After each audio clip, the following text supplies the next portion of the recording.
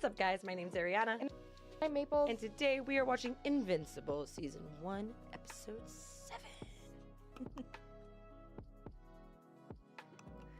Alright. 3, 2.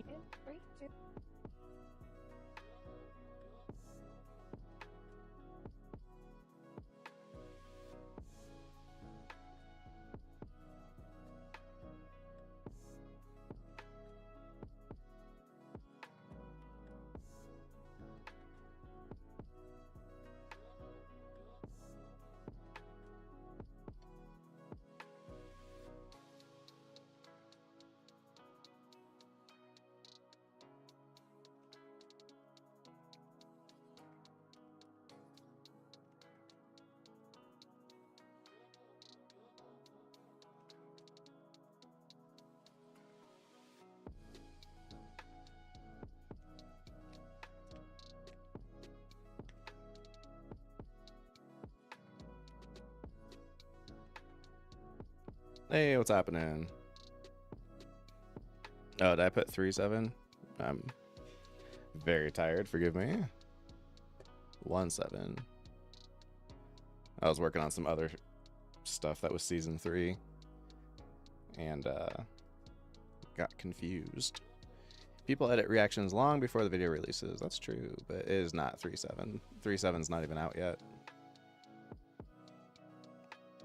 They haven't even shot 3-7 yet, or made 3-7 yet. Can I? Yeah, color spell reduction. Can I reduce the color spell? There we go. That's a little better. That's a little better. A little less green.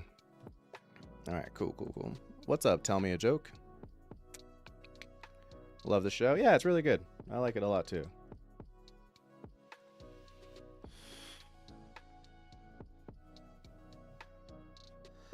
Alright, let's see. Got to get rid of everything but the back. So that's fine. Theoretically, don't have to get rid of all these things, and it probably makes a negligible difference, but we're going to do it anyway. Best practices, folks. Best practices. How you do anything is how you do everything.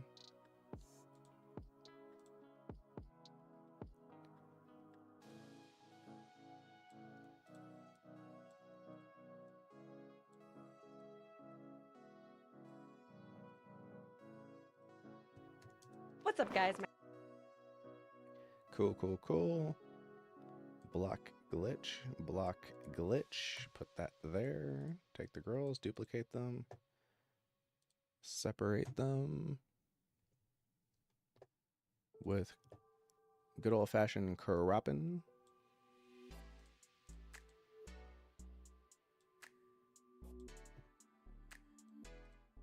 And then we use some fall bounces. I should probably turn these into presets. I pretty much only use them for this for the most part.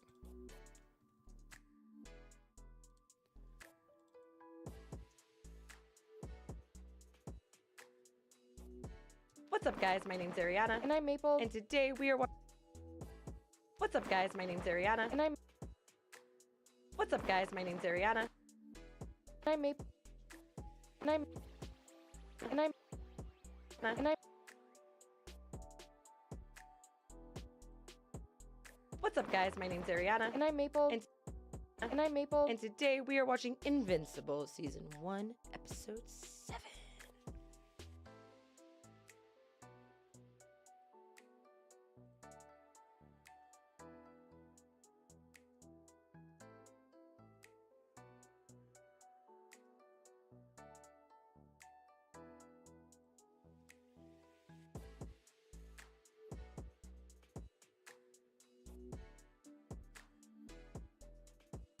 What's up, guys? My name's Ariana. And I'm Maple. And today we are watching Invincible, Season 1.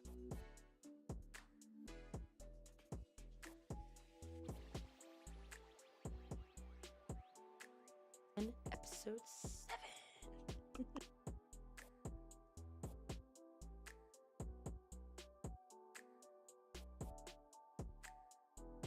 Yeah, duplicate the girls.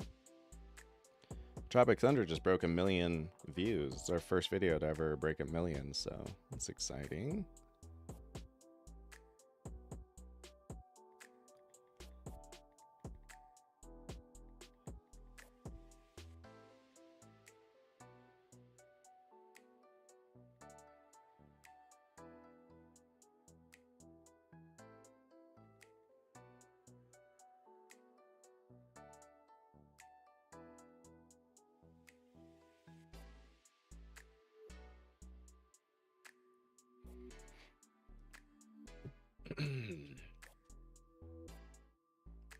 All the recurring villains, minor characters really make the world feel like a lived-in place. You know, I agree, actually. That's a good point. That is true about this show. It really, they did a good job with the world building. It does feel like a lived-in place for sure.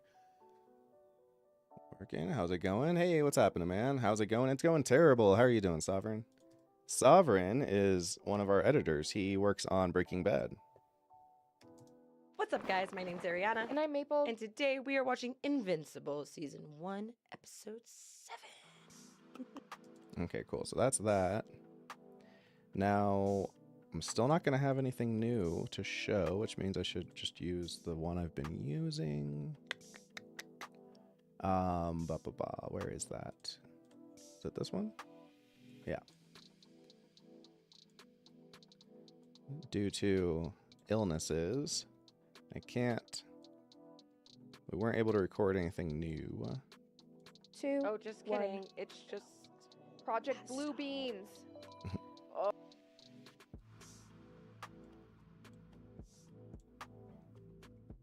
I'll use a different part of it though. The reason I keep using the same one is I don't want to use a bunch of different clips from the same episode and basically like spoil. Is what I'm trying to avoid. End up spoiling the review because I have so many clips from all the other episodes just showing from clips from the same episode. But I still want to use the newest episode because I want to make sure people understand what the newest episode is. Actually, before I do that, let's go ahead and blow you up. Still eyeballing everything because I'm lazy.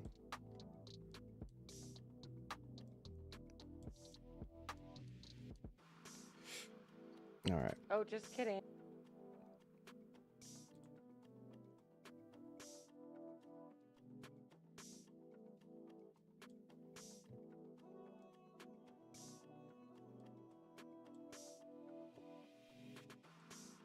Okay, now I need a comment from someone. Let's go find a comment.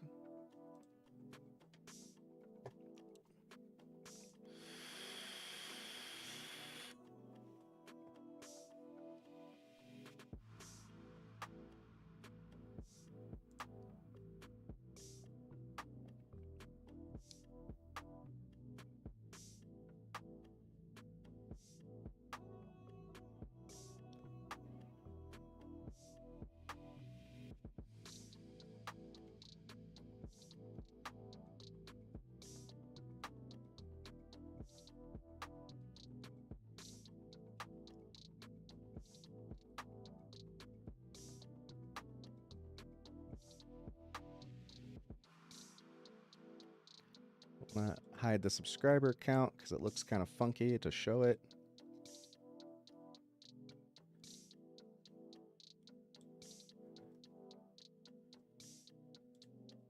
Not the best hide job anyone's ever done, but you know what? It's good enough. No one's even mentioned him yet.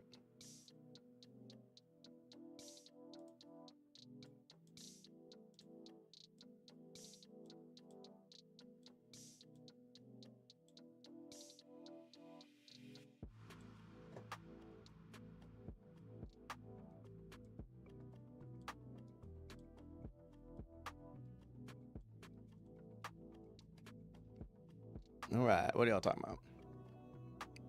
What's up? King Lizard being the prince from the Adam Eve special, for example. They didn't need to bother staying consistent with their comic relief characters, but they did. Yeah. Like the entirety of Saul and desert scenes getting eaten by content ID. Oh, gotcha. Yeah. Yeah, I feel ya. All right, later, Fahrenheit. What's up, Mandrill? What's up, guys? My name's Ariana. And I'm Maple. And today we are watching Invincible Season 1, Episode 7. Oh, just kidding. It's just Project Blue Beans.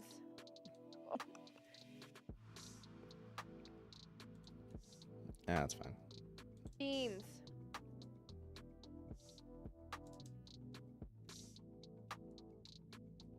Just Project Blue Beans. All right, starting in 3, 2, 1, go. Feel it. Now I just want to be auto-tuned every time.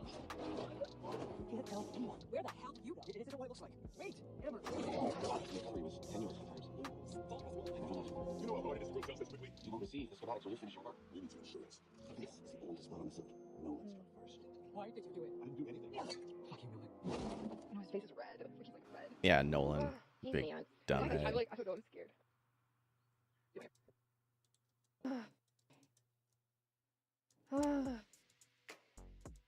He's neon. But I why just, did you? I'm do it? like, I don't know. I'm scared.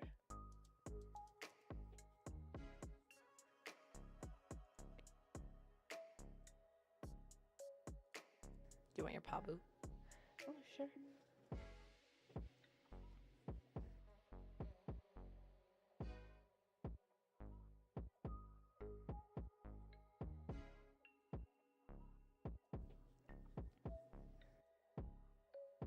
Do you want your pabu? Do you want your pabu?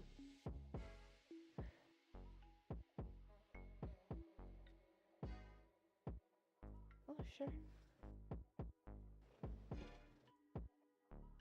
Pabu, pabu.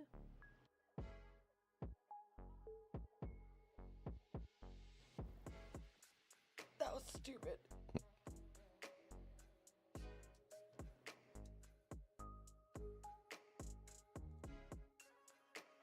Pabu.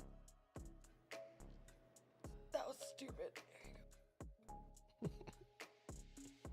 Wrong button.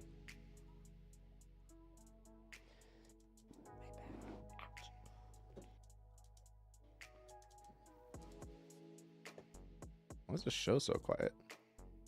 I guess I can turn that off while I'm working on it, but is it actually quiet? Doesn't seem like it's gonna stay quiet. Nope. Okay, that part's just really quiet. Okay, fair enough.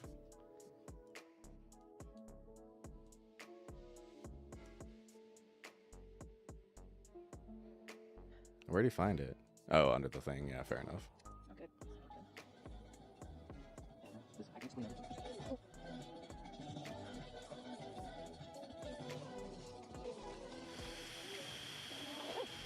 Oh, I see. She's fluffy. She's making fluffy French breast.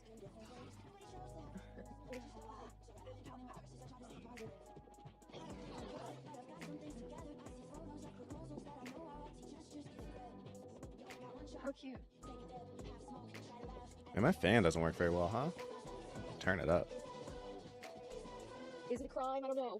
I'm like, oh, I just want to get in here for the one time. I used it to take care of Damian Darkblood, but That's so muffled. I used it to take care of Damian Darkblood, but maybe part of me wanted you to find it too.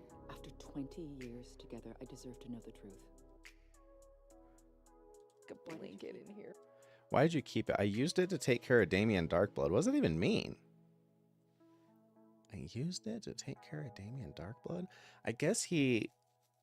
It's funny because we had this conversation last time we were editing this show and I forgot about this line, or maybe never even noticed it. And I wonder what he's getting at. I guess he means he used it as bait to like attract Damian Darkblood to want to investigate his house to find it, but he never found it. So it didn't really ever come up and never served that purpose. It's kind of weird. It's like a weird Chekhov's gun that never went off. It's kind of strange. Are all the things they watch your recommendations? Yes. And thanks, Mandrill. I fuck with those choices too. Yeah, I guess so. That's so interesting. I used it to take care of Damian Darkblood. What an interesting... Huh. Interesting.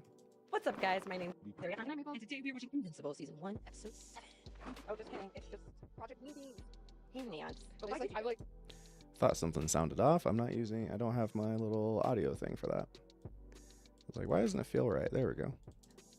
He's neons. But I why just, like, did you? I'm do it? like, I don't know. I'm scared. Do you want your pabu? Oh, sure. Pabu, pabu. That was stupid.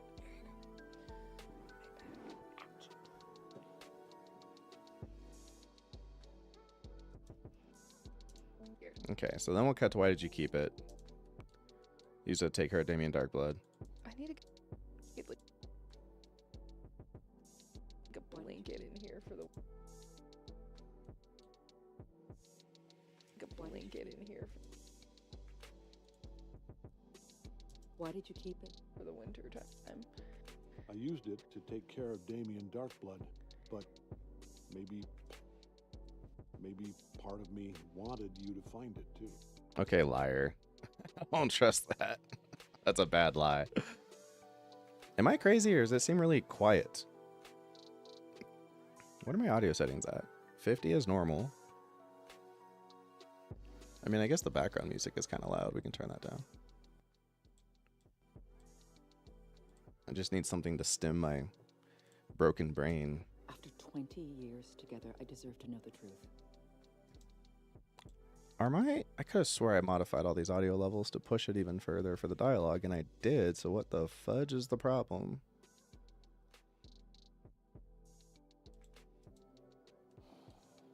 I wanted to tell you months ago. But You know what? Me I think we'll just go straight to I wanted to tell you months ago, because she's going to be like, you know, you tell me you wanted to tell me months ago, but you're not telling me now. I wanted to tell you months ago. But you didn't. Was someone controlling you? Were you blackmailed? Did they threaten me or Mark? No. What? You need to let me. If we do that, we'll be okay. Mark too. Everything. You'll be fine. Dog bless Diegesis. Your videos are a highlight of my day. Oh, I'm glad to hear, man. Appreciate that, Commander Shepard. Do you care about the MCU failure to come?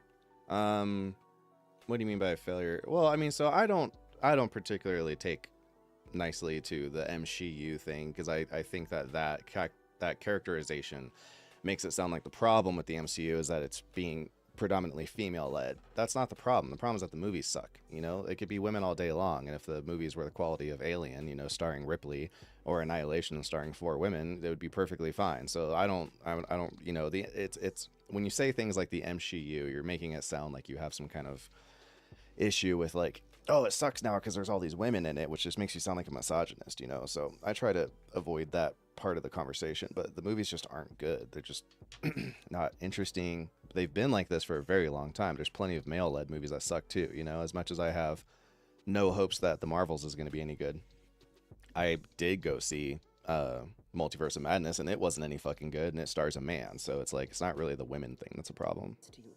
How could I possibly trust you now? Because you know me. There's a lot of things How could I possibly trust you now? Because you know me. There's a lot of things I thought I knew about you. I don't know. Friends. They were good people. I don't know. How could I Possibly trust you now. Because you know me. There's a lot of things I thought I knew about you. I don't know. Were our friends. It's so Good quiet. people. They saved lives. What am I missing? Because when it gets loud, it's perfectly fine. Himself a new body. What are you waiting for? I don't know how to fucking...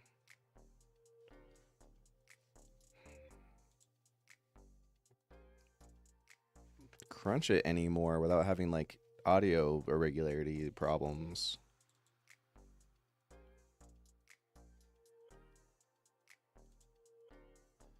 Let's pause the music for a second and see what it sounds like. With the girls just isolated. Maybe they have room tone that's...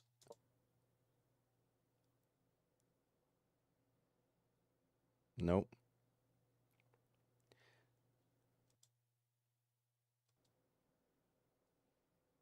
Yeah, there's like practically no room tone, so it's not a ducking problem. Ah, fucking weird. Weird. Well, you know what I could try as well? This guy, but I think he eats a lot of CPU. But it's lift soft dialogue. Let's try this out, see how it goes. How could I possibly trust you now? It's better. Because you know me. There's a lot of things I thought I knew about you. The I Diegesis don't know. were our friends. They were good people. They saved lives. They had families. You killed them. I had no choice. Killed them. I don't believe that. You said you wanted to tell me months ago. You killed them. I had no choice. I don't believe that. You said you wanted to tell me months ago, but you're still not telling me now. No, I don't trust you. Not anymore. You broke that.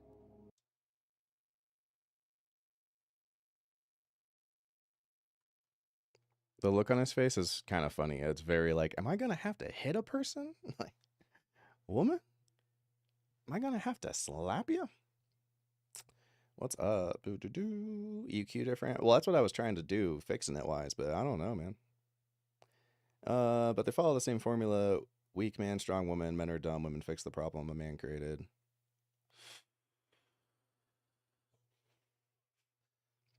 Sure, but those still aren't my problems.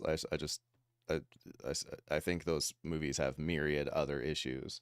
They're just they're entirely too corporate. They're basically being made by, you know, fucking committee. And so they suck all the light. There's no artistry behind it because it's not like a single artist idea in making these films. They're made by like this massive machine, and this is what corporate art looks like. It's always like this, you know. It's like, it's propaganda, but it's not necessarily like, you know, girl power propaganda. It's just corporate propaganda. It's like Disney propaganda. It just fucking sucks. But who are you? I'm Chad. Welcome to my YouTube channel. Martim Figueredo. That why the writers went on strike? No, they went on strike because of horrible writer conditions and being paid like crap. And the advent of AI technology potentially replacing a lot of their jobs. Damn. If you don't, Damn. if you, Damn. if you don't, Hot have anything diggity else dog. to say, you need to leave. Okay, you need to leave, and we can cut straight to him leaving. Get out of my house. You don't mean that. Get out of my house!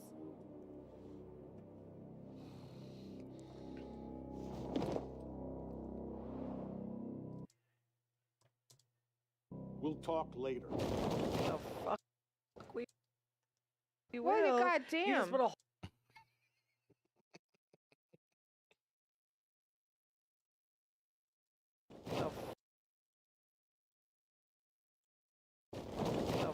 We What a will. goddamn. You just Goddamn. put a hole. We What a will. You goddamn. just put a hole in my roof.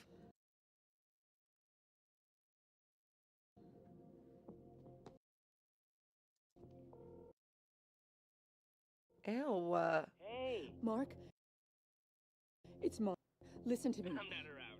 You could leave a message. I hate but would that. you rather text me? I'm not around. I hate that. Yeah, there are quite a few doors in the house he could have used for sure. What's up, Unicorn? Mark, it's Mom. His phone, because it broke in the sewer. Mark, it's Mom. His phone, because it broke in the sewer. Oh, that's right. He has no phone. What would this button do? That's literally the button I just pressed. Welcome to... Yep. My name's Chad. Welcome to Jackass. Oh, that's right. He has no phone. It's Mom. His phone, because it broke in the sewer. Oh, that's right. He has no phone. I'm sorry, but you have to come with us. There's no... I'm sorry, Unicorn. Were you expecting me to say thank you to that? That super out-of-pocket comment there. I'm sorry, but you have to come with us. There's no... The MVP of the show right here, dude. The MVP. Donald. I'm sorry, but you have to come with us. There's no time. Oh, yeah, because I tapped the house. Which, I mean, like, I wouldn't believe Cecil if he tried to tell me that he hadn't had the house tapped for years, you know? Like, come on. Oh, yeah, because I tapped the house. And so now... And so now they have him on confession. Thanks, William. That is true. That's a great point, actually. They have him saying it. Amber, come on, this is dumb. No, what's dumb is I thought it was the dude that stretches. What are you talking about? Donald deserved better in his own spinoff. Well, Donald, like, the bad things that happen to him are, like, what make his character so good, though, you know? He's set up so clearly to be, like, the wimpy, scared guy who's just kind of a pencil pusher and he's never going to be cool. And then, like, he just goes out like a fucking G. I like that a lot. It was a really good little bit. I've been putting up with your bullshit. All right, Amber, us too. I'm sorry I didn't realize that sooner. But that all stops today. It's the third time, dude. I think you guys just aren't compatible. Putting up with your. This is dumb. No, what's dumb is how. Come on. This is dumb. No, what's dumb is how long I've been putting up with your bullshit. It's a little early for the word shit. A little early in the day. Been putting up with your bullshit. I had somebody complain about us censoring Saving Private Ryan. They're like, it's disrespectful to the tropes. And it's just funny. It's like, do you think that I censor because I want to censor? That I just like am squeamish? Like, we wouldn't cover these things if I didn't want to see them. That's kind of funny. Like, whatever, guy. You're right. You're right. I've been an asshole, and I'm sorry I didn't realize that sooner. But that all stops today. It's like the third time. It's like the third time, dude. I think you guys just aren't compatible, regardless of you telling her or not. Amber, I'm in.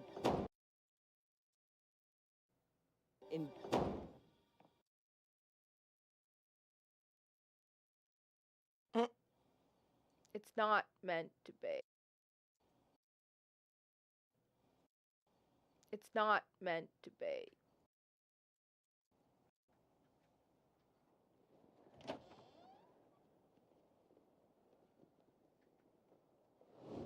Oh my. Have I seen most of the shows they watch beforehand? Yes. Yeah, most of them are my recommendation. Sometimes we cover stuff because what do you call it? Talk to Me was just because it was getting a lot of traction and was new. But that was a huge mistake. So a big waste of time. Yeah, Donald Suffolk's exit was boss. I concur. Amber deserved her own spinoff where she gets in a relationship with a superhero who gaslights them. Yeah, I know, right? If it were up to me, I'd leave all 19 of Jesse's yo bitch. I know, yeah, no, me too, right? Exactly. No, if it was up to me, I mean, yeah, we wouldn't censor at all. Oh my god. It's okay. Oh my god. It's okay. This is why I'm always late or why I don't show. It's interesting because it's Zazie Beetz, and I kind of feel bad for her because I feel like she keeps getting put in the same kind of roles. Like, what do you call it? She, I mean, I guess Deadpool's the exception, but like Atlanta, she also plays like the nagging girlfriend who's really annoyed all the time and like wants the main character to have, like, she fulfills the same writing structural purpose, which is like the thorn in the side, obstacle for the lead. It's one of the most frustrating comments we get is people being mad that the girls are they're like, oh, I get it, you're mad at another main character's girlfriend or wife. Oh, how big surprise. Like, motherfucker, you shouldn't be mad at us for reacting that way. You should be mad at the writers for writing them that way. Like, it's, it's not our fault that Skylar was written to be super fucking annoying, or that Amber was written to be super fucking annoying. And then on the flip side, go back and watch True Detective. Like, the girls were on fucking Maggie's side the whole time until Maggie ended up doing some stuff. And in those comments, everyone was pissed that they were being too hard on Marty, who, by the way, was a gaslighting like cheater. So it's there's just no winning. It's like, people are so dumb that they just are like, I like shows, and so that means I have to like everyone in it, and be like, oh, I'm so happy to see Marie on screen. Like, Marie's sole purpose is to be annoying. The character is written exclusively to be annoying. So it's just, it's really, really fucking frustrating. But I am concerned about Zazie Beetz, potential typecast situation of always playing the thing that is in the way of the hero being able to do his things that he wants to do because he has to balance it with his, girlfriend.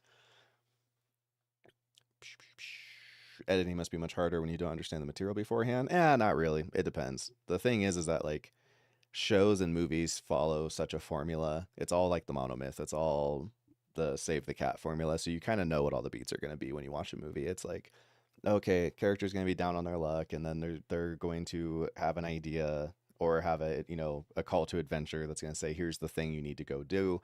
They're going to deny it at first and then be convinced, and then they're going to go and start doing things, and it's going to be the fun and games portion. And a lot of times they're going to try to do something kind of lazy to get over to skirt like the main thing they're supposed to do, which is going to make things much worse. It's normally going to make them lose someone or something important, which is going to steal their resolve, and then they're going to come back and hit it again in the climax, and then they're going to win. Or whatever is going to happen is going to happen. They're going to win, they're going to lose, they're going to, draw but learn something. That's Rocky, right?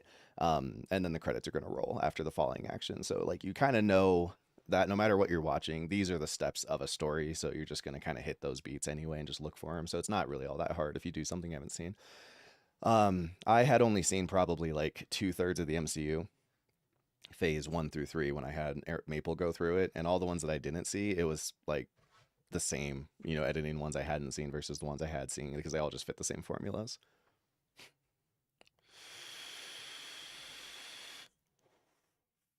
Right. So I just, I think Zazie Beetz is a great actress, and I hope that she doesn't get stuck just playing this kind of character all the time.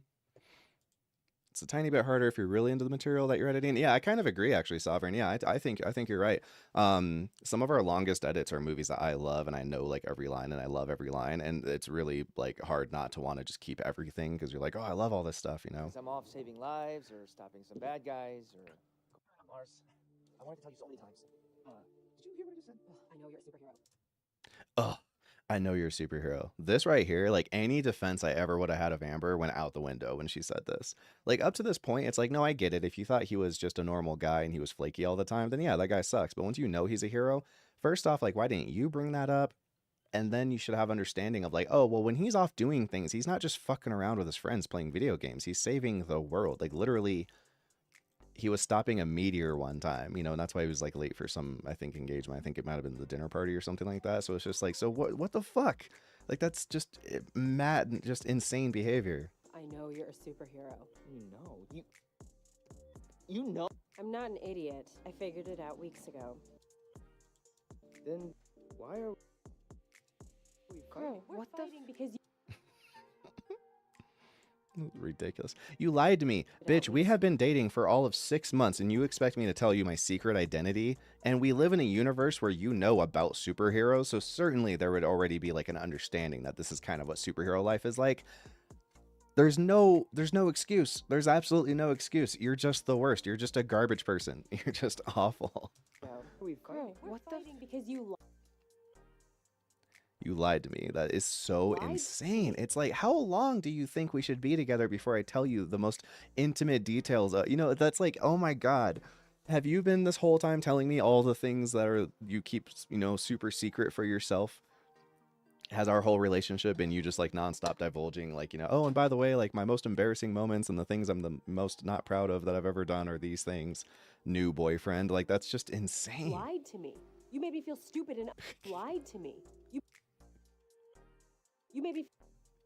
Even the girls, they're just like, this is absolute madness, man. You made me feel stupid and unimportant. It's a secret identity. It is a secret identity, you fucking idiot. And because you don't trust me. Of course I don't trust you. I don't know you. We're still like figuring each other out. And because you don't... Yeah, poor Zazie Beetz. If I was her, like the actress, I would have been like, does Amber have to be such a fucking bitch? Like, it's like you're setting women back 100 years with this character. Because you don't trust me. I'm trusting you now. Does she not know how superheroes... Thank you. Exactly right. Does she not understand how this shit works? I mean, god damn, this is like superhero 101.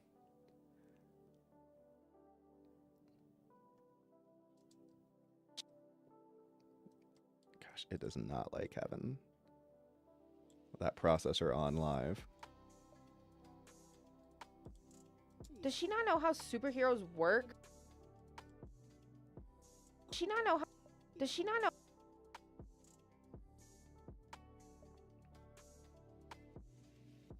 Does she not know how super...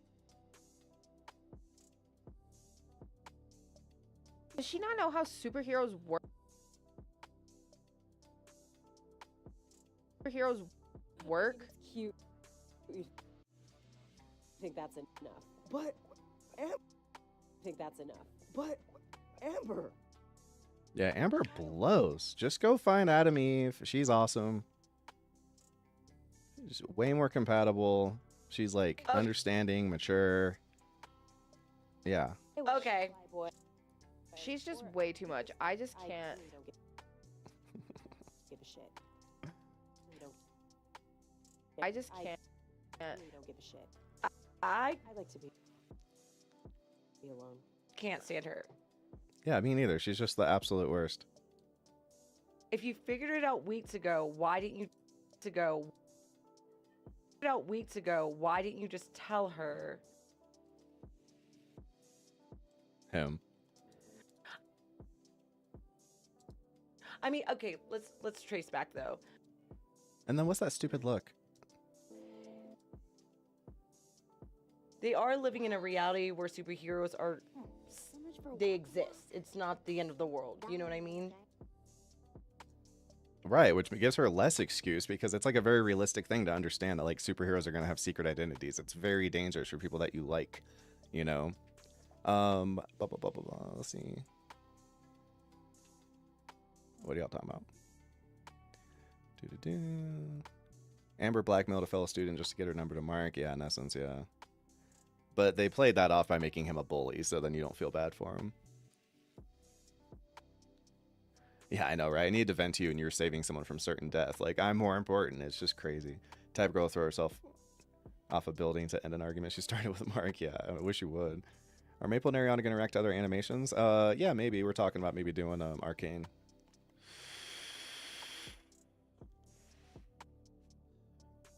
Well, and I agree. I think that that's what I mean by like Amber and Zazie Beetz' character in Atlanta and Skylar from the first couple seasons of Breaking Bad. They're not really characters. They're just obstacles.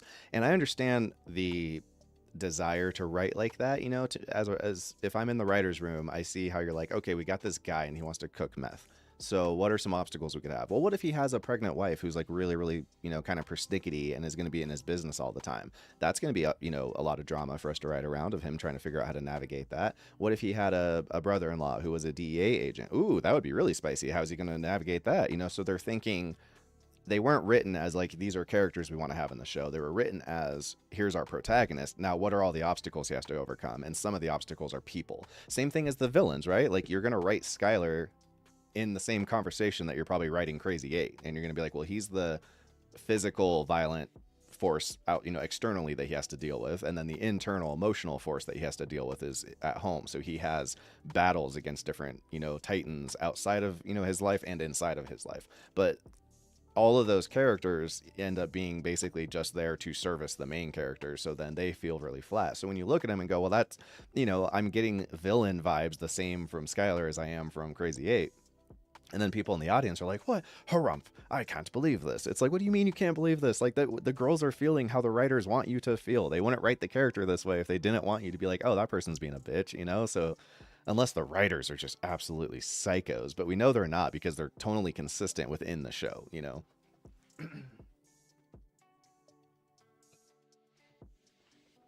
Yeah, that asteroid that was going to destroy the world, right? I'm not going to cut in any bits from Long Beach Griffey.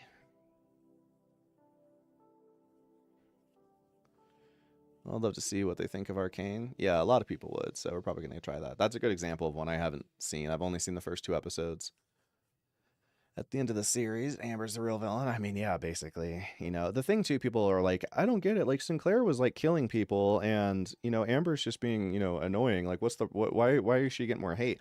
Annoying. Like, I was telling someone in the comments, it was like, Sinclair is killing people in a universe that I know isn't real. No one's actually dying. So, whatever. Amber is directly annoying me. Like, Sinclair isn't doing surgery on me. Amber's annoying me. I'm being actually affected by this character. So yeah, you're gonna have a much bigger negative reaction to annoying characters than you are to evil characters, right? Because people want to do the whataboutism with Walt too. They're always like, well, but Walt, you know, he killed someone. Yeah, okay, great. I don't find that annoying. I find Skylar's behavior in the first couple seasons very annoying. They are living in a reality where superheroes are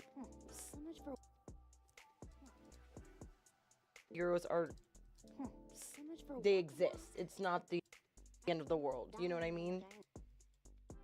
Space Cat gave you brain surgery. Yeah. There she is!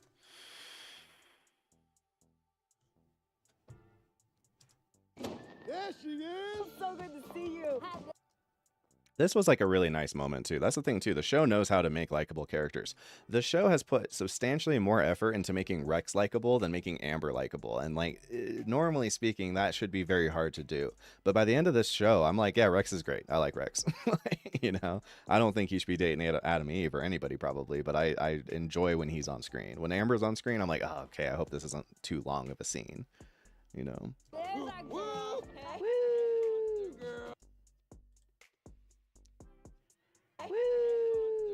Welcome back. Yeah, even Black Samson's in on it. That's fun. The guy who's normally the fun police. Well, well, well. It's about time you dragged your lazy ass back here. I was getting pretty tired of hanging out with these dorks all by myself. We start partying now.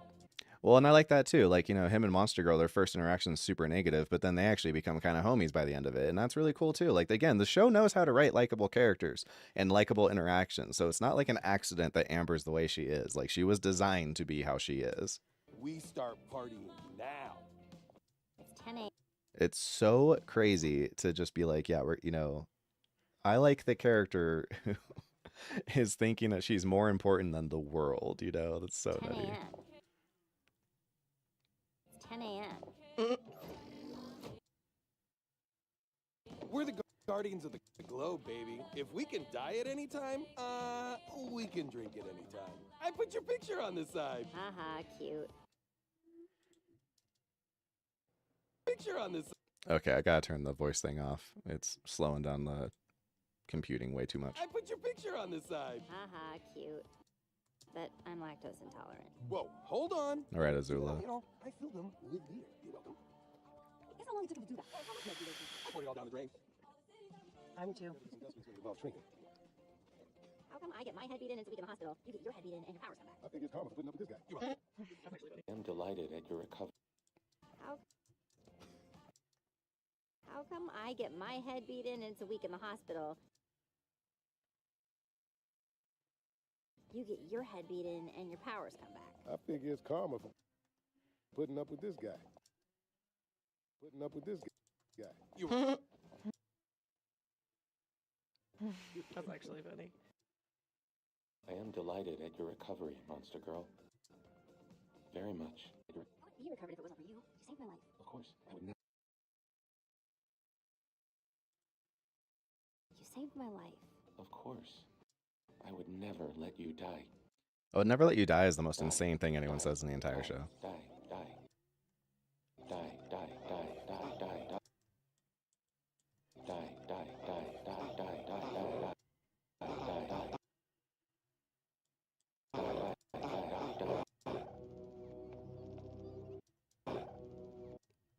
This is always one of the most powerful moments of anything. The only time I've seen a scene like this that I didn't think actually worked that well was in season 3 of The Boys, with Karen, can't remember her character's name, the female.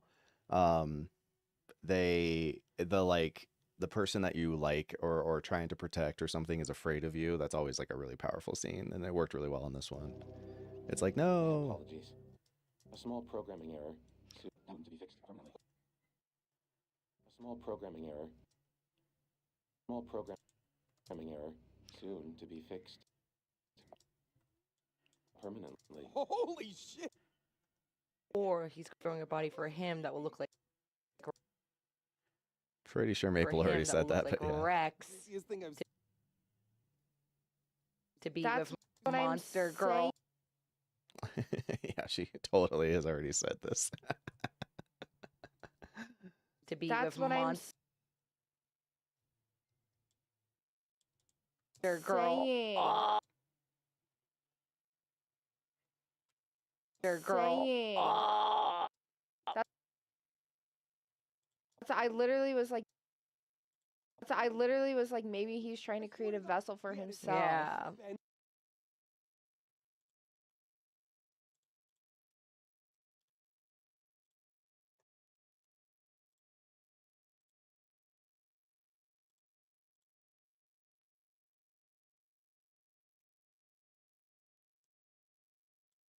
Girl. Saying. Oh. I literally was like, maybe he's trying to create a vessel for himself. Yeah. Because he says things that make him seem like he's Phillips head screwdriver. Like this right here, exactly. Like he's oddly obsessed with what. Screwdriver. Like this right here, exactly.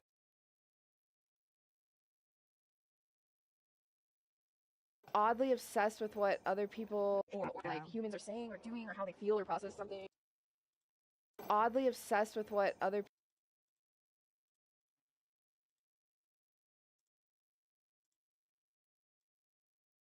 oddly obsessed with what other people or like humans are saying or doing or how they feel or process Yeah, me too, Peter Parker. something.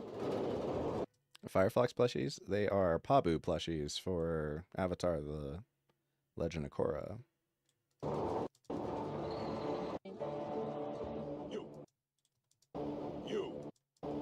You, get out of the truck.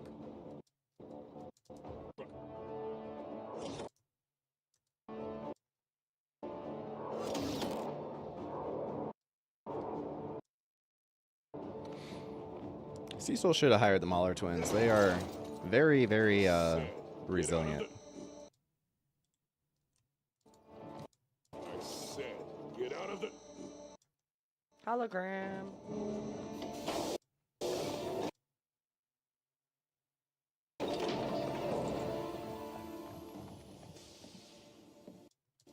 Step back, please.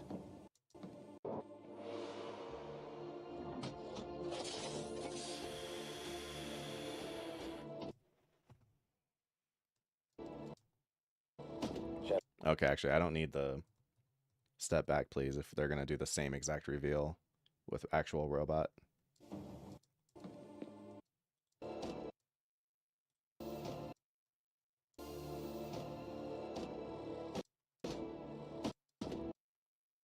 Ew.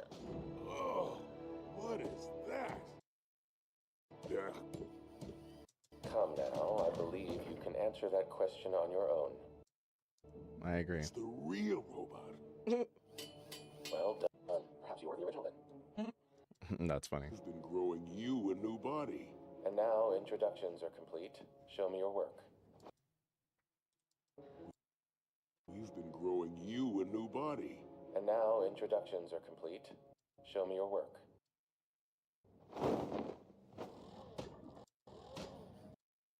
Okay, that's a lot better than. Okay, that's a lot better. Okay, that's a lot better than.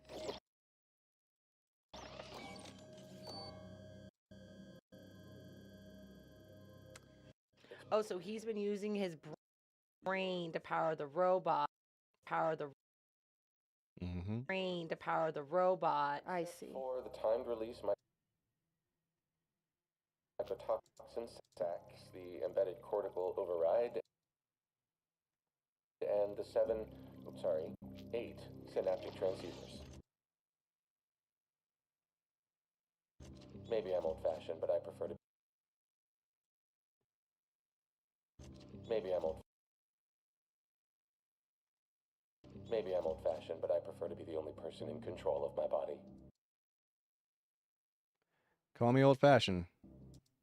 Mycotoxin sacks, the embedded cortical override. Maybe I'm old-fashioned, but I prefer to be the only person in control of my body. Have you read the comics by any chance? No, I don't read. Where'd you learn to do this type of work? On YouTube. What'd you miss? Not much. What's happening, Paul Juarez? Yeah, switch to something that is mentholated.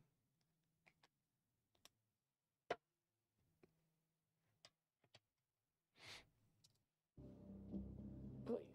I would have been disappointed if you hadn't tried.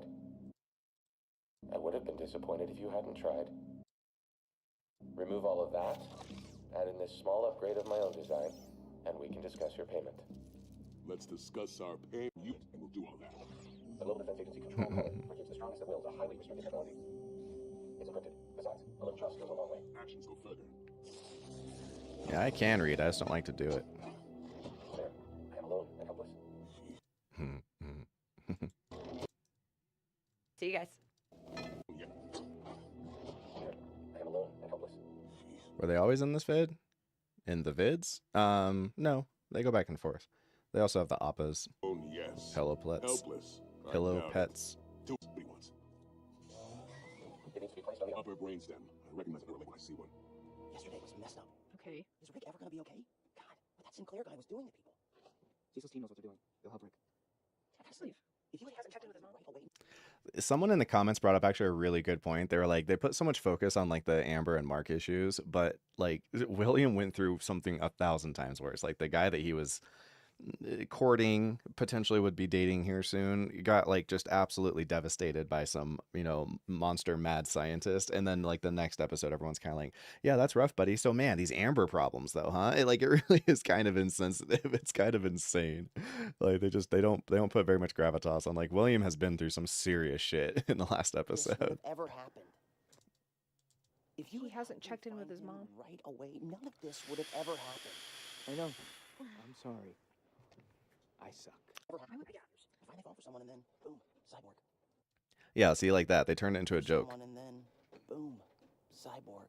It's like, it's kind of a big deal, actually. I feel like he should be a lot more sad about it. Oh, man. So this is why I've hardly seen you the last 6 months. Because you're a superhero. Not anymore. What? Why? Because I'm a terrible friend and a worst boyfriend. I'm not sure this entire conversation matters. Everything I ever wanted, and I messed it all up. You should listen to my dad. Your dad? Omn-Man. Oh, of course. Dad's Omni-Man. Okay, stop. Enough with the sulking, you big baby. What? You can fly. You're invulnerable. Your dad's the greatest superhero on Earth, and your mom loves and cares about you. You don't. He's not invulnerable. He's invincible. And you can pull up your grades. But you were a terrible boyfriend to Amber, and you got what you deserved. Sorry, he was terrible. I just think like they're not compatible. I mean, I deal with this. What? Friends tell friends the truth. You're like that, dude. I just got dumped, dude. You got dumped weeks ago. You just didn't realize. It's like, I just got dumped, dude. You just got dumped? Yeah, you know what? So did I. But the dumping was done by a mad scientist who carved up my boyfriend. So, yeah, maybe you can suck it. Well, acting like a bad guy in a samurai movie who gets cut in half but thinks they're fine until they're like, oh my god, that's fighting away from my bottom half. Truth. But also, I just feel like, I don't know. Again, I guess living in a reality where superheroes are real would change how you felt about being stood up, or not being told that they are a superhero. Yeah. Good, we need to talk about No one killed the Guardians. Yeah. Good, we need to talk about Nolan killed the Guardians of the Globe. Talk about No. Talk about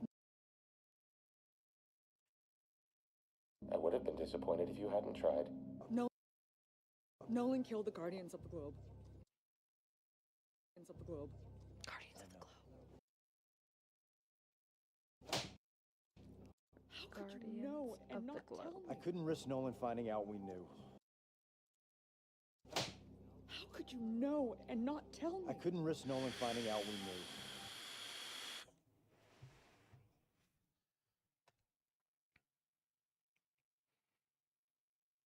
Yeah, most annoying character trend in the show. I know, right? Yeah.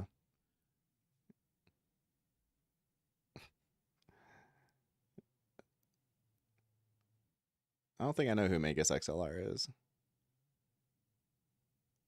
Yeah, you can be vulnerable, but can you be invincible? Well, they do use that phrase earlier, in episode 2 or 3 when Mark has to go fight Alan the alien. He's like, you know, I'm invincible, and he's like, you know, yeah, I know the name's ridiculous. He's like, oh, it's just a little optimistic. You know, I fought you, and I find you quite vincible.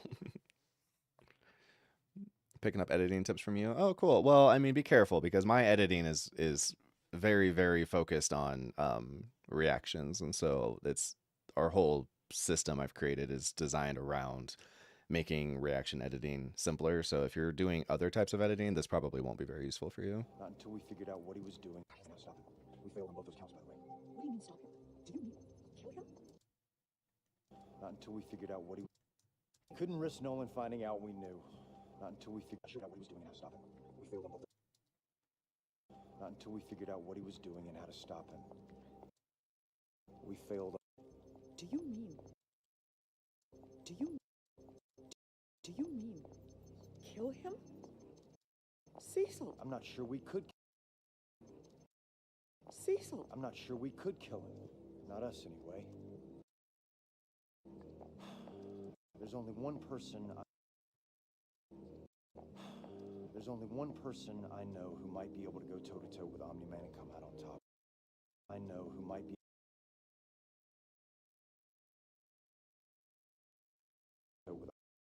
with Omni-Man and come out on top, Debbie.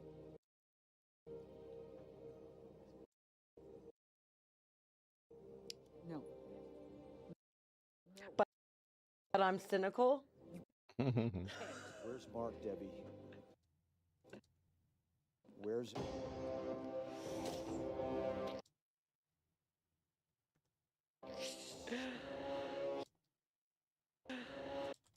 He literally can't. He I know, he can't beat anyone else. How's he going to beat Omni-Man? he literally can't. We've been watching this the whole time. I've been watching this. He can't beat Omni-Man. I killed the Guardians of the Globe. Wait, before you say anything, just... You say anything... This is very, hey, Zuko here. Say anything, just... Listen, please.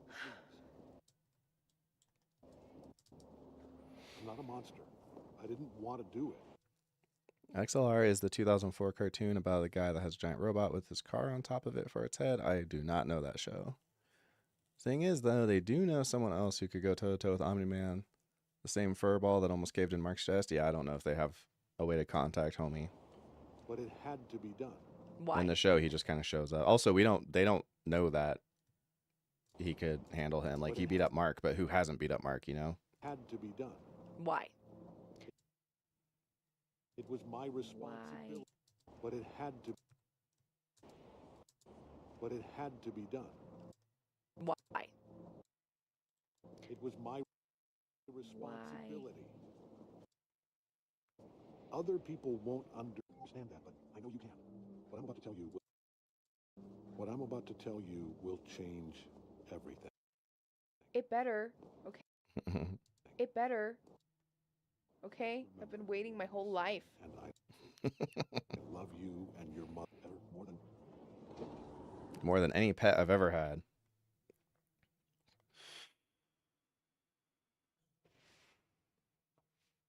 Yeah, you know what? That's a well, but like I said, I think the bigger question isn't necessarily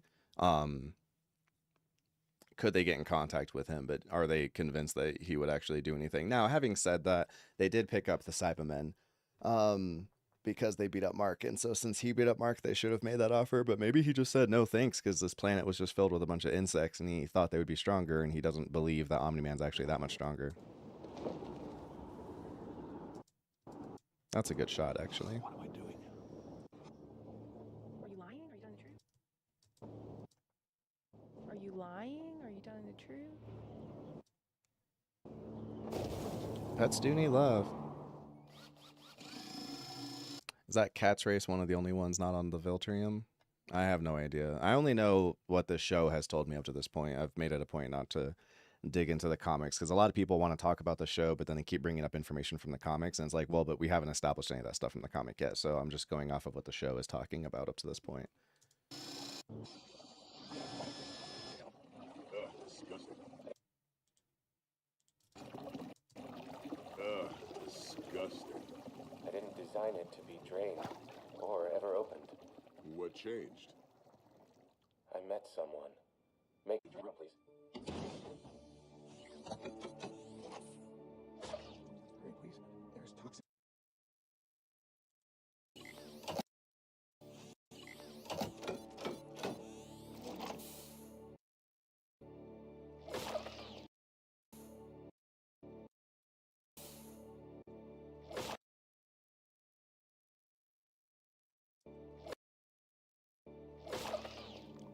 Hurry, please. Air is toxic to me. It burns my lungs. Poor guy. Probably like the single most tragic character in the show.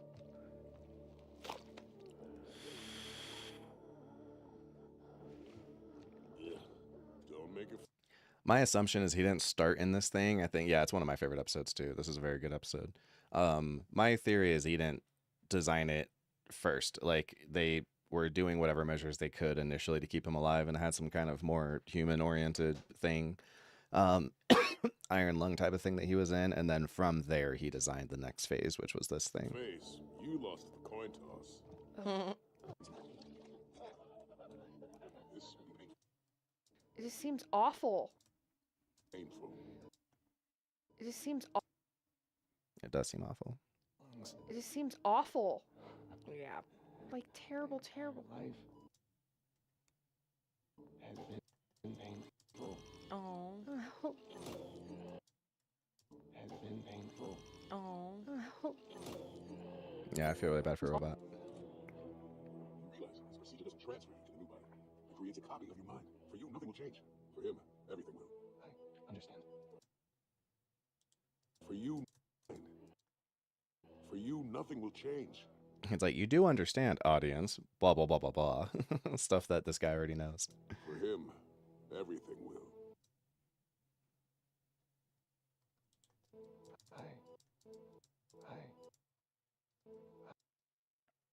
I understand.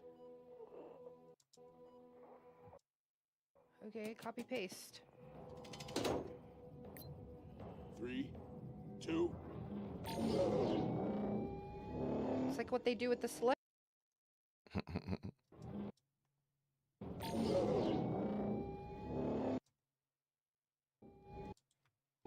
It's like what they do with the celebrities.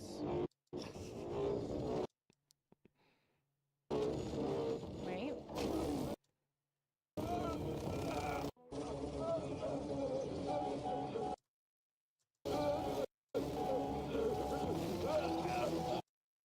Oh no.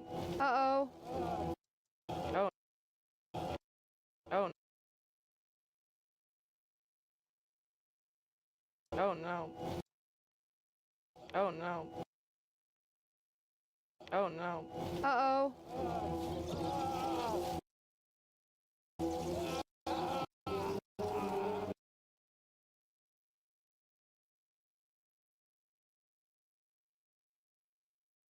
Why Rex? Because Monster Girl thought Rex was hot. Are Maple and Ariana going to react to the Adam Eve prequel? Yes, this they are. Of course, his brain's abnormal. Look at it. Shut up, will you? His motor cortex is the size of a pea. Same for his occipital and parietal lobes. Woman eaten alive by his oversized cerebrum. Yeah, he's like, what, super smart?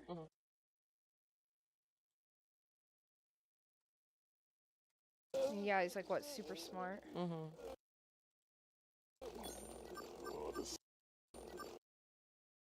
The system wasn't designed for neurons this dense. Are you calling us stupid? Yes, I'm calling us stupid. Like a hot wire in a car, I love it. Stupid.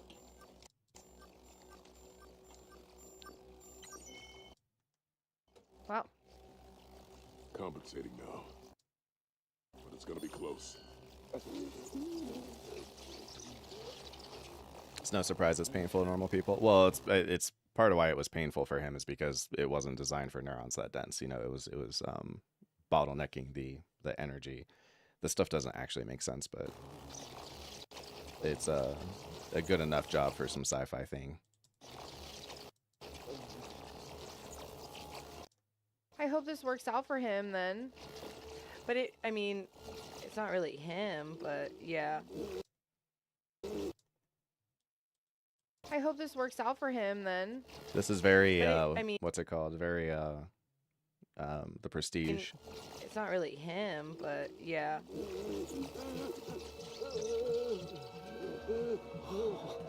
Whoa. Whoa.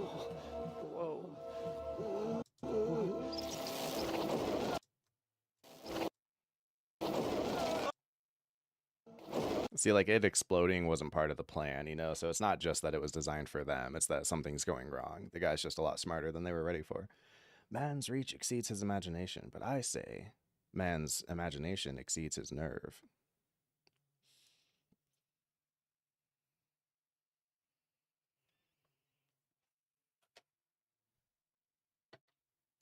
Oh! Oh! I mean, he may understand this. Lost us our control collars. I mean, he may understand this. Lost us our control collars. Just get the fire extinguisher before we lose everything else. Oh no. 90. Oh, 95, 99. 100. 100. Wow. Wow.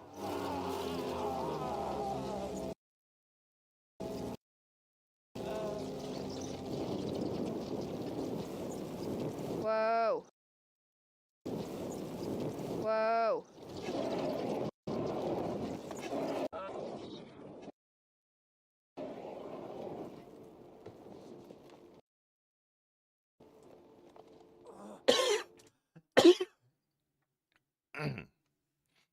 There's a game that touches on this concept. It turns out to be a coin flip on which consciousness went to the new body that the playable character kept winning unbeknownst to him. That is a great idea, and I would bet that they stole that from the Prestige, because the Prestige is doing the same thing. When Angier's doing his thing, he says at the end that, you know, he's like, it took a lot of bravery knowing, not knowing if he was going to be the man coming out of the box, you know, or going into the box or doing the Prestige. And so it sounds like he had a similar thing where there's like a 50-50 chance that it either teleported you or it made the clone on the other spot. So he, you know, did 100 shows. So theoretically, if the math is 50-50, then he would have landed somewhere around 50% of the time. It was him killing himself or it was him getting to stay and the other guy dying. So it sounds like someone watched that movie and then was like, ooh, what if we made a game where that was a big part of the plot?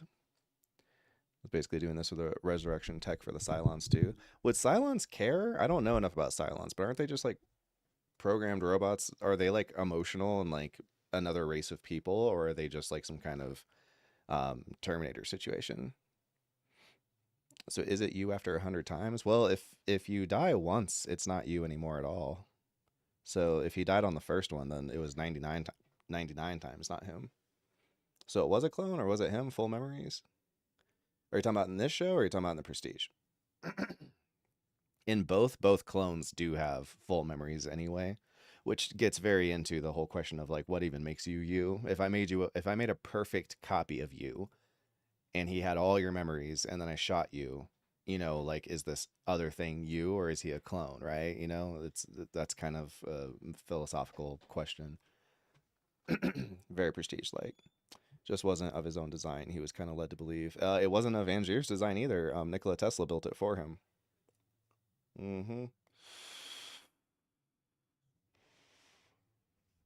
Oh, interesting. Okay, but again, being flesh and blood doesn't make you not a robot, a la Blade Runner, right? So still, are they like Blade Runner, where they have feelings and emotions and beliefs and ideas and things like that, or are they just kind of like splinter cells that are just there to kill people?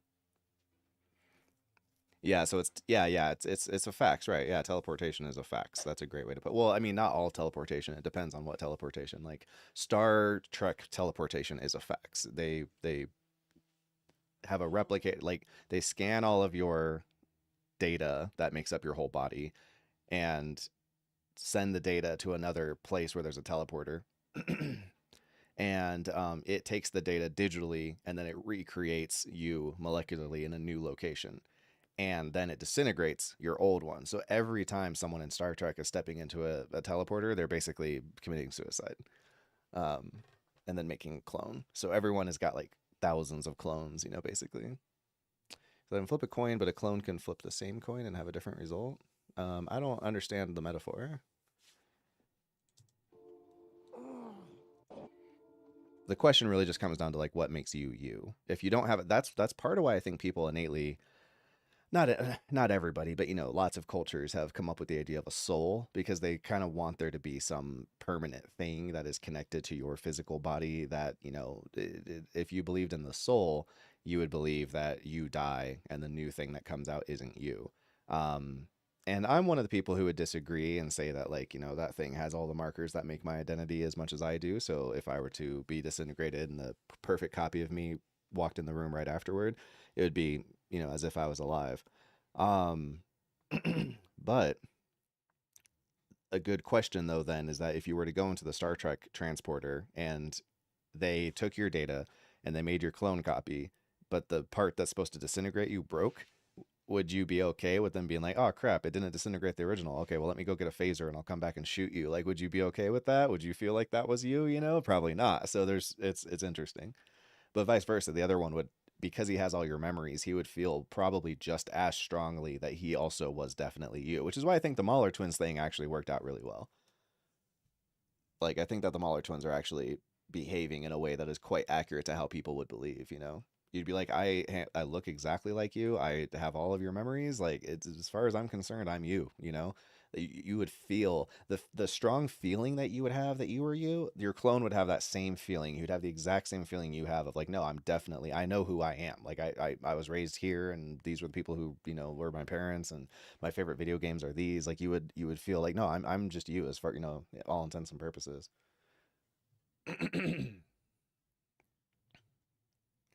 Does your soul have the data to be researched? Well, first you'd have to have a soul. I do not believe Star Trek believes in the soul. The whole point of Star Trek is to be scientific, and religion is awful. Yeah, how does someone know? You can't, right? Which is why I would argue that both would have, like, and then if you were to think about it in legal terms, like, you know, could you execute the clone? Like, for all intents and purposes, this is a real person, you know? And so it's, yeah, that's the point, is that identity is difficult. Even you, are you, for all intents and purposes, you're not you who was 10 years old, you know, and committed a crime. Let's say that you were like, you know, 10 and you lit a field on fire or something like that. But like every single cell in your body has switched multiple times since then. You've developed a whole new case of memories and connections with people and lifestyles, and belief systems have changed and stuff. So it's like, you know, for, as far as you could argue, are you that 10-year-old anymore? When you look at baby pictures, in a very real sense, you're not looking at you. You're looking at this other person who, you know, over time kind of evolved into you. So it's a very, like, identity is actually really interesting.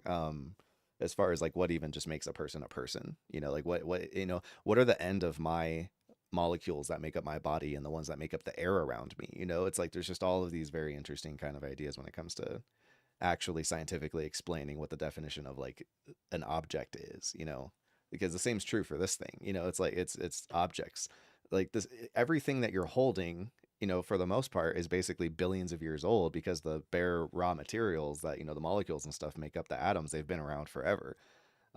So it's like, yeah, this is a new bottle that we made, but all of its parts, it's very, you know, ship of Theseus. Everything is the ship of Theseus to an extent. So it's interesting stuff. It's really interesting.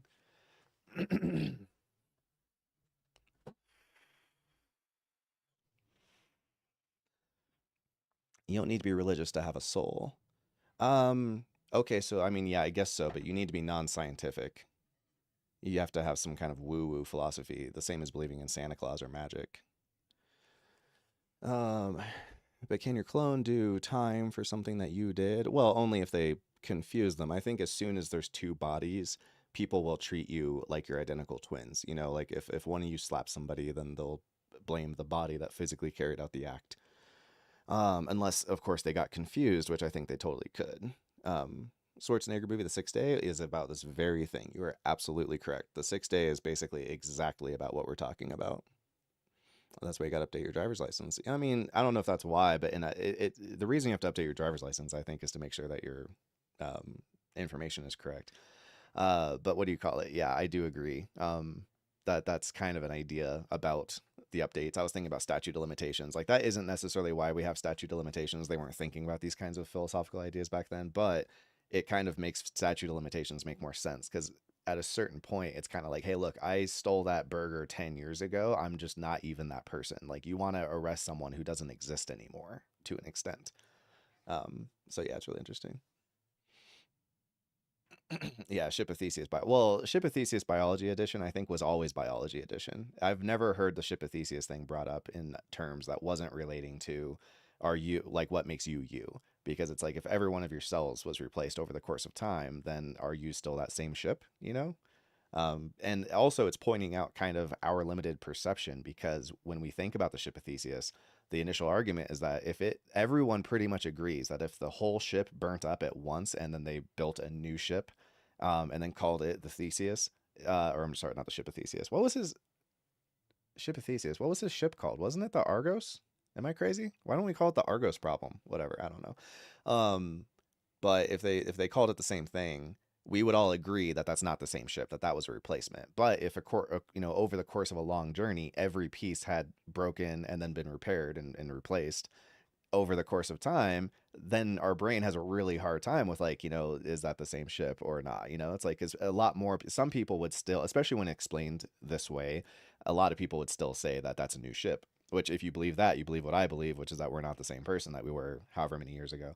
But and that a clone has the same, basically identity as me, but a perfect clone anyway.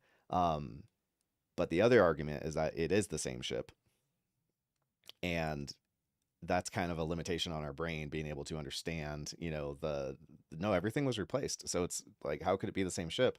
But it's like, yeah, but it took a really long time. It's like, so what's the difference? Who cares? So it's interesting. It's a really fun little philosophical idea. Oh, Argos was Jason and the Argonauts. Yeah, that makes sense. I'm high. Don't listen to me. Thoughts on The Wire? I think that it used to be really good, but I think shows have outcompeted it now, and it looks kind of corny in comparison to modern TV. Good modern TV, but it looks really good in comparison to, even good modern TV of its era. I think it was competing against a lot of sensibilities that we just don't have anymore when we make TV shows. That is study in the 1800s that weighted a prisoner before and after. The soul weighs 26 grams. So I like the confidence that people say this. They're like, they weighed, first off, in the 1800s. In the 1800s, we also still believed in the humors, and we still were predominantly using leeches. So I don't really, and we were still burning witches. Like, I don't care. What? That's not the end all be all. That scientist in the 1800s did something. But I also know the study you're talking about. And it's funny the confidence that people will say that, oh, well, because they weighed them before and after they died, and the weight, measurement came back different, that the Occam's, it has to be a soul. It couldn't be any other explanation. There's no other explanation. The only thing left is that it's the soul. That is an insane leap to make. Like, that is absolutely not science. Not the past is my past. I'm not the same person I was back then. Haha. Yeah, there's a real point. I mean, you're not though, right? Like, you're not who you were when you were 5, right? I mean, are trucks or dinosaurs or astronauts still the coolest thing ever to you? It's like, no, everything about you changes over the course of time. 6-day concept of imaging an entire connection through the eyes was silly. No, I mean, the movie is silly as shit. I'm not saying that the 6 day is a good movie. I'm just saying it is about what we're talking about. If you keep the old pieces, that would be the ship replaced part would be 2.0. Argo was the ship of Theseus was 1. Dope to see the editor on the channel. What's up? With every channel streamed editing work, then again, it probably slows down work. No, if I wasn't talking to you guys, I'd be on YouTube right now. Not sure about the original writings. Where's the keys edit Succession? Can't wait for episode 3, season 4. Where's the keys? Oh, the live edit. I don't edit Succession. That's Jesse. I'm not trusting measurement accuracy in the same era they used outhouses. Me neither, Medulla. Me neither. The lost symbol referenced 1907 experiment, but the soul weighing 21 grams. I don't care how much they think that the soul weighs. It's just so fringe. It's such a ridiculous experiment. Which am I? I love the baldness, though, to just be like, yeah, for sure. That's the soul. There's no other explanation. It can't be that the measurements had problems. It can't be any number of other things. It has to be a soul. It can't be gas. It can't be like the guy let off a big 21-gram fart, Like, it's so funny. See, it's not just us. You won the coin toss, champ. You're the new one. I wasn't expecting this feeling of continuance. I closed my eyes and opened new ones. I didn't know which one I'd be. Yeah, this is a great example. As in theory, as best as I understand it, we can't do this yet, but this is a good example of how your clone would feel. Your clone would be like, I expected to feel like a brand new person, but I feel like it's the same thing. Like, when you die, you lose consciousness. When you fall asleep, you lose consciousness. And that's why some people, joke or say, sleep is the mini death. It's like, because in essence, the closing your eyes, losing consciousness, and then basically teleporting into the future 8 hours and waking up, you just feel like, yeah, last I remember, I closed my eyes, I opened them again, and I was here. I woke up and it was daytime. Your clone, theoretically, if created in this kind of fast succession situation, would have the same feeling. It would be like, yeah, like both of us would feel like I just closed my eyes and opened them and now I'm here.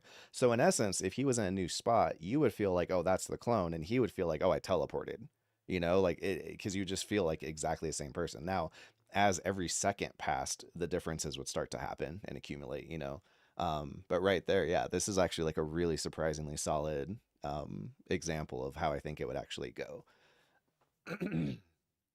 That is a crazy fart. I do concur. 21 grams? Yeah, that might have been a Sean Penn movie for sure. Do I believe in Ghost? Of course I don't believe in Ghost. Come on. I'm over here saying I don't believe in a soul, but I somehow believe in Ghost. I do believe in leprechauns, though. Oh, man.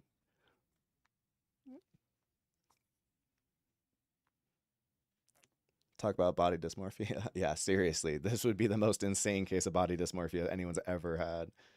They probably had a constant with it being gingers. They noticed it had no change in measurement. They used gingers as the control group.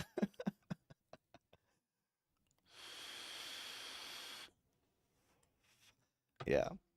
Everything I know about the soul, I learned on the streets, bro. The streets.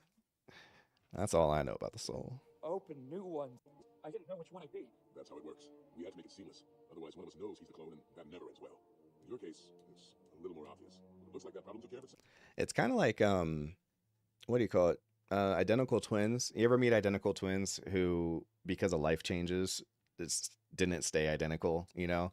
Like one of them is like a lot heavier than the other one. One of them has scars, you know. One of them, you know, has a huge beard and the other one's clean shaven. You know, it's like, it's interesting. It's like you start with DNA that is very, very similar. And then just every minute that goes by, your body and lives and stuff just accumulate differences. You know, it's really interesting.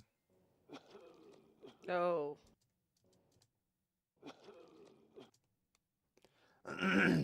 No. Oh, shit. Here we go.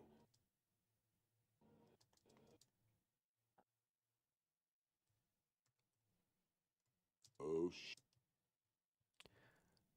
So we're not allowed to leave very much swearing in. We can leave some in. So I try to make it so that the ones I leave in are like really impactful ones. I think I've noticed the other, I don't think we've ever talked about that, but the other editors seem to do the same thing. They know they can only have so many. So they tend to kind of pick like, you know, if someone has a big moment and it ends with them being like, fuck you, that's a lot more important than when someone being like, hey, where the fuck is my, you know, car or something like that. And although if they said, dude, where's my car? That would be a very important line in a movie. I mean, the air's toxic. Sorry it wasn't you.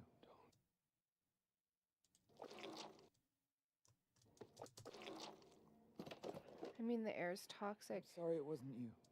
Don't be happy. This is like the saddest moment in the entire show. This is so good. Be happy. Change the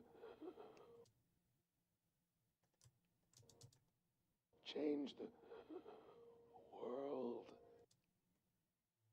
Experience everything we never could. Wow.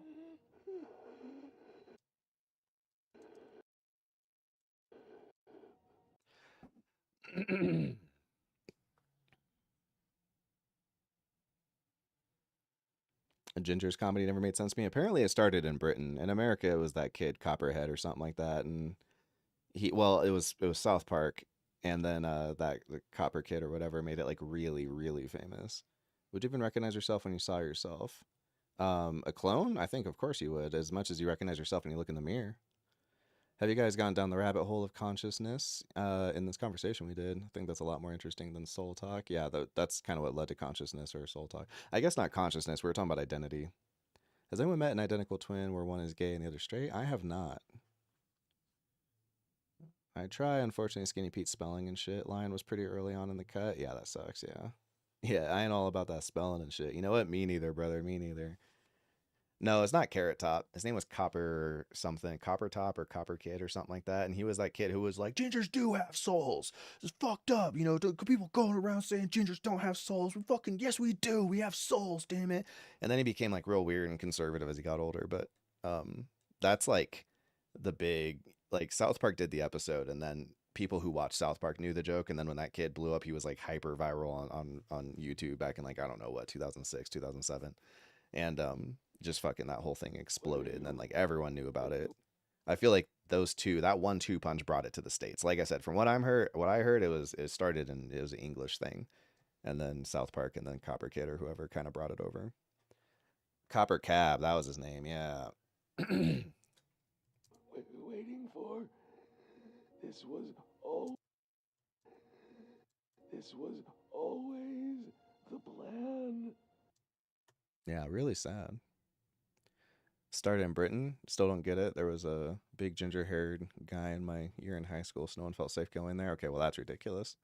I mean, the thing too is that it's funny because every redhead person I ever run into now talks about being a ginger, or someone will call someone who just has red hair a ginger. The point of ginger was supposed to be specific, from what I remember, is that it was very discreetly like bright orange, red hair, very pale skin, and like freckles. That was like a specific type of person. It wasn't just anyone with red hair, But I feel like over time, the definition has been lost, and people are starting to just refer to anyone redheaded, which, by the way, is like all history ever. It's like it starts out real specific, and then everything just gets real smooth as time goes on. We can both survive. Change the world together. And obviously, This is what I want. yeah. Oh. And obviously, This is what I want. What I want. yeah. Oh. Please. Man, I'm hungry, but nothing sounds good.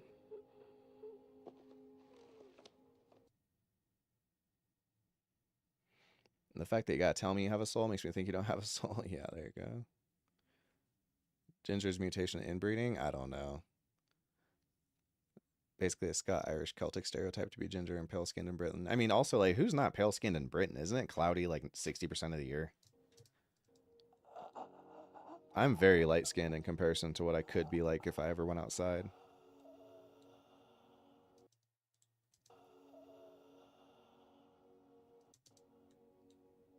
Bet y'all feel bad about thinking Robot was a villain now, don't you? Well, it's an act of mercy. We know. Yeah, look at them crying. I love it. We know. We do it all the time. I love that. Now, our schematics. Right. Now, our schematics. Right. It is only fair. They did just do the thing.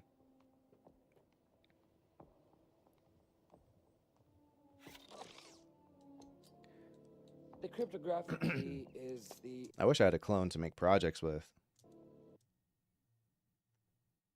The cryptographic key is the entire text of Frankenstein.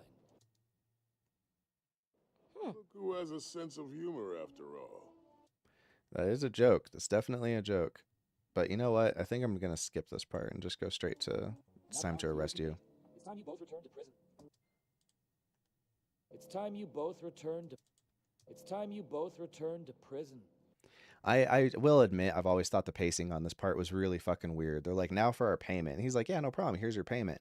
Okay, now that I've given you the payment, it's time for you guys to go back to prison. It's like, why do we even have the toss them the key thing and tell them about the Frankenstein thing? Like, I think he probably should have said that earlier in the conversation, because right here, it's like you're just about to tell them, never mind, you're going to jail. So why even go through the trouble of like tossing him the key? It just seems like a really weird, I don't know. Would I make a clone? I would make a clone all day, brother. I'd make multiple clones. Yeah, I always thought the timing on this was weird. All right, Juarez is not just me? Okay, that's what I thought. It's weird. Mahler's ones the ones you root for? Yeah, dude, they're hard not to root for. They're awesome. I also like I like Robot quite a lot. Well. Yeah,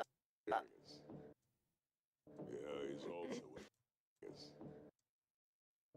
he's also a teenage boy. No, I'm a 30-year-old genius in a teenage boy's body. With a Damn. champion just installed for me.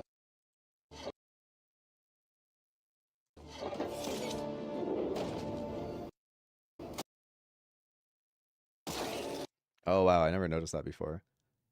The robots are literally mirrored. They didn't animate them to be really close so that they seem mirrored. They just actually mirrored them. Look how perfect the animations are. Like, they're exactly matched. It works fine because you can't, what do you call it? You can't tell when it's moving fast speed. But see how it's like exactly perfect? That's funny. If you wanted to put a little more effort into it, not saying that they needed to, but if they wanted to, they could have, it would have been pointless, but they could have, what do you call it? drawn them both very similarly, but done it twice just to make it seem different. Like these two are different. But that's really funny. How it's just literally a mirror image. That's definitely a way to do this shot. What's funny is my dumbass probably would have done it the hard way and no one would have noticed or given a shit, you know? That's funny. I wouldn't even have thought to do it like that.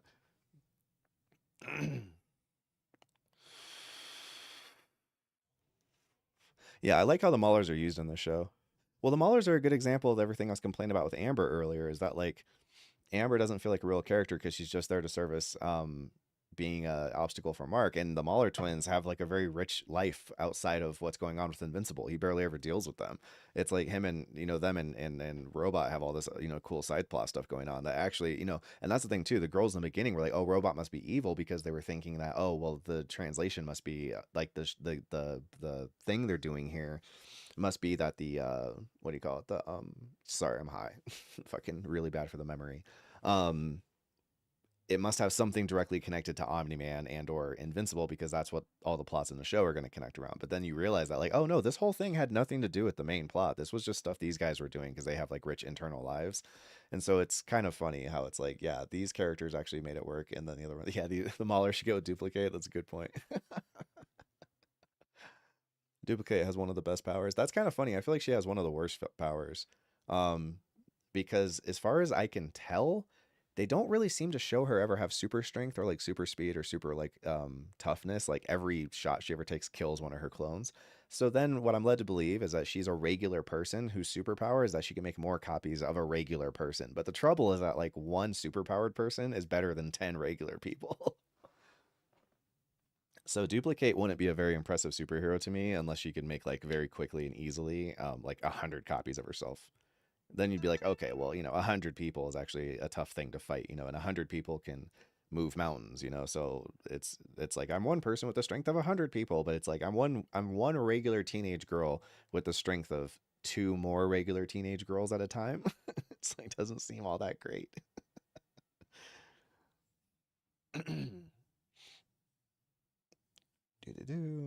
Did they get duplicate DNA or do it the Chad hard way? What are you talking about? You can sex swap with anyone in the show and it would still be good because the writing. Yeah, sure. I can imagine 4 Chads. I'd be making a movie right now. The hardest part of any project is having to have other people help you with it. The thing that'd be really good about clones is that the thing that would be bad about clones is that they wouldn't know anything you don't know. And one of the powers of group projects is that everyone can bring different things to the team. So that would be a weakness. But the strength of having clones would be that they would all have the same level of interest in the project that you want to make. All of you would be like, yes, we should make a movie and we should make it about this. And that would be very convenient because that's one of the things that makes it very difficult with trying to put, like, a team together. Is it's hard to get a bunch of people, first off, to just link up schedules and just do things ever. But it's also difficult to get a bunch of people who come together who all want to make the same project. Everyone's going to have their own ideas of what would be cooler or better or whatever. So it's a miracle anything gets done. And that's why most projects revolve around paying people. And that's why it's very difficult to get lots of projects done without having a lot of money. So here we are making YouTube videos instead of movies. Wow. Dang. Her strength is courage. Wow. Yeah, Duplicate does the Kage Bunshin no Jutsu. Yeah, exactly right. Except that the person who normally does that also is basically, in our world, would be considered a superhero. You don't think you'd be on the same page as yourself? Well, again, every second that passed after the clone was made, you would start to diverge because I'm who I am predominantly from life experience, right? My mentality wise, like with the things I think. So if my clone, you know, flew away and lived in India for 10 years, and yeah, when we met back up, it would be very, like, aside from looking very similar, but even that would be different, right? Like, he may have different garb on. He may have different facial hair than I would. He may be a lot more tan because he's, you know, somewhere that's very sunny and I'm somewhere that's not as sunny. And plus, even if it was, I'm inside all the damn time. he could meet someone who influences him differently than I've been influenced. And yeah, for sure. I mean, like I said, cloning is, for all intents and purposes, like most of your data should, thinking about the implications of clones should come from identical twins.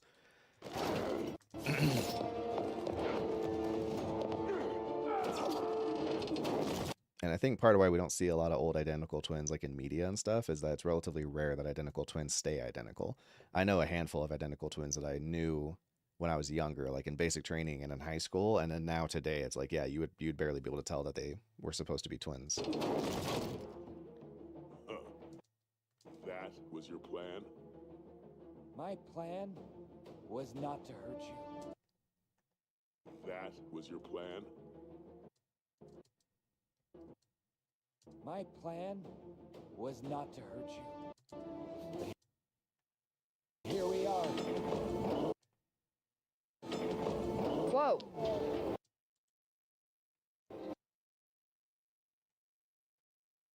Whoa. Just a straight up transformer. Awkward when clone goes on a murder spree. That would be very awkward. Very awkward. Well, you know what? If you guys want to see another piece of media that talks about this exact idea pretty much this exact idea, The Outsider by Stephen King, but I don't remember who directed it, but they made it into a miniseries. If you watch that show, it's talking about exactly what we're talking about. It is kind of crazy that he can, like, he formulated all of this stuff, but he could not figure out how to make himself a new body.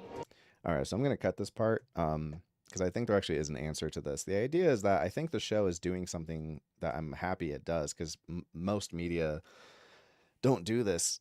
Most media doesn't do this. And it's the idea that being a genius in a scientific field only means that you're a genius in that scientific field. So the idea being that, yes, the Maulers are geniuses and Robot's a genius, but Robot is a genius in robotics. He has trained in robotics, and the Maulers have trained in bioengineering. And so, someone made an article, and I thought it was an interesting point, that they were like, the mad scientist, the least realistic part of the mad scientist is that one guy was a master of so many different scientific fields. There's just not enough time in a day. But something like the League of Doom or the Evil League of Evil, or a Lemon, is it Lemon? I don't remember. Those would actually technically make more sense, because it'd be like, oh, well, now I get it. There's a whole bunch of evil scientists, and this one's the bioengineer, and this one's the robotics guy, and this one's the whatever guy, and the whatever guy, and the whatever guy. You'd have a bunch of people who all could come together and build the Death Star, like that kind of thing. And I was like, oh, that's actually a fun point, I don't know if he couldn't figure out how to make himself a new body. I feel like he didn't have the space or the time to do it. Yeah, okay, yeah, like the meme. I like his pumpkin head. He just looks like a jack-o'-lantern with the light-up eyes.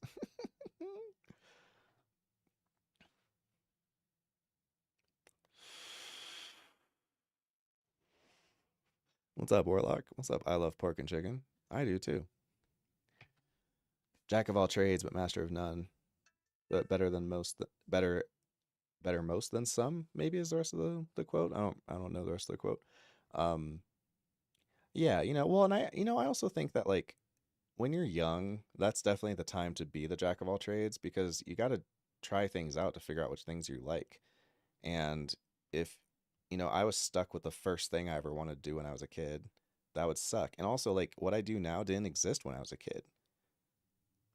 So I think you have to give yourself room to go and try out stuff just so you can figure out if you're into it, That's part of the value of having things like shop and I don't know what other weird things they used to teach at high school, because it's like it gave some people if you got them a chance to kind of get their hands on certain trades in high school, then by the time they get out of high school, they can make a decision on if college is for them, or if they're like, no, actually, I realize I just love working on cars. I just want to do that, I don't know if he couldn't figure out how to make himself a new body. I feel like he didn't have the space or the time to do it. Yeah, okay, yeah, like the memes. Did he come back in through the door or through the Yeah. hole in the ceiling?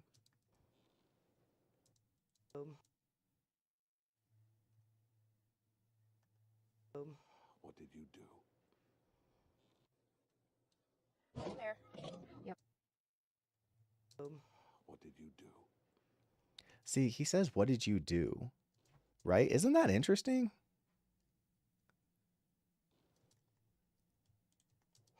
What did you do? He talks all this big game about how your wife, your mom is just like a pet to me, and in 500 years, what are you going to have? But it kind of sounds like he's trying to convince himself as much as he's trying to convince Mark. And here's a moment where for this moment, he thought he was alone, and he's thinking like, "Oh, you ruined everything." So it's like, well, wait a second. Like, how can you ruin everything if you don't care? It's like, so I like it. It's actually like good, subtle writing. It's for a cartoon, right? Like it's not going to compete with the master or anything like that, but it's like, it's a lot more than I'm used to getting from a project like this. And it's really nice. What did you do? I love his crazy eyes. They start off normal, and then right around there, they like gets him a little bit of the lazy eye. Yeah. Normalize the lazy eye. Normalize the lazy eye. In there. In there. Yep. Yep. Yeah, speaking of a murder spree, Omni-Man, ladies and gentlemen. This 28-year-old first-year football player, you never really know what you want to be when you're 18. Yeah, of course, right? Exactly. Freeing them with freedom, that's it. So you're thinking Mark messed up the plan? Oh, I totally think Mark messed up the plan. I mean, Omni-Man, for all... I've said this phrase too many times now, but for all intents and purposes, in essence, Omni-Man is Goku, right? And the Iron Giant. Entities that were sent to Earth to destroy the Earth, or in his case, prepare it for invasion, but then grew attached to the people on the planet and like switched teams. And the difference with him is that he remembers his goal. The Iron Giant and Goku both got bonked on the head and forgot. But in his case, like he, was here, had a kid. I think that's part of the plan too, maybe, is to have progeny so that you can kind of team up and mess everyone up. Although it is kind of the same Vegeta, like it's the same Saiyan math of like, I'm a full-blood Saiyan and I have a kid with a human, Earth human, and my kid is every bit as powerful as a full-blood Saiyan. That seems kind of weird. So like Mark, I have the same feeling. I'm like, isn't Mark half human? Like, wouldn't he be like a lot weaker? Because, what's his name? Is like, oh, you're a Viltrumite. You're literally invincible. Like, well, wait a second. Viltrumites are literally invincible, but this guy's half human. Like, is he like just really tough? Like, is there some kind of demigod thing? How did ancient people, come up with demigods? But like in modern writing, we keep saying that all the half-blood progeny are exactly the same. That seems kind of weird. But what do you call it? I think that's exactly what happened, is that he had a kid. His kid took too long for his powers to kick in, which gave his kid plenty of time to feel rooted in this planet. And Deb taught him to feel rooted in his kid. They're going to have that flashback in episode 8 about the baseball game. And it seems like that's kind of the moment when he actually just absorbed and like loved his kid and didn't see him, because he was saying like, this was a waste of time. It's like, it is a waste of time. I'm supposed to destroy all this stuff, so we don't need to be going to fucking baseball games. I need to be training him, like, kill the humans, right? And so that, I think that's like showing you when it started to really kind of turn around for him, and he kind of just became a human, And I think to an extent, that's why he said like him getting his powers was the worst day of his life, because he was probably like, well, now I have to do the thing, like if that's the whole point of you and the whole point of all of this. So now it's like, okay, go kill the Guardians. And I think he was kind of settling into being happy with not having to, That's not how genetics work? Well, we don't have any superpowered people on this planet. But like, to an extent, it is how genetics on this planet work, because I'm half black, right? So my dad has super dark skin and my mom has super fair skin. I have literally like a 50-50 between them. So if my dad had superpowers and my mom doesn't have superpowers, I would theoretically have a 50-50 between them, right? Yeah, Earth needs weakening. He literally says that in episode 8. He says his job is to come here and weaken the planet for the Viltrumite armies to be able to come. So that's why he kills all the other guys. That's exactly what he says, yeah. Yeah, this thing doesn't make sense with the Viltrumites. Their job is to weaken worlds so they can conquer, but Earth has no chance against one Viltrumite. Oh, I see what you're saying. Yeah. I know. I kind of, to be honest with you, I agree. Oh, you're saying that it is how genetic works. Or you're saying it's not? Oh, I don't know. Oh, you're saying, you were agreeing with me saying that how they're doing it isn't how genetics work? Okay, sorry. I thought you were telling me that I was wrong. Okay, I see what you're saying now. Yeah, that's the one thing that does make sense. No, I do agree though. It is kind of funny. I have to go and make sure that the planet's weak enough for Viltrumites to take it over, and it's like, dude, what are you talking about? Like, you fought like 6 of them at the same time. You fought like 6 of the strongest defenders at the same time and killed them. So what do you like, what do you got to weaken, dude? Like that one kaiju apparently would have been a bigger deal, you know? Like maybe you should go kill all the kaiju. Or maybe that's his argument. Maybe he's been weakening it for a long time, but it is kind of goofy. I do agree. It is kind of funny.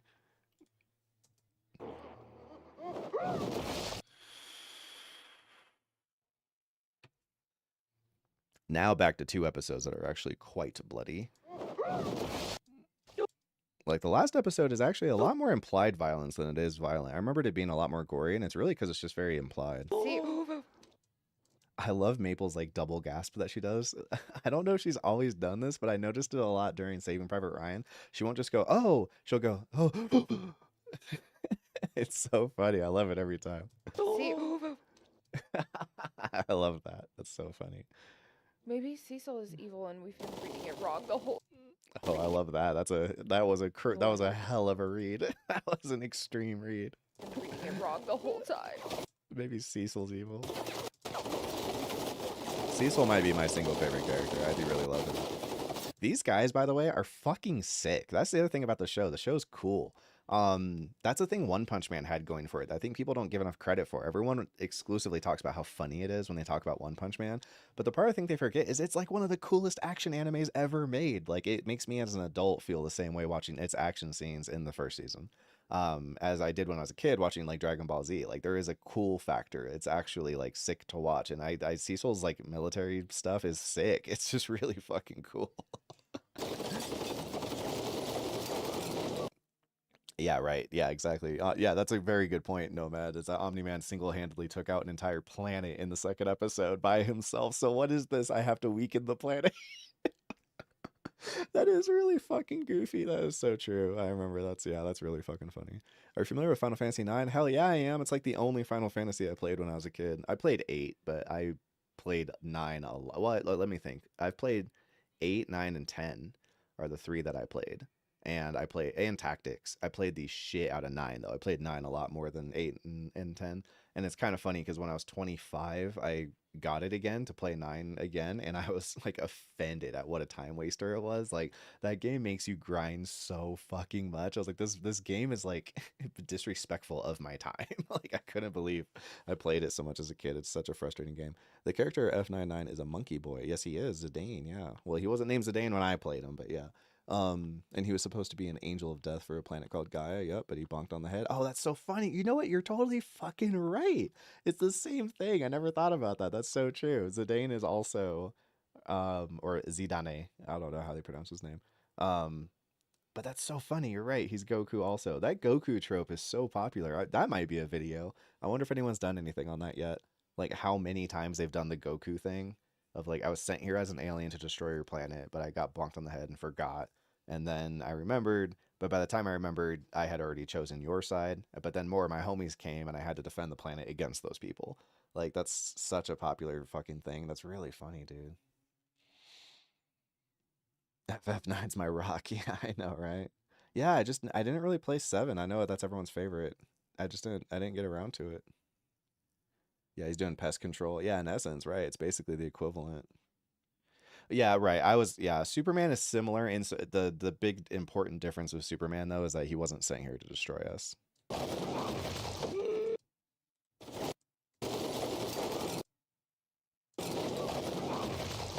This reminds me of the scene from The Boys did a very similar scene.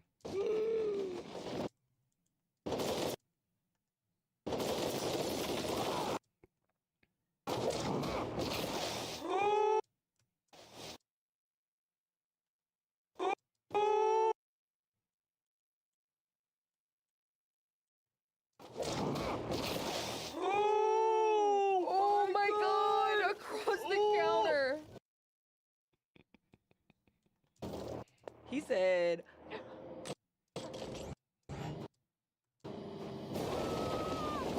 "Forget your limbs, homie. Forget your limbs, homie. Forget your limbs." Oh my god. Oh.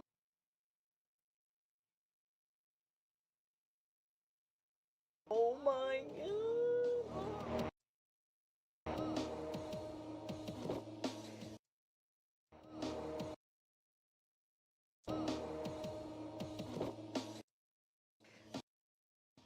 Oh my Safe god, house. oh my Safe god, my house.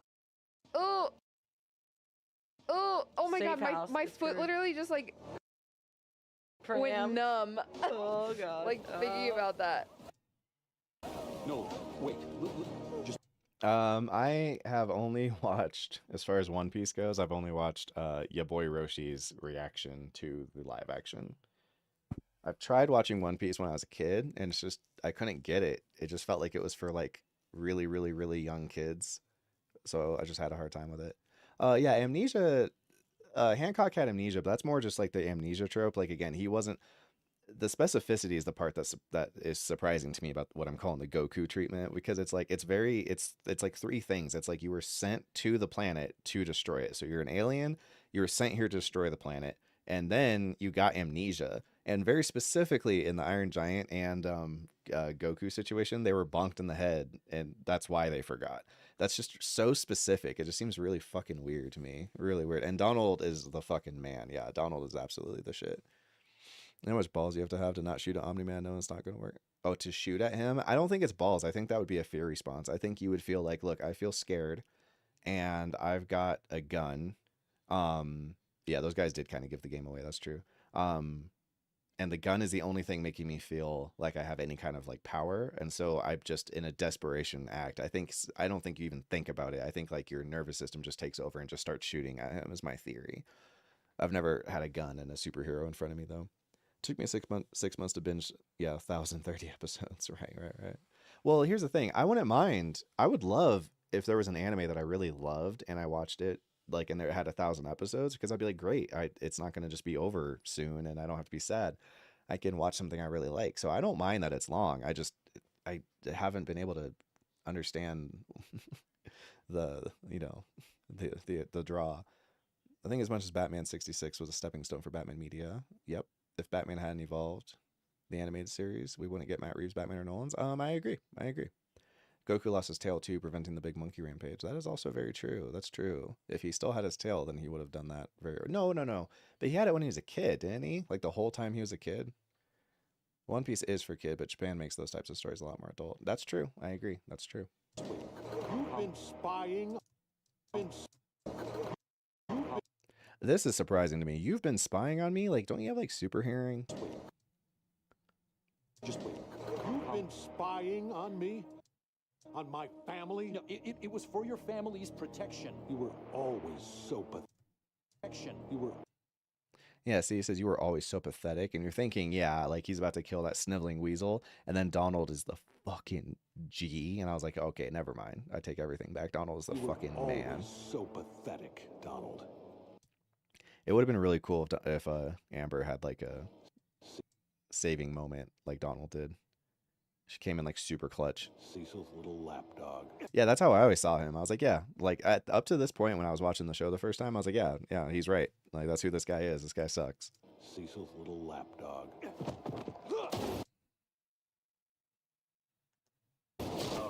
And they all know that it's not about killing him. It's about buying time, right? So yeah, he's just such a badass. Ooh. So sick. I love him. See, he bought just enough time for those people to run away. He's gonna get crushed. Yeah.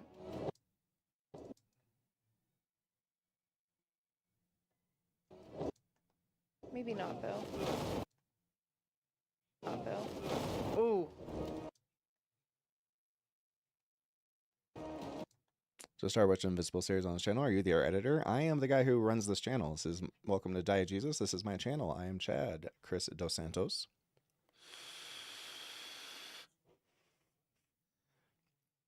Yeah, that's also very true, Paul. I don't know what context you're saying it in, but if it's the context I think you are correct. I think it's very cool and important that Omni-Man is not Superman. Superman's kind of whole design is that he's basically absolutely indestructible. And Omni-Man, I think they did a really cool thing by making him not feel so indestructible. He absolutely takes much more damage than we ever normally see Superman do, unless it's someone who's just like him. So much chaff in One Piece. Yeah, it amps up after the 2-year time skip, but that's already like 300 episodes, right? Not to be rude, a bit of Donald mystery now in season 2. Yeah, there is. I've only seen the first episode of season 2. I did enjoy One Piece live action. Yeah, it would be interesting. It's just that we don't have any anime audience, and they haven't seen, much anime at all. So it would be like watching any other show. There's not that angle of like, well, we grew up watching One Piece, and so now we're going to watch the live action. Like, I think that's a lot more hooky. Really fascinating because one's live action, but really wacky. Yeah, no, I just saw a meme today on Facebook where it was Adam West telling Kevin Conroy in heaven, he was like, hey, you were a cartoon? And he's like, yeah, so were you. And then they both laugh about it. 516 episodes before the 2-year time skip. God damn. Omni-Man's what Batman fears Superman could become. Yeah, for sure. Starting DBZ would be terrible, I think. Well, I agree. I think starting Dragon Ball would probably be better because it's a bit more lighthearted and just kind of fun. Doesn't have to be cool, which Dragon Ball Z would have a hard time being. Oh, shit. We all know guns don't work well, so like, why do we keep? Why do we keep? So like, why do we keep? Oh.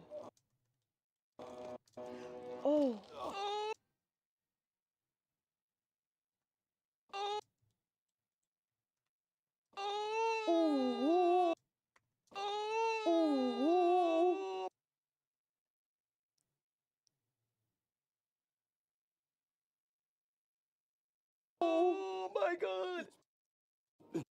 My god! It's been an honor, sir.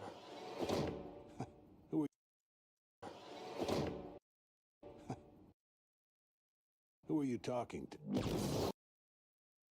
That sound did not sound like a normal explosion.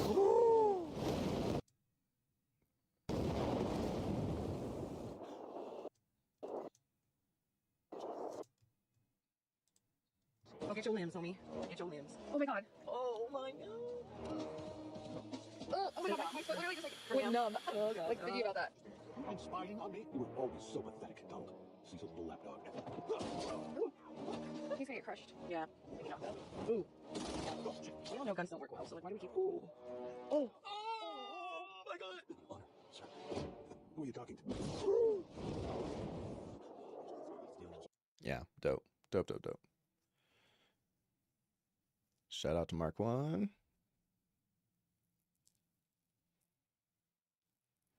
Oh yeah, the abridged version. Yeah, I know for sure.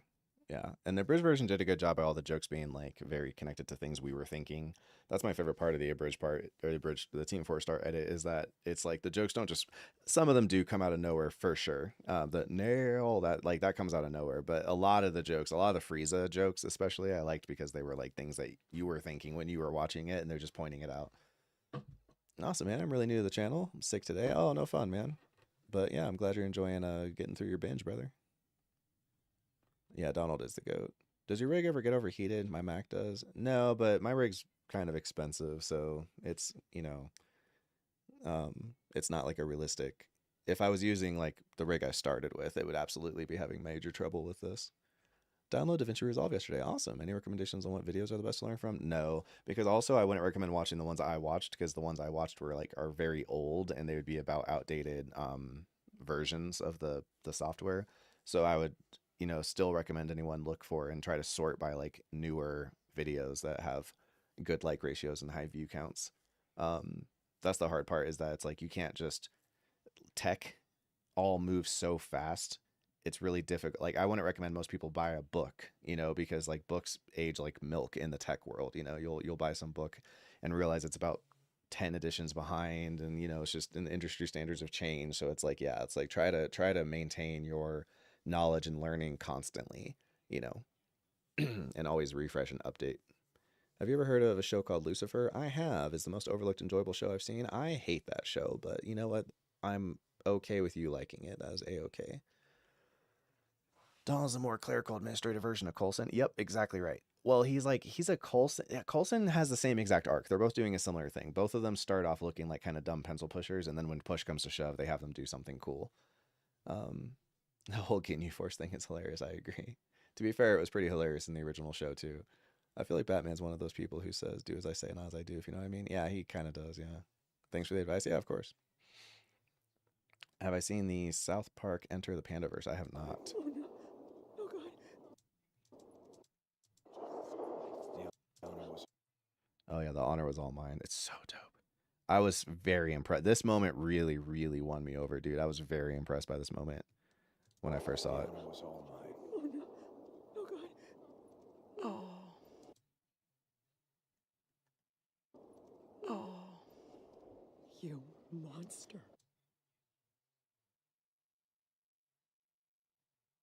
He's not dead. Even after evacuating the neighborhood, we had to keep the yield down. Mm-hmm. Best it'll do is knock him on his ass for... Best it'll do is knock him on his ass for an hour or two. Not even.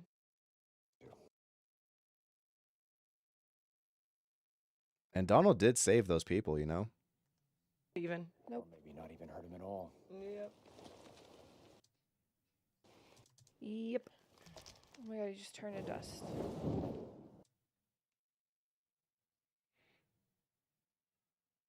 I have heard good things about Blue Eye Samurai. I might give that one a look. I have heard good things. See my reaction to that episode? What episode?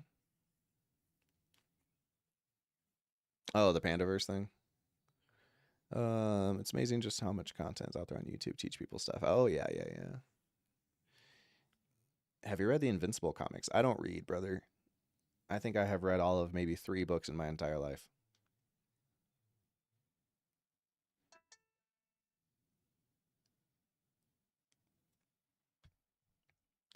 You don't like, or you want to know what I hate about Lucifer? I think that Lucifer has all the problems of any kind of like primetime television show. I think that it's corny. I think the acting isn't very impressive.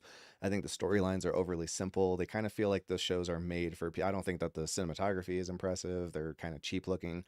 I think that the shows are kind of designed for people who are tired, got off work, don't want to think too hard, don't want the thing to be too difficult to understand or to follow. So they want this kind of like lighthearted, silly fun that isn't too serious, and they can kind of just sit and, you know, enjoy. And then they want a guy who's like, you know, it's like, what if it's Satan, but he's hot? It's like hot Satan. He's going to take his shirt off. There's going to be like implied sex scenes. He's going to be British because girls have a thing for British guys right now. There's nothing, I don't know what there would be to like about a show like Lucifer. Oh my god. He's gonna find Mark. I don't know who Nolan is anymore. I don't know what he's going to do. Me neither. So I gotta find Mark first. I don't know what he's going to do. Me neither. Actually, we don't even need this part. We can just cut straight to this. What? Hey, Eve. Oh, so I'm helping you today. All of this concept instruction is pure. I don't think we even need that. I don't know what he's going to do. Me neither.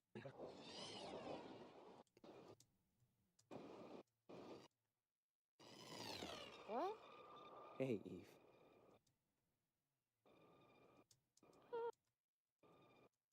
Oh, so I'm helping you today. I'll keep that just so that we know that those two met up. Otherwise, the next time they show up and they're together, it'll be a little confusing as to why they're together. That's probably why it's in the actual episode as well. They just wanted to get that figured out. You're very smart for not reading. I don't know about smart.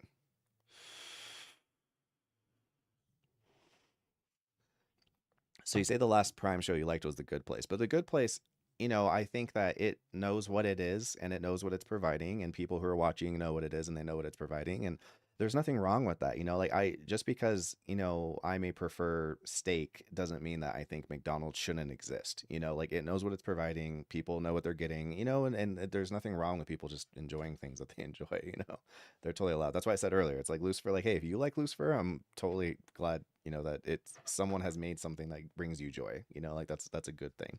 We should get as much of it as we can. This place is tough as it is, you know.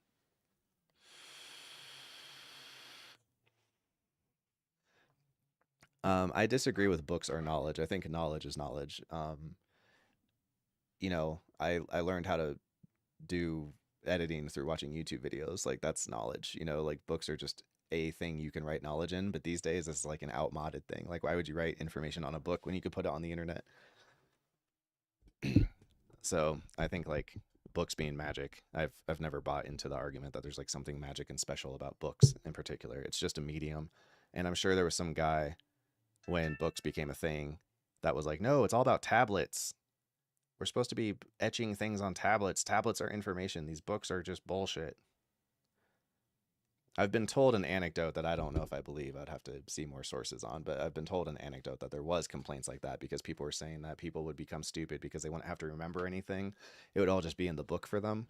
And it's like, yep, it's, you know, and when the next technology is going to come out, someone's going to complain about that and be like, no, but the internet, it's knowledge, it's old, so it's good.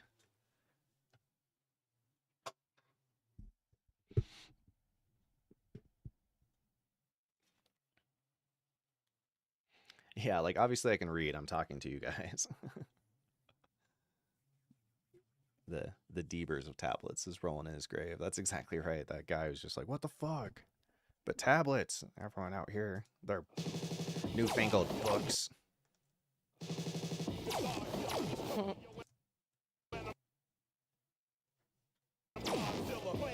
All of this conflict and destruction is pure theater. You will. So then, is he two people? He voices two people? No, it's just still his voice. He's not. It's not the Rex voice. Or no. Sorry, I had to look at that. Because is it the same voice actor as... kind of language really necessary? And your voice as well. Explode, sort of. We always know the other one is thinking. One advantage to being exact. Whatever. One advantage to being a clone. We always know what the other one is thinking. That's convenient. Always knowing what the other one's thinking. So you guys can come up with a plan together, like, let's grab these parts and build a gun without letting the other person know that that's what we're doing.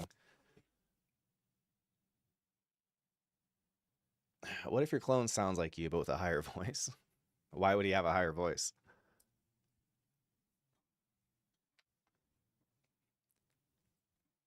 In the hypothetical we've been talking about, he's like a perfect copy of you. If you start changing things, he's no longer a perfect copy of you. There'd have to be some kind of reason that his larynx or vocal cords or something were shortened. When I was in school, we were told to memorize the times table because we want to have a calculator in our pocket. Me too. Me too. Absolutely. I was also told when asking when I would ever use long division in real life, they said every day. That was just a bald-faced lie. I've never met a single adult who had... I've never met an adult who has ever had to pull out a piece of paper to do math in their, like, non-work environment. You know, like when you go to the grocery store, you're never like, okay, let's see. MX plus B equals Y, you know, over C. You know, like no one's ever had to bust out a fucking protractor, you know, ever. It's like pretty much all math you're ever going to do in real life is going to be addition, subtraction, multiplication. Like it's pretty much that. Some fractions, you know, that's about it. It's pretty funny. You sound different on the videos than you do in real life, right? Yes, but there's reasons for that. There's like specific, like it's the sound transfer from the audio coming from a different speaker source than from you hearing in your head. Having a higher voice has a physical reason that you would have a higher voice. It would be because your larynx or your vocal cords or something like that was modified. So there'd be some kind of physical modification. So that's not the same. That's not like the same thing that you're talking about. Those are two different causes.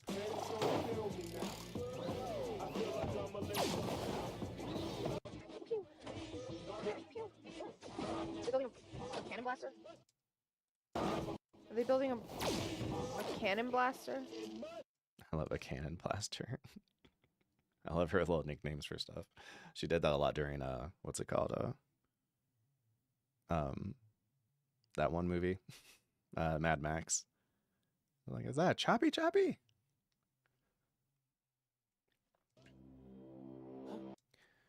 I'm talking about how you heard. What? I'm talking about, have you actually heard exactly how your voice comes out of your body? Every time you speak, you're hearing that. What are you talking about?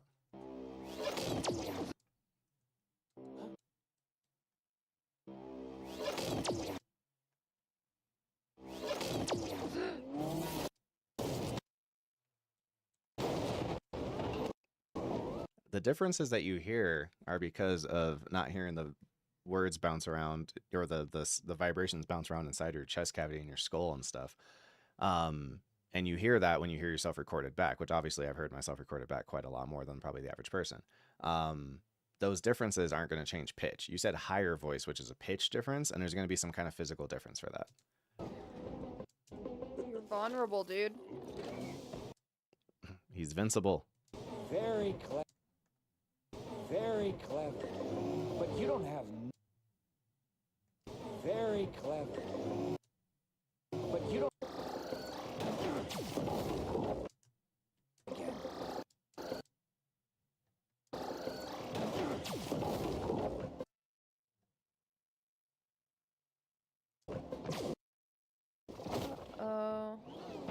All Guardians to HQ.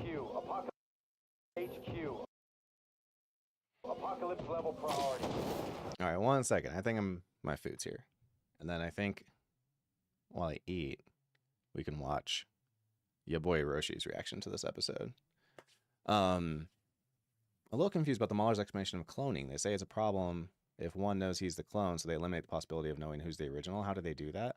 They modify their brain. They do something in the it's magic, like, you know, they're using a lot of science terms, but it doesn't actually like functionally make any sense what they're doing. You know, that's why we can't do it. But the way they explain is that they like remove that part in your brain basically through the means of magic. That would let you know who the original was. It's part of their process or whatever, because they always get in fights over it. Now, obviously they get in fights now, but I guess there's like a real problem when they know that they're a clone. Maybe they're getting the possibility that your clone might sound different to strictly you yourself. But why would it? That's what I'm asking. Yeah, the original might have already been scrapped. Took it to the grave. Mahler's explained it in the episode. Basically a whole mind transfer. Yeah. Oh, you're right. That's how they do it. They don't remove it. It's because it's your whole, like, so that's the thing, is what we're talking about earlier. Like, that guy will close his eyes and open them, and they'll both feel like they're exactly the dude. And so they can't tell kind of who is the prime mind, if it like was a kind of mind teleportation or not. He said in their case, they would have had the same problem, but physically they're so different. It's easy to tell who's who. I'm going to use the restroom, or not use the restroom. I'm going to go get my food. I'll be right back.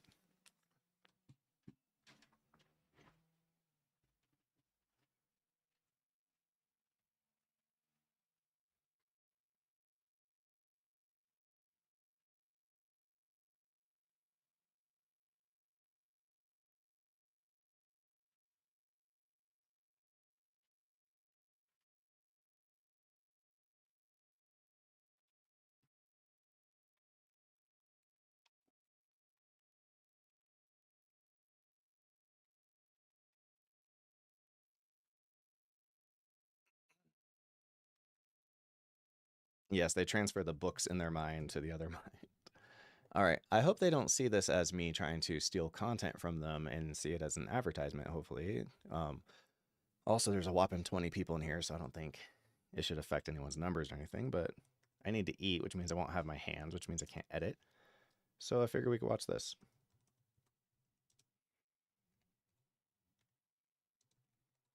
I don't know why I typed in reaction or misspelled it, but I'm a big fan of these guys. They're very funny.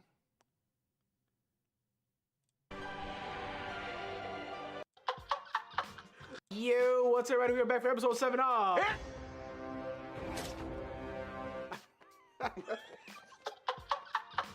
So, last episode was crazy. Like I gotta like updo it on my jobless reincarnation. No, you don't. So last episode, a lot of stuff went down. Dude was turning people into cyborgs. William found out Mark was invincible. Amber's up to here. Wait, Paul Juarez, I can't tell. Are you kidding again, or are you being serious? Certainly you're not saying books are the only way to pass along knowledge. If that was the case, I wouldn't know almost anything, as of I've only read 3 books. And they were fiction books.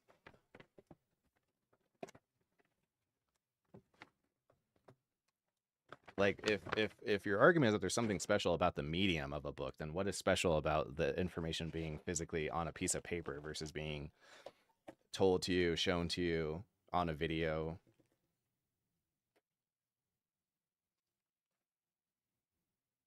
Remark shit.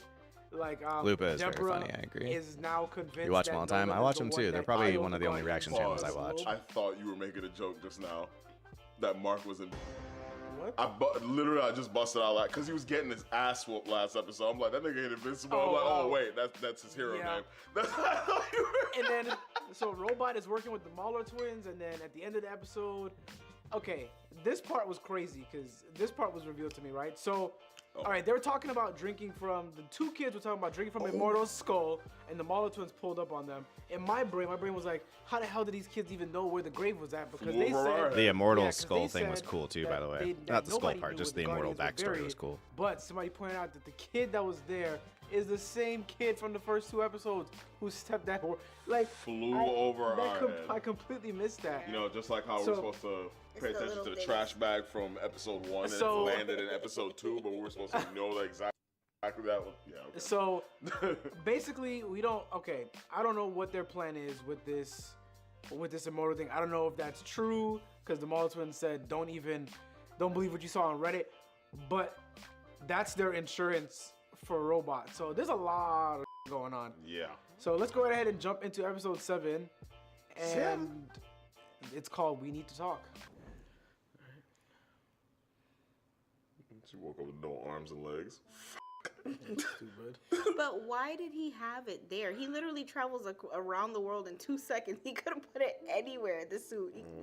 I'm like, but he literally can't. And he put it out. Oh boy. Yeah, there's no sense in hiding it now. Yeah, you better freaking turn on voice memos and start talking. No. Listen, I can explain everything. Damn. Son, his friend's about to freaking put him on blast. I feel it coming. The hell? Adam Eve. Oh.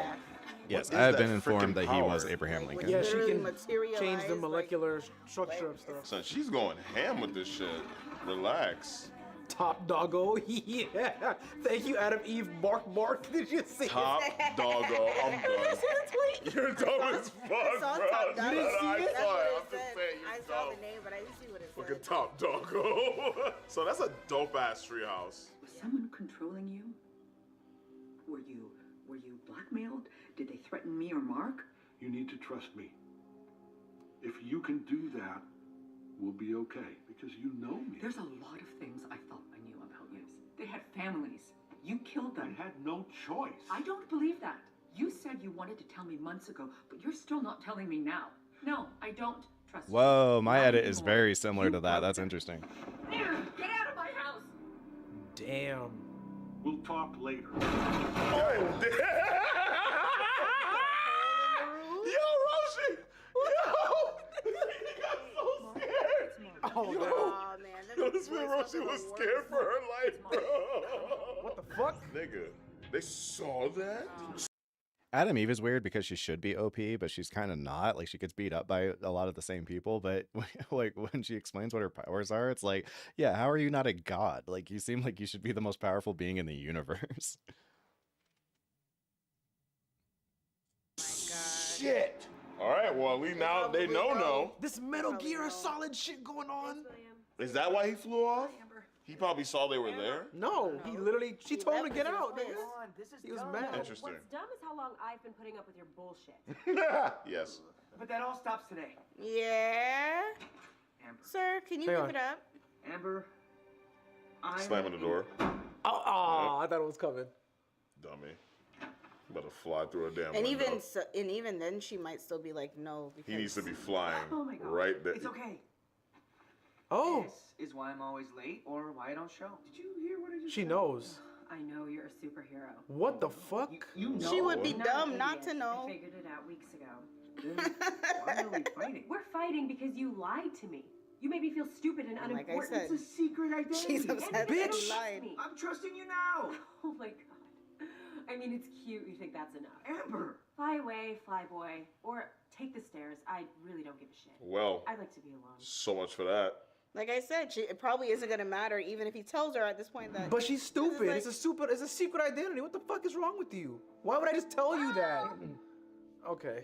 I like Because she's supposed to be. Adam his Eve girlfriend? episode. I Okay. thought it was really good. It makes me Sir, so feel. if I was a superhero all this time and I didn't tell you. It makes me feel like I have about as much of an affinity for Mark as I do Adam or Samantha now. It was a really good way to kind of beef up her character to make her feel more important. Yeah, all that shit. There she is! So good to see you! Welcome back! Surprised all y'all not dead. She returns victorious. Well, well, well. You know, we're the guardians of the globe, baby. If we can die at any time, we can drink at any time. Guess how long it took him to do that, and how much milk he wasted. I poured it all down the drain. Yeah, because they're gonna think you guys are just sitting around drinking milk cartons.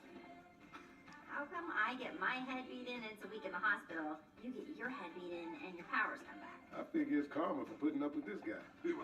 Yeah, y'all buddies now. I was just gonna say, oh, now he's nice. He got his fucking powers back. I wouldn't be recovered if it wasn't for you. This nigga was just salty the whole time. Die. Nigga. Oh shit, he didn't do his damn update. Is that glitchy? Apologies. A small programming error. Yeah. Fixed permanently. Holy shit! Oh, that's why he needs a body, because he knows that was like the creepiest thing he's I've like seen close to you his do. expiration date. You remember that? I swear to God, he had his head on the bench and he was just standing over it, prying it open with a Phillips head screwdriver. Oh, he's actually like spitting facts. Like he was doing that. Dude, they're alluding to something with this robot. It's like not a cognitive person. Get out of the... Yeah. Oh, it's a fucking hologram. Oh. Bro. Step back, please. What is that? Ew! Gentlemen. That's what they created? You can answer that question on your own. What the fuck? It's the real robot. The man's... It's perfect. We are professionals.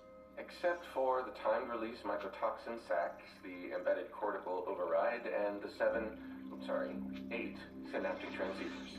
Yeah. Maybe I'm old-fashioned, but I prefer to be the only person in control of my body. The insurances they put in. Oh, yeah. I would have been disappointed if you hadn't tried. A little trust goes a long way. Actions go further. So I'm just supposed to give you guys like your reward, and you haven't like. What the fuck, dude? I guess that's what's happening to like his other. I am alone and helpless. Well, he got rid of the... Wow. Helpless? I doubt it. Do what he wants. It needs to be placed on the upper brain stem. I recognize a neural link when I see one. Yesterday was messed up. Bro. I mean, is Rick ever... That's a whole crazy. Rex clone, bro. What that Sinclair guy was doing... So robot's a person? That's so weird. Cecil's team knows what they're doing. They'll help Panda. Rick. It's not a panda. I say it. I'm sorry. Trash hero. I suck. Yes, you do. I finally fall for someone and then, boom, cyborg. Because I got everything I ever wanted and I messed it all up. Should have listened to my dad. Your dad? Omni-Man. Of course. Your dad's Omni-Man. How did I never see that? Your dad's the greatest superhero on Earth, and your mom loves and cares about you. You just need to study, and you can pull up your grades. But you were a terrible boyfriend to Amber, and you got what you deserved. Sorry, not sorry. What? Friends tell friends the truth. Not like that, they don't. I just got dumped, dude. You got dumped weeks ago. You just didn't realize it. Damn. You're like a bad guy in a samurai movie who gets cut in half but thinks they're fine until they're Bro, the sandwich. He's literally fucking making fun of him. But I need someone else. With Yeah, the that sandwich. to awe. Well, and in his scenario, he thought that was like what they made for him. No one killed the Guardians of the Globe. Dear knows. How could you know and not tell me? I couldn't risk no one finding out we knew. They knew he was gonna do it. Kill him? Yes, we mean kill him. Cecil. I'm not sure we could kill him. No. No, never. It was my responsibility. Yo, they're talking to a mountain. Other people won't understand that, but I know you can. Yams. What am I doing? This talk is gonna go so bad. Yeah, it is. He He's probably gonna hate his dad. Hey, He Zuko tells here. him that. This is gross. I met someone. Monster Make girl. room, please. Son, How this did- man how must did have been this even super happen? genius. Yeah, I'm curious too. Air is toxic to me. It burns He's just like lungs. Hunchback of Notre Dame. Like I don't understand like why he's like that. You lost the coin toss. Yeah. This is literally like the perfect moment for them to fuck him up if they wanted to. And that's the That's why thing. he That's said why I'm he put vulnerable. trust in him. It's been painful. You shouldn't be That's watching me eat. You sad. should be watching this That's reaction. really sad. That is sad. That's fucked up. So he's gonna get He's probably clapped. not gonna survive. Yeah. Yeah, probably not. 2. But he doesn't want to live. Or no, actually, they might put him back in the tank so that he can continue being a robot. I don't think so. I think You don't he's think gonna so? die. What the hell? No. Of course, his brain's abnormal. Oh, That's this sad. wasn't designed for neurons this dense. Oh my god. Like a stupid. Yes. So what are you gonna do? Jump the damn wires and that's it? Are you fucking kidding me? Are you fucking kidding me? Oh, fucking technology, bro. So they have to alter like his. No, they had to compensate for the I mean, size of wings. his brain going into that because his natural brain is not. I did not the hear size that, it's supposed to Armando. Stress. Shit, he's like, damn, this normally just works for me. I've never tried this on. Oh, you better make it, motherfucker. Jesus. But now is something gonna be wrong with his new body? No. Which am I? They already explained that to you, buddy. We had to make it seamless. Otherwise, one of us knows he's the clone, and that never ends well. Oh, shit. In your case, it's a little more obvious. Yeah. It looks like that problem took care of itself. The original robot is. Wait. But then he's gonna want to kill it. He said, oh shit, here we go. So is he gonna want to kill it? Don't be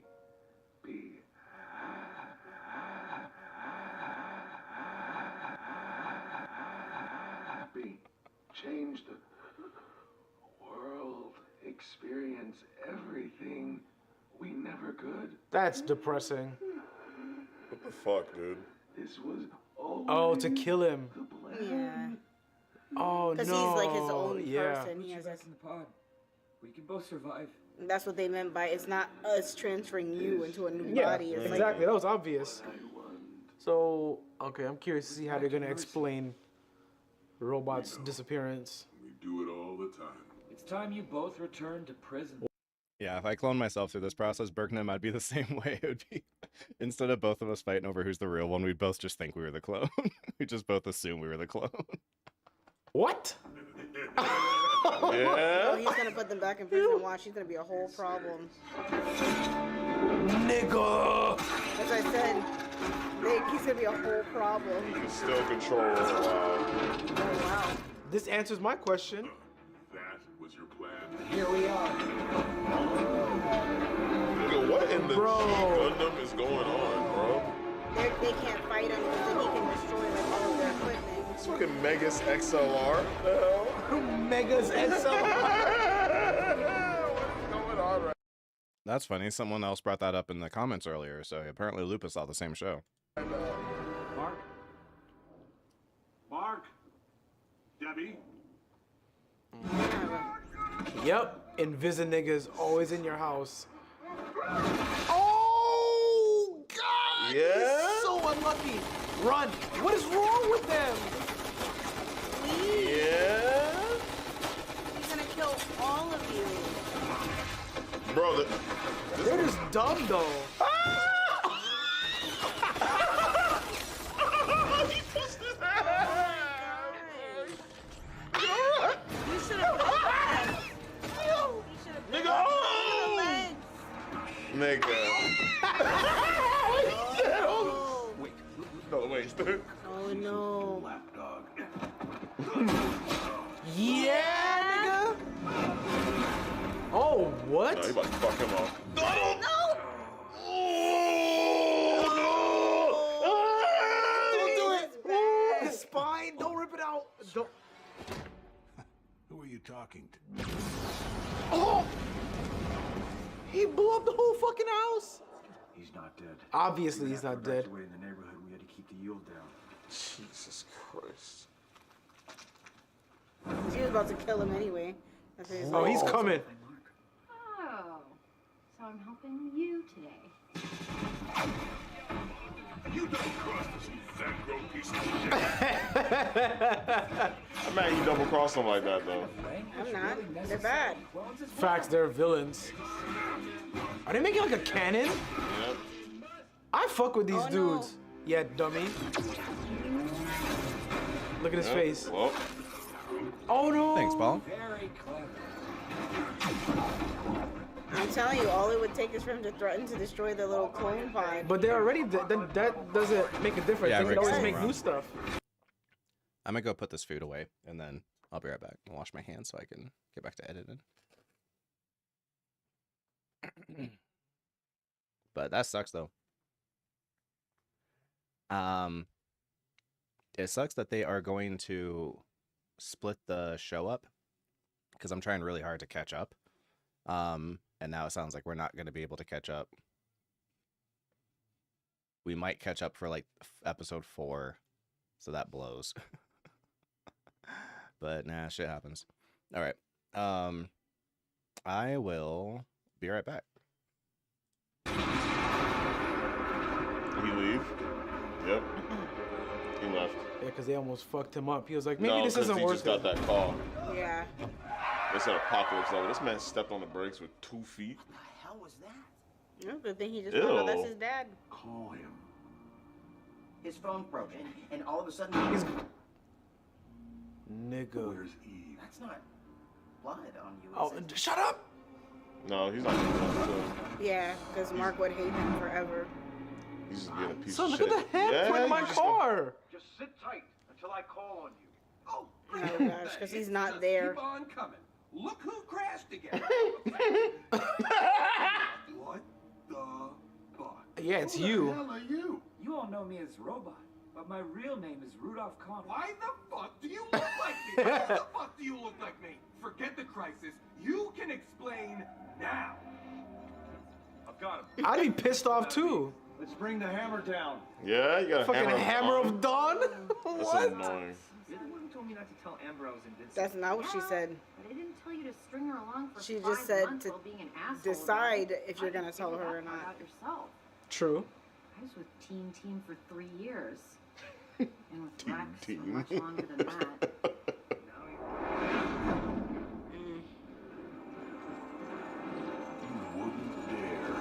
Bro. Oh, fuck! Literally a hammer of dawn, bro. No! The animals! Bro. People are clapped. Son, my man said bring the hammer down.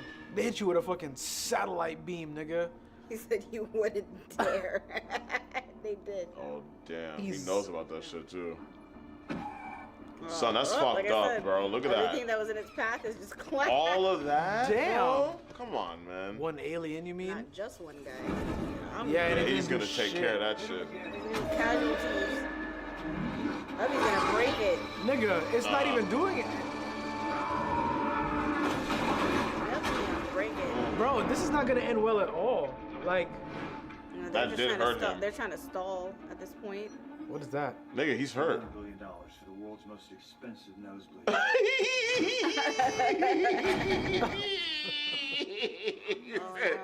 How much money just to make his nose fucking It's for y'all, cause he's coming right the fuck there. Cecil's alert. Or I was them. over here as quickly as I could. Didn't even ask first. Monster Girl knows what's up. There is so much wrong with this. You're ruining my childhood, and that's hard because it already I sucked. noticed Monster Girl found you. Oh wow. Yeah, What? that was obvious. What? God damn it, Ro.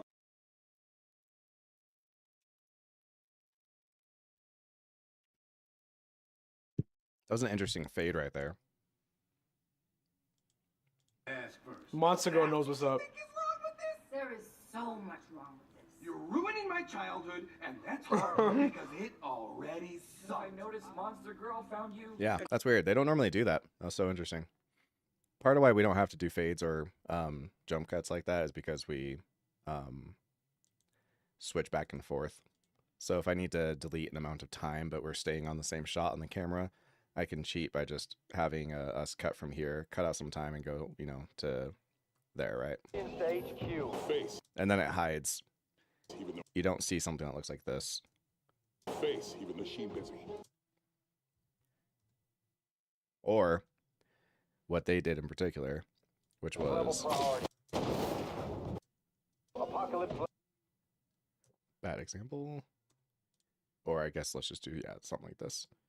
This is kind of what they did. Apocalypse level priority. He's right. Interesting. Apocalypse level priority. He's right. What do you want to do? I want to break his stupid face, even though we just finished making it. I'll keep his machine busy. On 3. 1, 2, 3.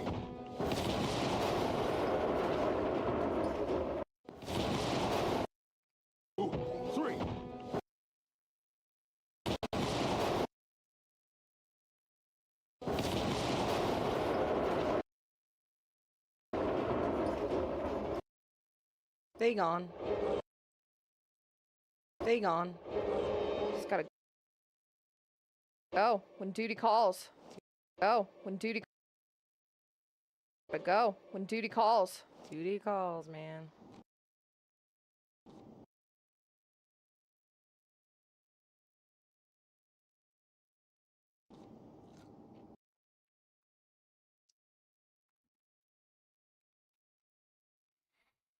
I also think Cecil is just I think that Nick Fury is just corny, you know. I think that the MCU is trying to appeal to people that are 36 but also 6.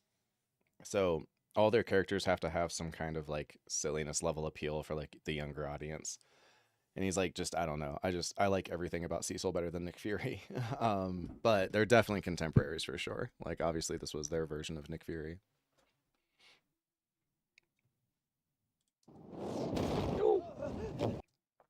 I also feel like Cecil's less magic than Nick Fury. I feel like Nick Fury always pulls out something out of his ass that we're like, how was I ever supposed to know that you were doing that or that you could do that? And it's like, it's always like these Deus Ex Machinas.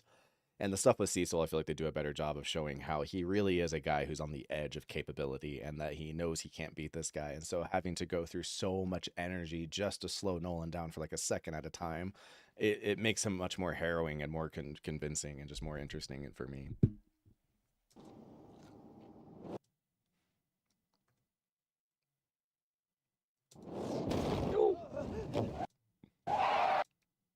What is he wearing?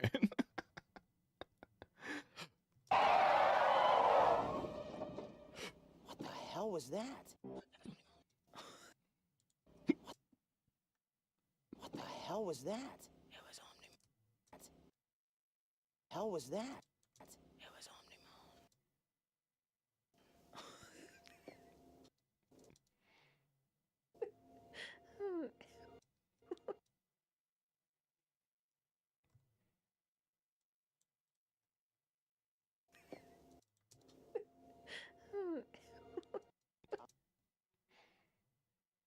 Why is he? Mr. It was Okay, that's so crazy. He was about to say Omni-Man and he corrected himself to Mr. Grayson. As far as he knows, Mr. Grayson doesn't know that he knows that he's Omni-Man yet. So it's funny to say the thing you're supposed to say and then stop and correct yourself to the thing you're not supposed to say. That's like, I think that's an intentional joke and it's very funny.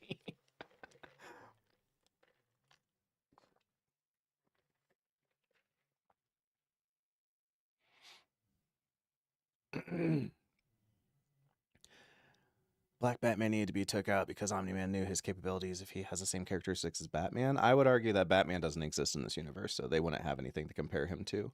Who do you like more, Omni-Man or Homelander? I can't, you know, I think by default I like Homelander more because I've had 3 seasons to get to know him, and I've only had kind of half a season to get to know Omni-Man. So like, there's just, I'm not really let into the inner world of Omni-Man because he's just like the stark villain of season 1. So, you know, it would be if I said Omni-Man, you know, I'd be curious to know what the argument would be because it's just we don't get a lot from Omni-Man. He's kind of one-dimensional in this.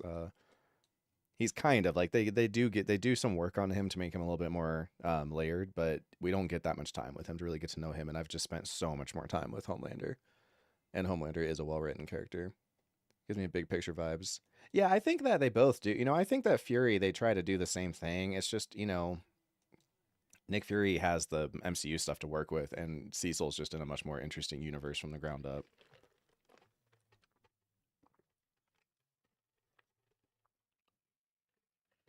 Yeah, Dave, they do talk about that in episode 1, because Samantha isn't hiding her face at all either. There's not even Superman glasses involved too, right? And she says that people who don't expect a superhero to go to their high school don't see a superhero going to their high school. And it's kind of that. People just have like their preconceived notions of like who a person is. And it's like, well, I know that guy. He would never be a hero. Like he wouldn't be a superhero. So it doesn't even, it's the same thing with, Walter White and, Hank. Throughout the whole show, Hank gets a lot of clues that Walt is weirdly, mysteriously close to crimes that he's investigating, and he never, it takes a very long time before he suspects that it's his brother-in-law. And it's because you have such a strong picture in your mind of who that person is that you're like, well, that's just not who that is. Now, I'm not saying I agree with it, because I do think there's something to be said for if I saw a person who looked exactly like my dad, I'd be like, I think that's my dad. But for the show, at least they, tried to do something to wave their hands over it, which I thought was at least an effort.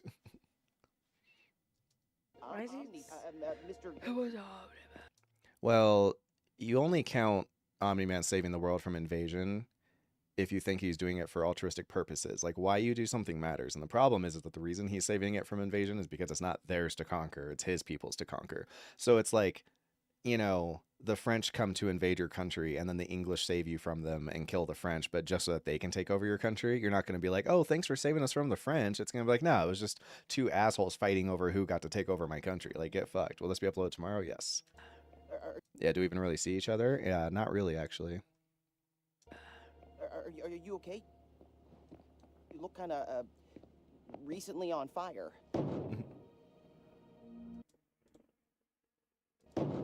On fire. That's such a funny, like, dad move right there. Hand on the roof, lean down, looking all stern.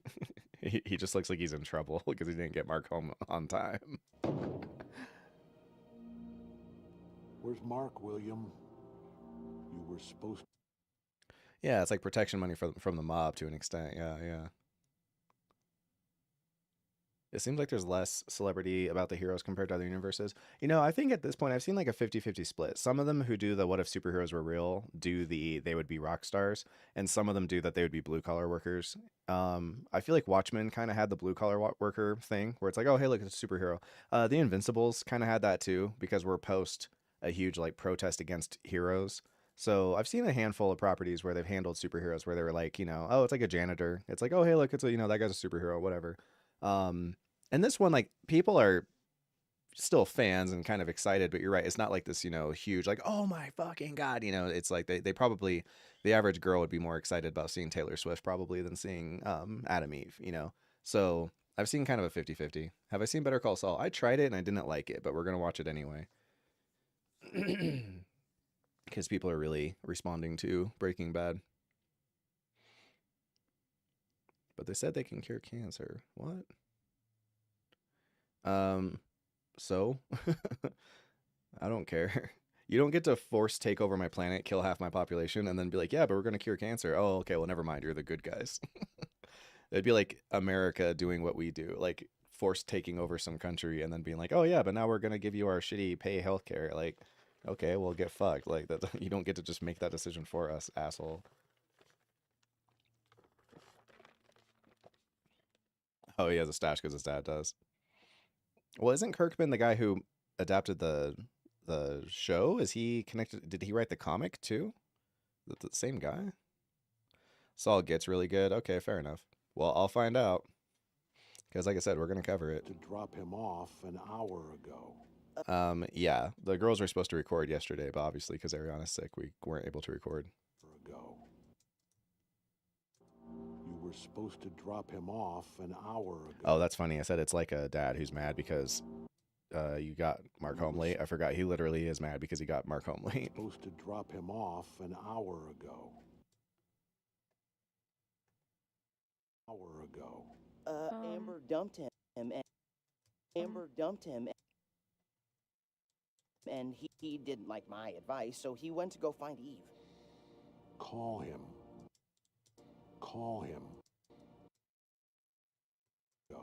Amber dumped him. Call him. All right, I did it like that, so it makes it sound like he cut him off, so it's less jarring that homie stops speaking. Amber dumped him. Call him.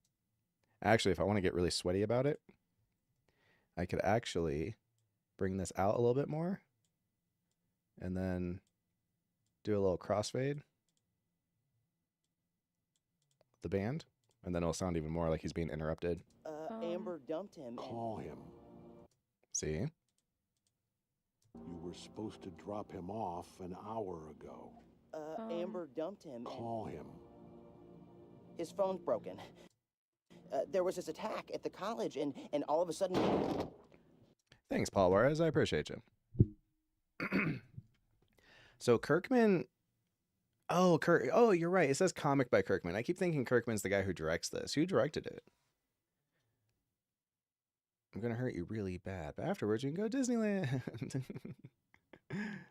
That's funny.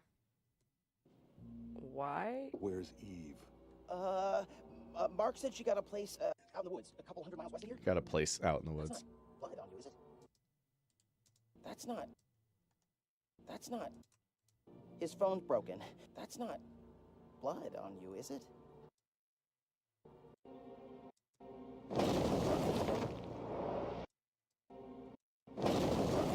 On you, is it?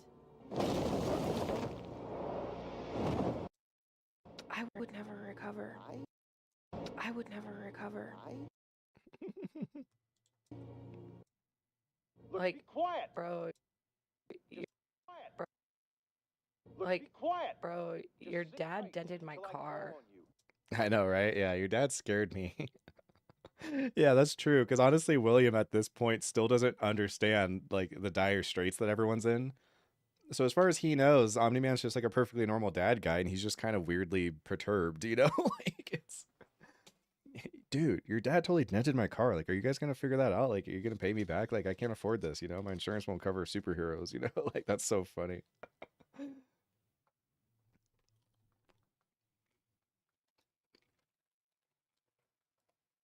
Diegesis means a narrative or a plot, especially concerning like, you know, film or something like that.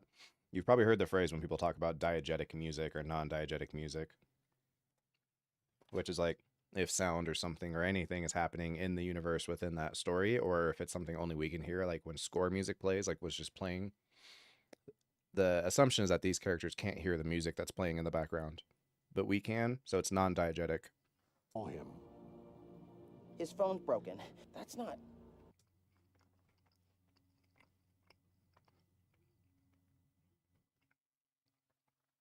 Yeah, I think we're moving through season 3.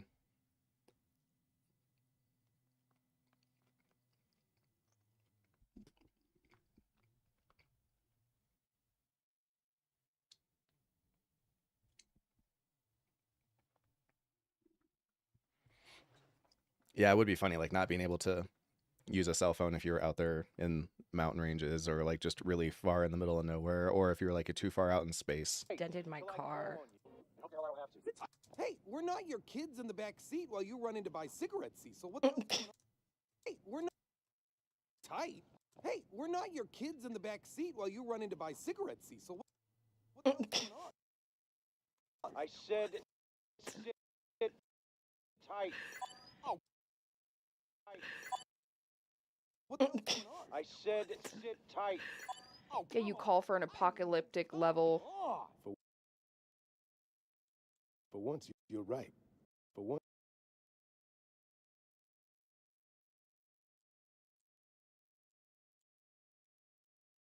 For once, you're right. We need to know what's happening. All right, I need music in the background again. I'm too ADD for this.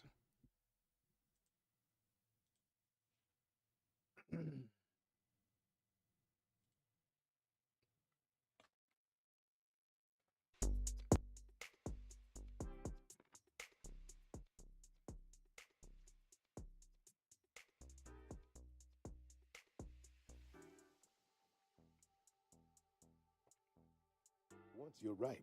We need to know what's happening. Event? Can't you do And a then little tell them. hacking? Find Wait out right what's there. going down.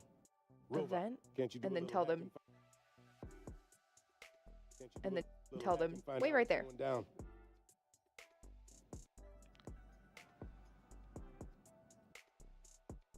Oh, great! The hits just keep on coming. Look who crashed again. Okay. You know, we'll all be lucky if Murderbot here doesn't strangle us all in our sleep. Hello? Robot! Hello? Anybody home? You know what he needs? He needs one of those spinning ball things so we know he's still alive. I'm very much alive. More.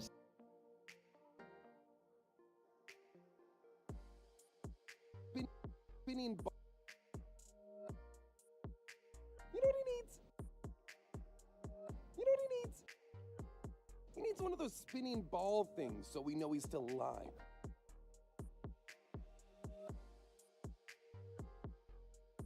I'm very much alive.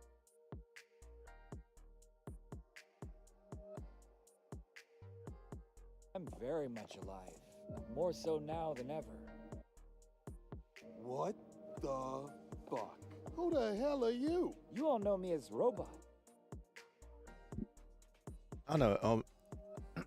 I don't know what OPM terms mean, but S tier, Gardens S tier, yeah, or A tier, yeah, that sounds right. So you can listen to music, edit a video, and chat with us. Yeah, it's the fucking ADD, man. It's bad.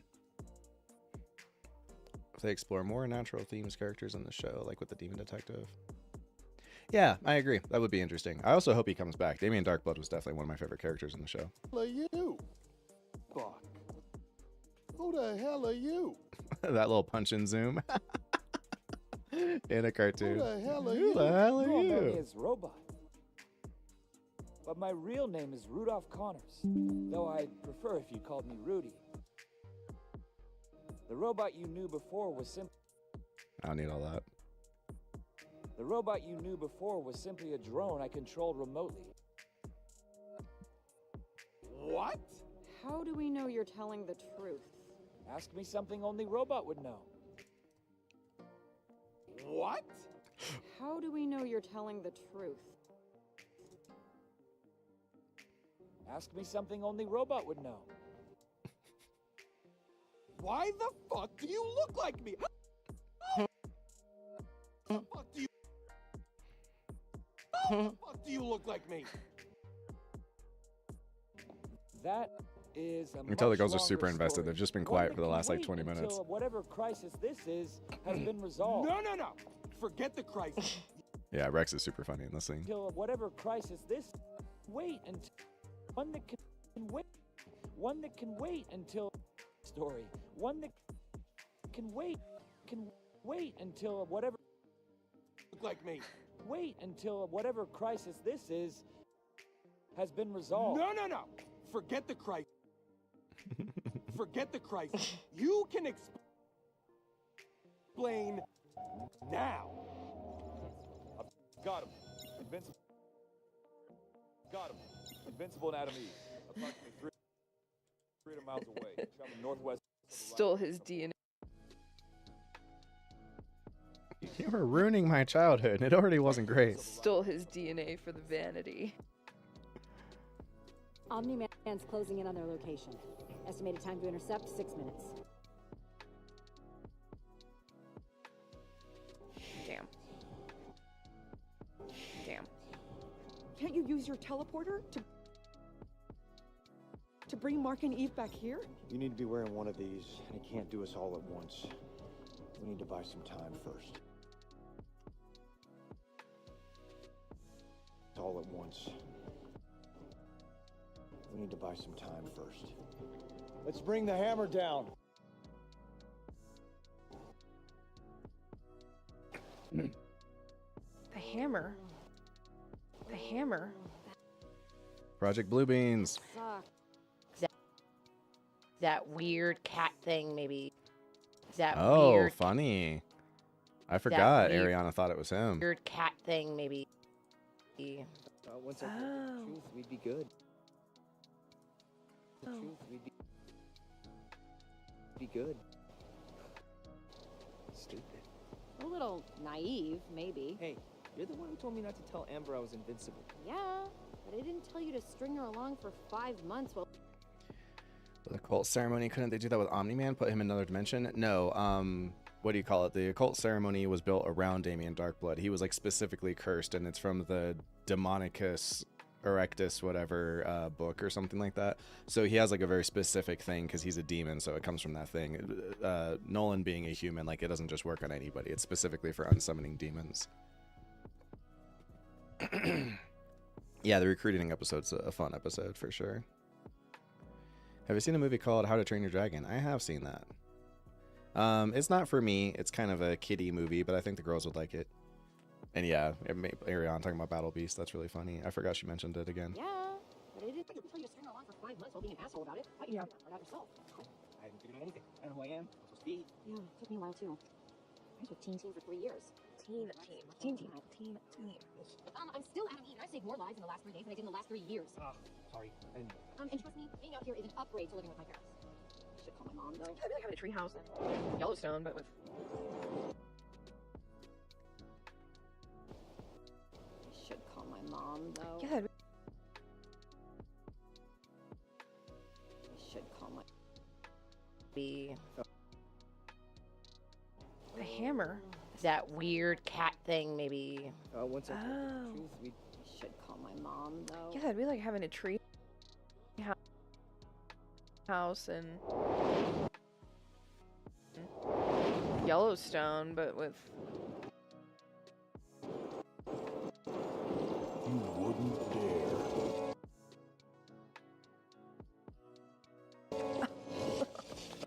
Oh. Oh, they did. The Hammer of Dawn. The hammer? Oh, just kidding. It's just Project Blue Beans. There's a famous conspiracy theory called Project Blue Beam. Maple calling it Project Blue Beans. Oh, that's really funny. That's fantastic. By the way, this art is so good. This is so cool. The use of color and light. It's so good. Sick. So sick. Yeah, I love this. Beautiful. Oh, just kidding. It's just Project Blue Beans. Yeah, shirts, yeah. Anyone buying those shirts? Oh. A direct energy weapon.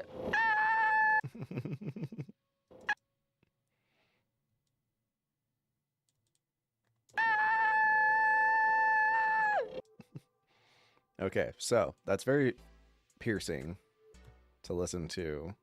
I'm gonna either get rid of it or I'm going to, if I like what it sounds like, I will auto-tune it and see if it doesn't sound so screechy.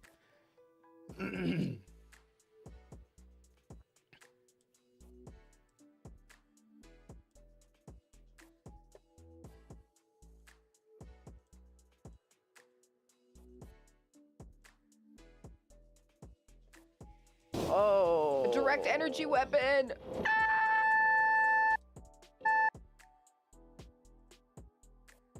Didn't do anything.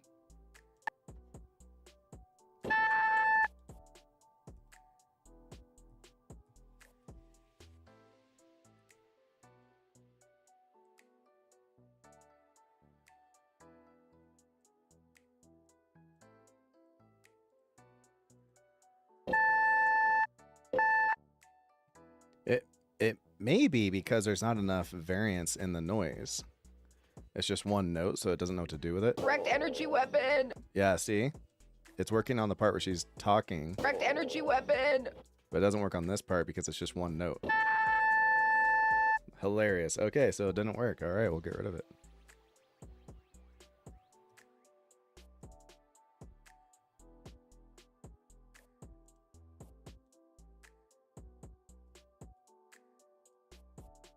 Oh.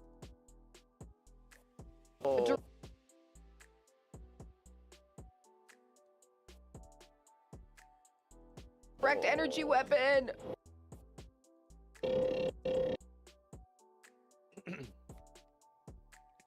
Yeah, I can't change the like tone and stuff of how they do it. I don't want to do a deep slow-mo of her screaming though. Yeah, they really had a gag with Machine Head. Yeah, they did. They thought that was really funny. So did your boy Roshi. Use a clip from Dumb and Dumber. Hey, do you want to hear the most annoying sentence now? I would rather people just not have to hear something annoying than have them hear something annoying and point out that it's annoying. It'd be like, yeah, you knew it was annoying too, so why are you making me listen to it?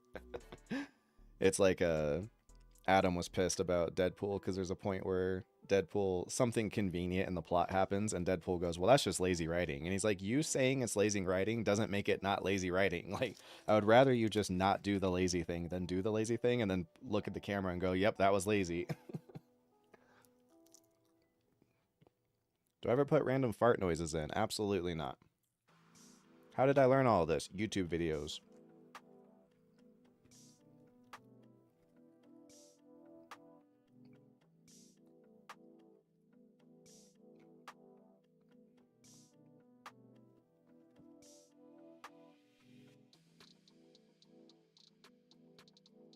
Yep, exactly. No.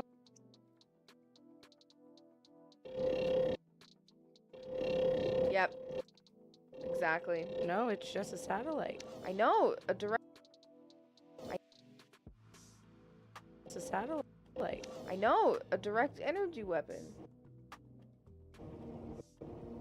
Ariana's like, I don't know what that means. And it's like, I mean, it's in the name. Bing. Energy weapon. Bing.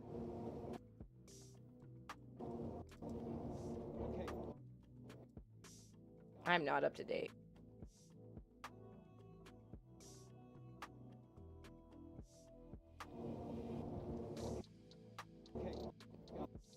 I'm not up to date. Apparently. Really?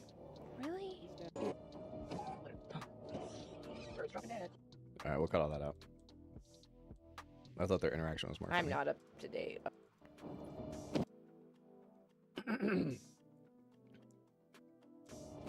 Literally. Birds dropping dead. Oh. Oh my god, that's so scary. Yep.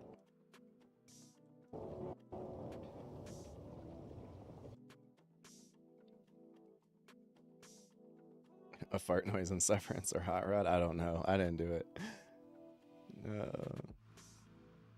Maybe make the screen do spins. What screen?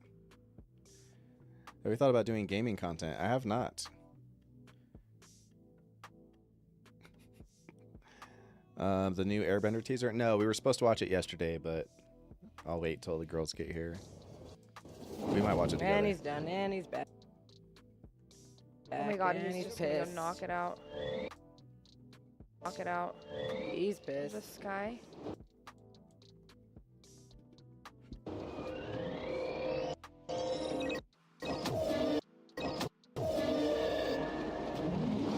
Flying right into it.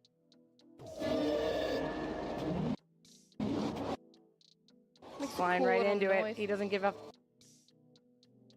He doesn't give a fudge.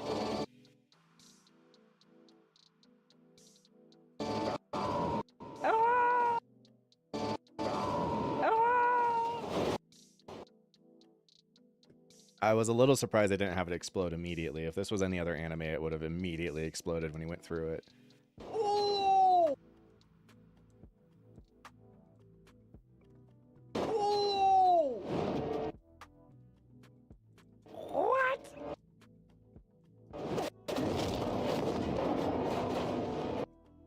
Cool shot. Combustion. Combustion. Yeah, that's also 80. Oh my god. Wow.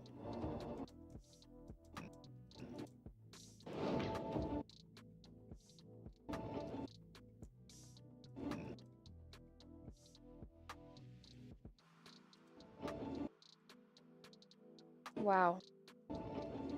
Wow.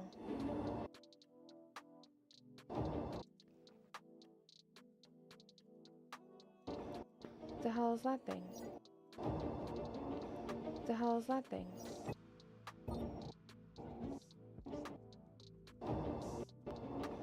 The hell is that thing?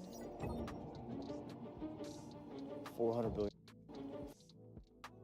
billion dollars for the world's most. You know what? I don't actually even need this bit.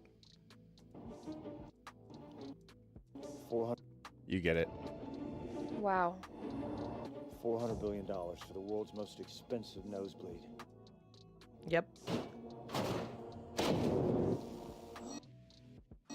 Yeah, you get it. Oh no. Omn-Man is back on course to intercept Invincible and Adam Eve. Power up the teleporter. You said.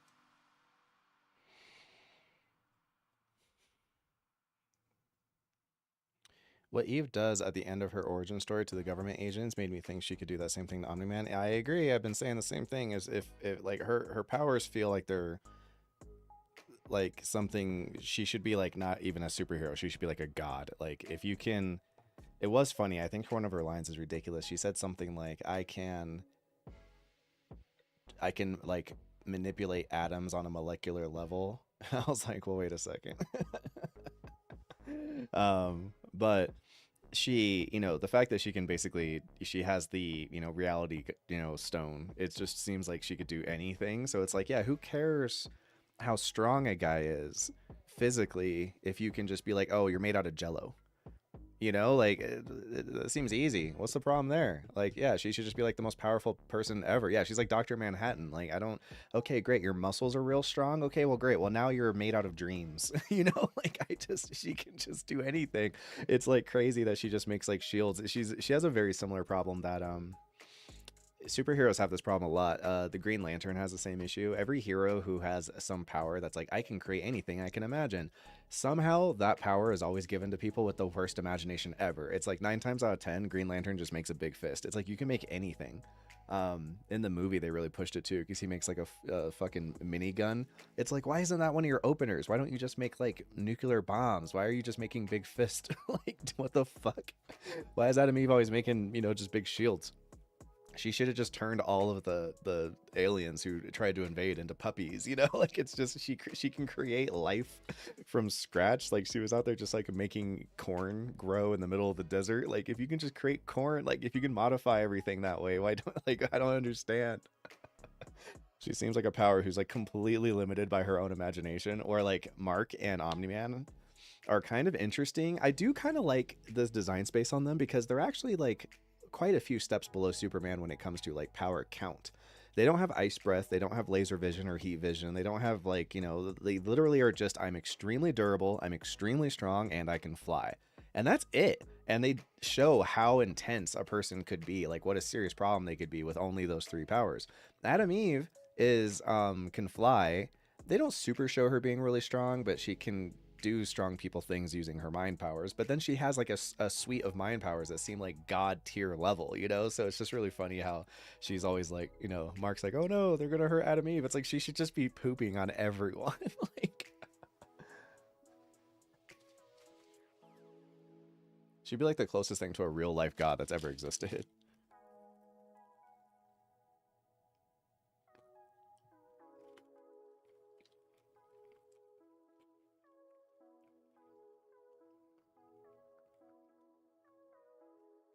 Yeah, probably wouldn't explode in real life.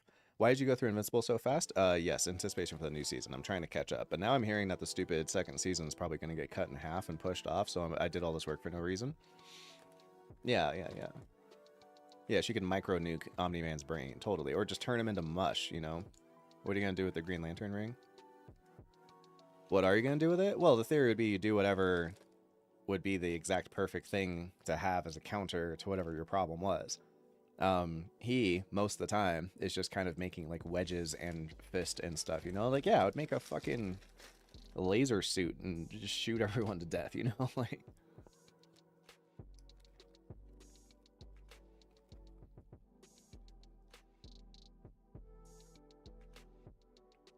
She can't affect other bios' life.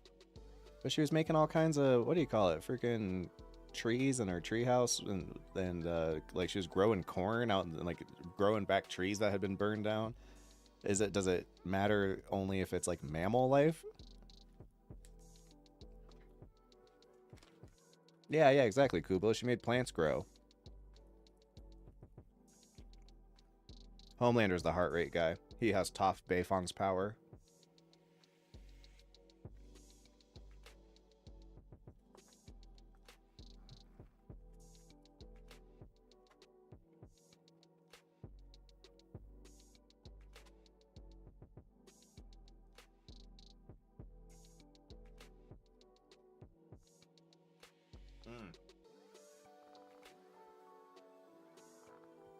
I forgot, they do establish one more. We see Nolan using super hearing at one point. That is a troublesome power. I have never seen a character who has super hearing use it consistently.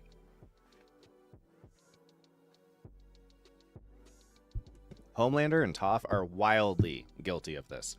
When the plot wants to have a moment of tension or get rid of some, that character suddenly can hear a mosquito fart, a mile away, and can tell if people are lying. But then for the vast majority of scenes, that is totally not, you'll see scenes of people hiding around a corner from that character, and you're like, there's no way he would be able to hear your fucking lice on your head, like there's no way. He would just hear your heartbeat. He'd hear you breathing for sure. That's always really funny to me, how they just kind of go back and forth on like what they actually can hear and when they can hear it. And Nolan has the same problem. There's a lot of like, how can Nolan hear the conversation Deb and Art are having inside of his basement from outside while in the air, but can't hear the guys skulking around in his house until the point that he does, Like, as soon as they moved or walked in, he should have immediately heard them. It shouldn't have taken until he got through his whole argument with his wife first, Same thing with Cecil. It's not like a huge problem because everyone does it. It's the kind of thing that would make me, as like, if I was writing, I would want to not do it. I would be like, let's avoid it, because I don't want to have to explain the rest of the show how no one can ever lie in front of Toph anymore. That's going to be like, we're creating something kind of neat for the scene. I know why they did it, because we discover that she can hear if someone's lying in the same episode that ends with someone trying to tell her a nice lie and her realizing that they're lying, and it makes the emotional impact of the scene a lot harder. That's great, but it ate their seed corn, because from then on, if anyone ever lies in front of Toph, you're like, nope, bullshit, she should be able to know, so no one can ever lie in front of Toph again. It's like, it's not worth it. The trade-off is just totally not worth having to have such a massive constraint.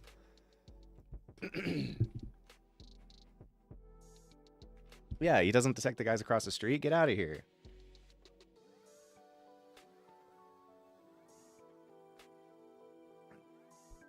Right, she made the door spawn on her house. Can she make a door spawn in your fucking torso?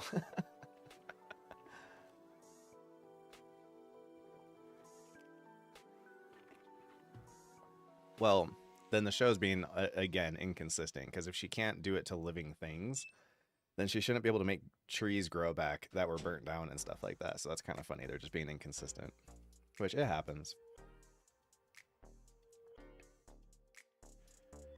Oh, and then she affects everyone's brains at the end. You're right. I know. It's so funny. I know, it really is a problem. Yeah, that's true. Azula could lie to Toph because she's just... The theory is that Toph is, in essence, a lie detector test if they worked better than they do. And Azula is a person who can beat the lie detector test. So that was a nice way to bring it back and have it, work the other direction. But again, it would just be this writing constraint. Like, how often are villains going to lie? I got one. How come Toph then couldn't figure out the Puppet Master episode faster? She should have, like, immediately been like, this lady's fucking hiding something,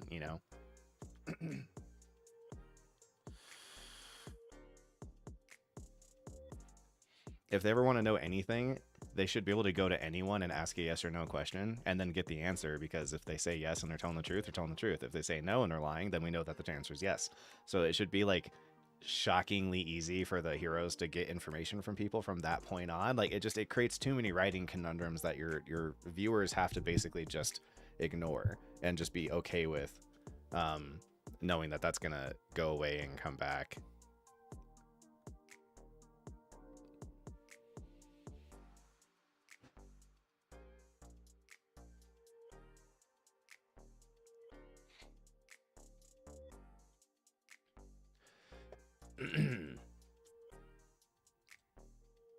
Yeah, but what if they didn't? No, that's a big one for me, is like a lot of complaints I have about writing.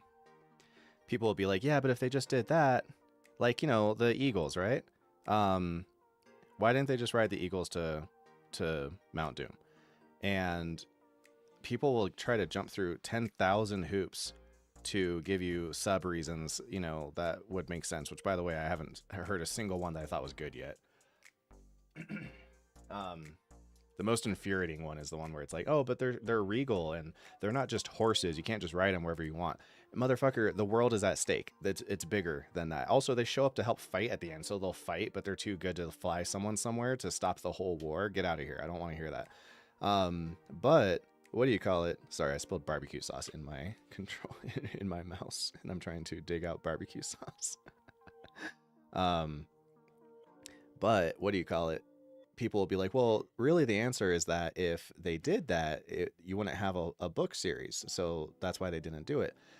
And my counter argument to that point of view is that it's the writer's prerogative, it's the writer's job to not write themselves into holes in such a way where that becomes that problem. It's like, well, why didn't they just do that? Well, because then the story would be over. Well, then don't establish that there's a race of eagles who can fly people around places. That's the answer. Like, that was the mistake, was establishing that, like, Gandalf from a very remote location can send a bug to go call for aid from eagles, and they can fly up to him and grab him and take him places. And then to remind us of it in The Hobbit, episode 1, because it's like, again, then what the fuck are we doing here? Why don't we just get out there? And then if you wanted to make the argument that it's because the Fell Beast would fuck up the eagles, that doesn't make sense, because at the end of the movie, the eagles go and fuck up all the Fell Beast. So it's like, it's just a very simple, you know, kind of fix. So that's a big one for me, as I always think about. So that's the way it connects, is it's the Toph situation. I would, you know, if I was in the writer's room, I'd be like, hey, let's not establish that the character can tell when people are lying, because we're going to tie our hands behind our back the rest of the show. Every time they have some kind of like political or social problem, we will massively be handicapped by not being able to let any characters lie in front of her without then having the like corny, like, you can buy the Azula exception, because first off, Azula normally is the exception in any interaction she has. Second of all, we've established that she's been lying all the time since she was a kid. Before that episode, we have, maybe I'm wrong, but in Zuko alone, we established the mantra that Zuko has of like, Azula always lies, Azula always lies. So we can buy that. But if they tried to use that a second time, you would have called bullshit, you know? So it's not like that's a get out of jail free card. Every time we need someone to lie, it turns out they're just a really good liar. It's like, that would get corny. So they fortunately only did it once. But I do think to an extent, you kind of just have to forget that they have like a really important superpower.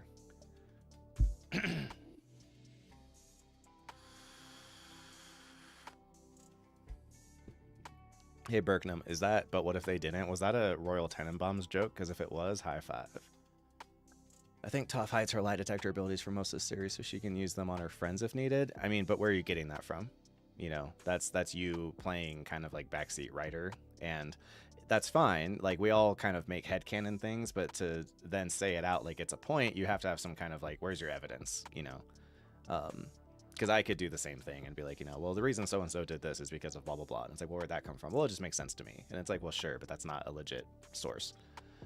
Just makes Adam Eve the most powerful character in the show. Well, that's what I'm saying, it would. Like, I think she's the most powerful character in the show, but the way that she's played is like she's like a B-rate like hero. And I think she's infinitely more powerful than Omni-Man. Like, substantially more powerful than Omni-Man. Are there a finite amount of them? What if the Eagles are all over, or all the ones we see? Then fine, the ones that we see should then be the ones who take him to Mount Doom. What if the Nazgul knock them out of the air with the ring and a hand delivery? Wait, would knock them out of the air with what? Fly high. There's stuff that happens in the comic later that the show understands true capabilities. Yeah, I know, but I don't want to get into the comic because it's not relevant. If the show doesn't put it from the comic into the show, then as far as I'm concerned, it doesn't exist. Those are two, like, once you make an adaptation, they're two separate things. Like, the Lord of the Rings books are something and the Lord of the Rings movies are something else. So if something happens in the movies that doesn't make sense because you needed something from the book, that's a problem. You know, you shouldn't, when you adapt, you need to adapt everything that matters, you know, because otherwise you can write this half-cocked show that has a whole bunch of loose ends, and it's like, well, just read the comic, then you'll know. And it's like, no, motherfucker, you're making an adaptation. This needs to be able to stand on its own. Yeah, I mean, I'm down with there being a limit, but like, how much of a straining limit is it to just knock out one guy, you know? See, that's a good answer. There's a cooldown when you use eagles. That's the best answer I've heard yet. That makes the most sense. Like, oh, sorry, dude, you wasted it, man. You used it just to get off the 2 towers. You should have used it. I love that. There's a 2-movie cooldown. Yeah, and by the way, that's another good point. The Eagles are the ones who show up and save fucking Frodo and Bill and what's his face at the end, after they fuck up the Fell Beast. So it's like, it's not like they're completely like, hey, how dare you ever ask me to go and carry someone around? I'm not a fucking horse. It's like, well, you did it after the war was over. It wasn't more important before the war was over, you know? Like, yeah, it just doesn't work, dude. I mean, there's a very good, yeah, oops, all headcanon. Yeah, exactly right. Let me find it real fast. There's a really good bit of what's his face talking about it, Tolkien.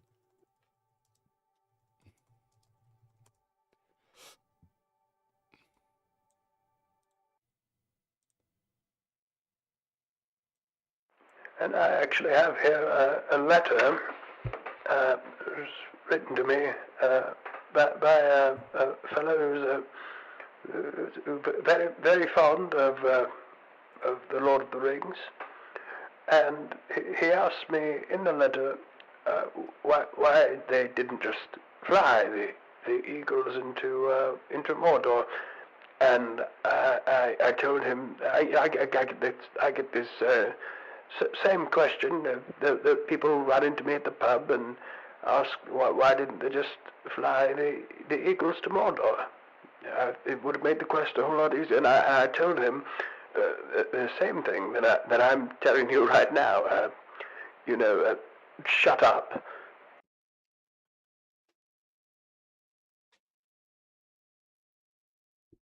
And I've never tried to verify that clip. I don't know if it's real.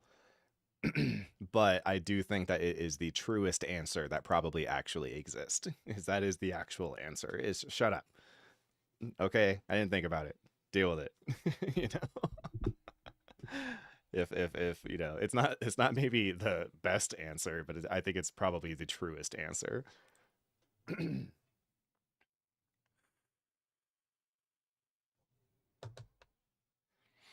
And, you know, and that's another thing. People want to suck his dick, and I get that. I want to suck his dick too. It probably tastes like raisins. But the problem with him is someone, you know, it's a fair point that he wasn't really a novel writer. He was a linguist who wrote a novel. So that's why the novel has a couple eccentricities about it that I think other writers probably wouldn't have, you know, done. Is because it's like he wasn't primarily a storyteller. So he did a very good job. Like, no one's denying that. Obviously, we can't take that from him. But these little things are things that I think someone who was more accustomed to writing like fiction novels probably would have thought of, you know, quicker than someone who primarily was a linguist. It's basically, he's like this guy who invented a language and then was like, well, let me write a whole story to like back up and have something to do with this language, you know? And he did a fantastic job. Like, again, I'm not taking that away from him, but these are little things I think a novelist probably would have noticed. Prunes.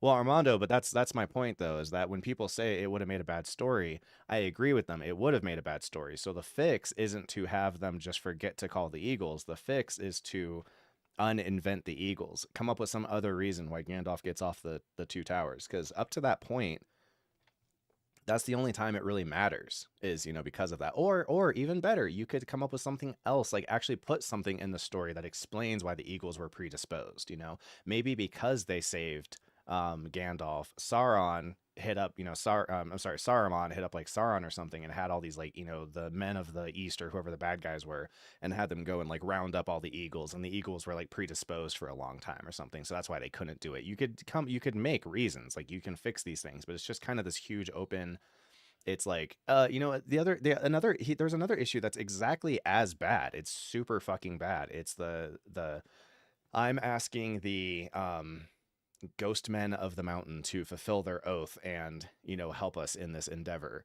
and they're allowed to agree to the terms insofar as it only means fighting these pirates on this one beach.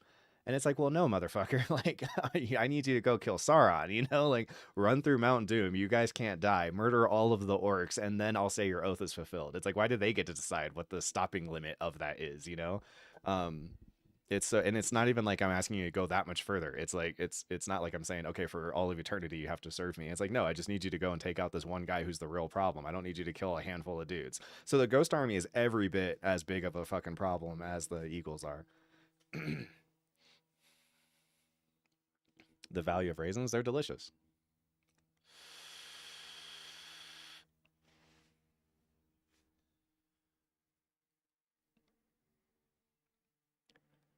If your answer is because there wouldn't be a movie, then you are just a shit writer. And again, I'm not trying to say that Tolkien is a shit writer. I don't think that, but I do think he made at least 2 mistakes. And I would rather people just own up to like, yeah, those are mistakes, you know?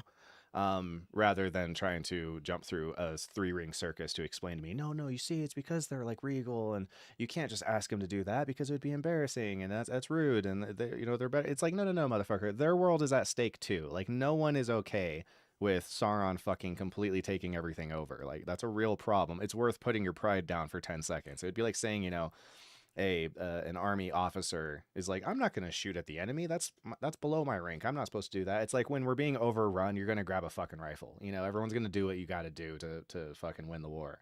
So it's like, and the amount that they already intercede is too much for them to then be like, but that's my limit. I'm not going to fly, you know, Bilbo over or Frodo over. So yeah, it's really funny. It's just people, again, it comes back to people can't like something. Not everyone, obviously. It's the people who are mad about people questioning it. People turn everything into a religion, right? Sports and fiction that they like. So they get to this place where it's like, if you like it, you can't say anything bad about it. There has to be some explanation. Tolkien is a god. He's a genius. He's never done anything wrong.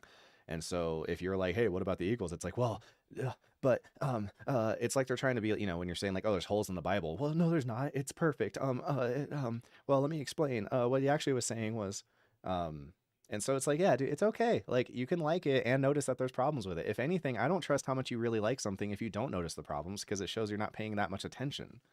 Like, no property is ever perfect. Everything I like has problems, you know? Yeah, Ghost Army 1 battle cooldown.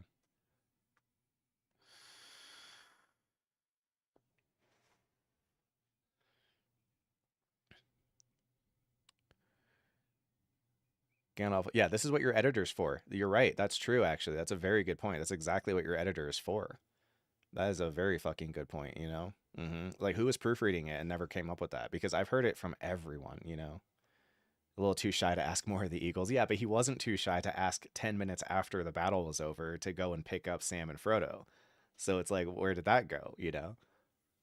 His talent. Now, I have heard that the book does have some differences, so maybe not all of this is on Tolkien. I have heard that in the book, the Fell Beast were a lot more of a serious problem, and that they probably would have fucked up the Eagles. I haven't read it, so I don't know. But in the movie, they very quickly established that the Eagles fuck the Fell Beast up, no problem. So it's like, all right, well, that doesn't work in the film.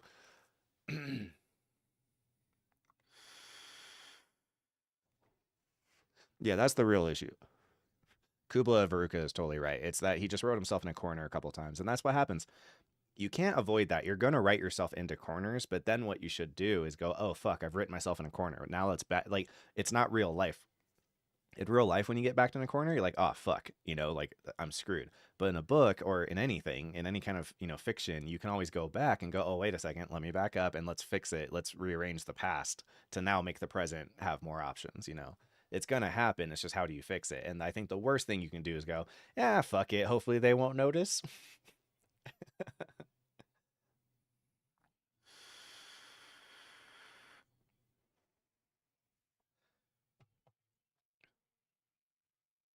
Yeah, one scene in the books with Gandalf asking the Eagles and refusing would have worked. Yeah, that's the other thing. Even if the Eagles did refuse, and you go, oh, well, that's ridiculous that they refused, but I can believe that people are ridiculous. I mean, I've watched an Amber in this show, right? So you're right. I would have even taken that if they were like, hey, you know, we need someone to carry the ring to Mordor. Like, it would really make sense if the Eagles did it. And then it's like, yeah, we already asked, and the Eagles told us to go fuck ourselves, you know? But then it also, you would have had to change it where the Eagles couldn't go and save Sam and Frodo at the end. Because you'd be like, oh, now you show up, you fucking lazy pieces of shit, you know? Like, it would be tough. That would be a tough one. Yeah, fly, you fools. I know, why does he say fly, you fools? He didn't mean it. I know, for sure. He should have said, walk. Walk a long time, you fools.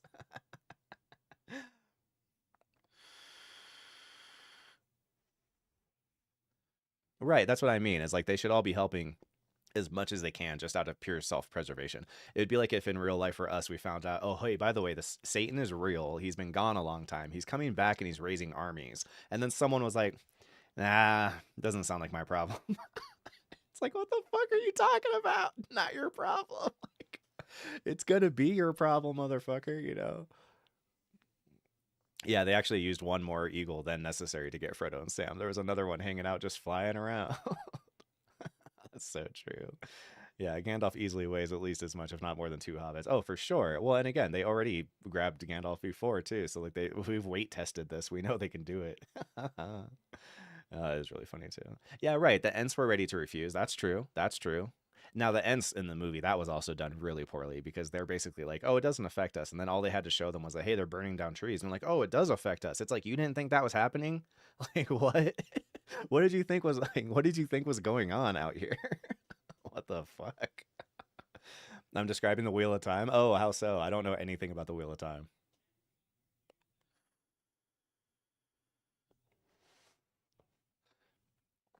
Like the helicopter in MASH saves Sam and Frodo. When his tree friends tell him, yeah, right, that got burned down. Not to mention, like, yeah, all the tree friends you think would be taught, because it wasn't like recent. They like that's actually something I like about the orc design, is that they're like the evil guys and they seem like the least intelligent, but they're actually like really industrious. Like they're basically in their industrial age while everyone is still in their feudal age. And I thought that was kind of cool. You never see really impressive like machinery with any of the other races, but the orcs all have like, you know, fucking gears. You're like, oh, cool. Like, oh, all right, sure enough. Machinery and stuff. That's kind of dope. Pippin secretly drives the plot. I agree. Oh no. Omn-Man is back on course to intercept Invincible and Adam Eve. Pippin keeps failing in ways that very specifically move the plot forward. Power up the teleporter. You said we couldn't teleport them yet. God, Cecil is really such a badass. I love Cecil. I want to be him when I grow up. It's not for them. I don't want that haircut though. What is up? Cecil really was like, hey fam, hook me up, dude. Fucking business up front. It's like, just cut it here. No. Actually, honestly, just shave it. Like, he should just be shaved at this point. Call it a day. I don't care if it's like Bic razor shaved. He doesn't have to be like completely bald, but at least like give it a number 1 all over. Like, because this ain't working, fam. It looks ridiculous. Terminal List? I don't know anything about Terminal List. Do I like The Office? It's fine. It's not my type of show. It's kind of just like fun popcorn stuff. I think it's a good show. It's just not like it's not the kind of shit. It's not what I want from a show. Yeah. In that universe, from what we saw so far, orcs definitely would have had aircraft before men, for sure. Wheel of Time is Lord of the Rings, but each of the races had a battle royale before forming the Fellowship. Well, I mean, it kind of sounds like Lord of the Rings still. That's the Hobbit, right? The Battle of the Five Armies. And yeah, it does imply that Saruman helped him with the technology. That is true. That's a good point. It does imply that. Doesn't let go of anything. Hey, not even a single hair, right? Oh, man. Interesting conversation. Yeah, it was good having you, man. Love their videos. I love their videos, too. It's not even his real skin, right? Only part of his face that was jacked up is real? Oh, I don't know. They don't establish any of that in the show so far. He must wear a mullet just to piss off the politician types he has to deal with. I know, right? Looking like a hippie. Like, get a haircut, hippie. Then I received Cecil's alert and left for here as quickly as I could. Any questions? Yeah, a few. First, why me? I mean, yeah, a few. First, why me? I mean, sure, I get that anyone... sure. I get that anyone would want to be me. Jason Mazunkas, or whatever his name is really funny. He was a good choice for this voice actor. But why specifically me? And second, Why a kid version of me? That's just weird. Exactly. That is very weird. I agree. It is fucking weird. As like sad and harrowing as Robot's story is, like Rex is 100% right. It's like super something you should have at least asked. Like Black Samson says, he's totally right. You should have fucking asked. And then second of all, why a kid version of me? You're 30 years old. It's fucking weird. Can we not? Exactly. It's messed up. You didn't even ask first. That's what you think is wrong with this? There is so much wrong with this. He did it for me. I would keep more of that if the girls weren't so stone-faced. I think they're just really locked into the story right now, so they're not having as big of reactions as they probably would have otherwise. He did it for me. Why a kid version of me? That's just weird. He did it for me. What? What are you even talking about? We were both prisoners in our own bodies. Monster girls.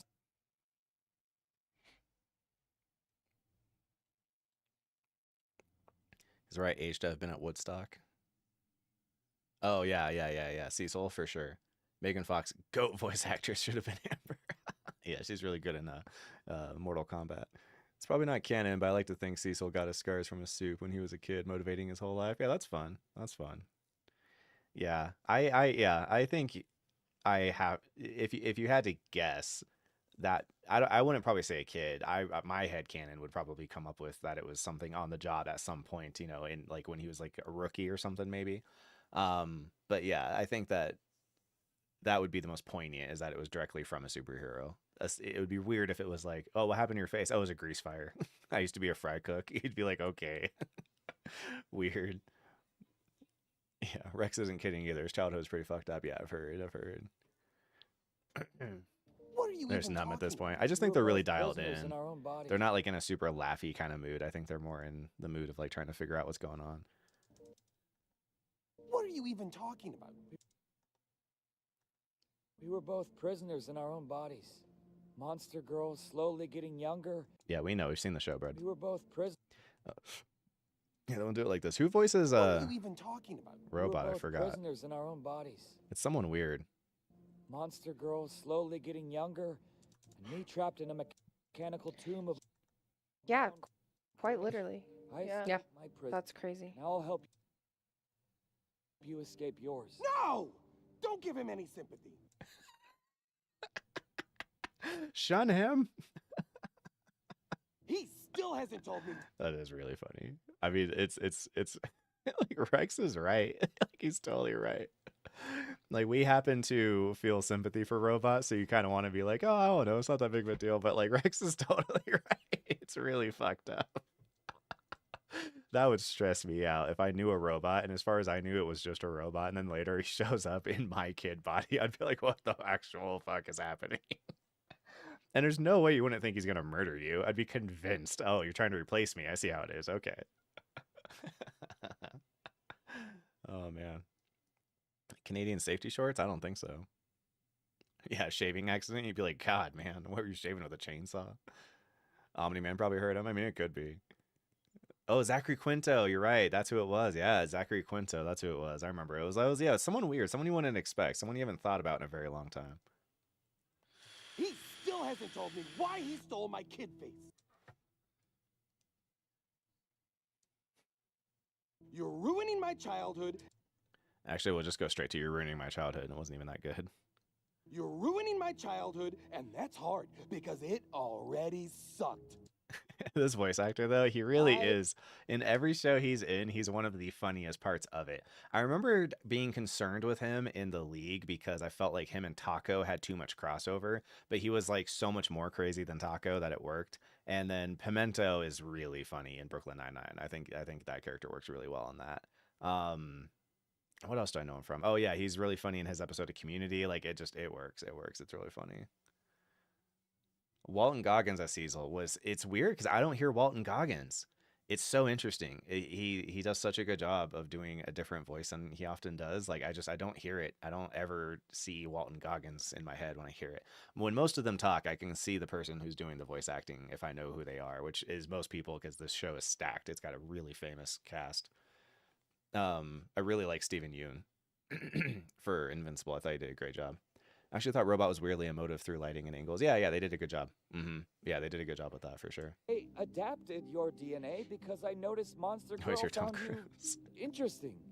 What? That's creepy. Wait, what?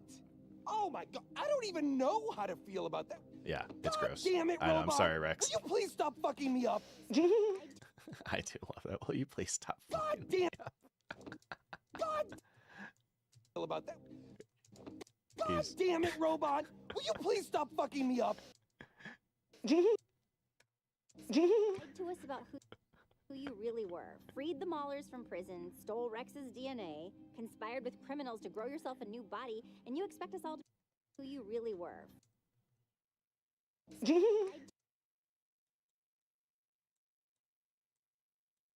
To us about who you really were.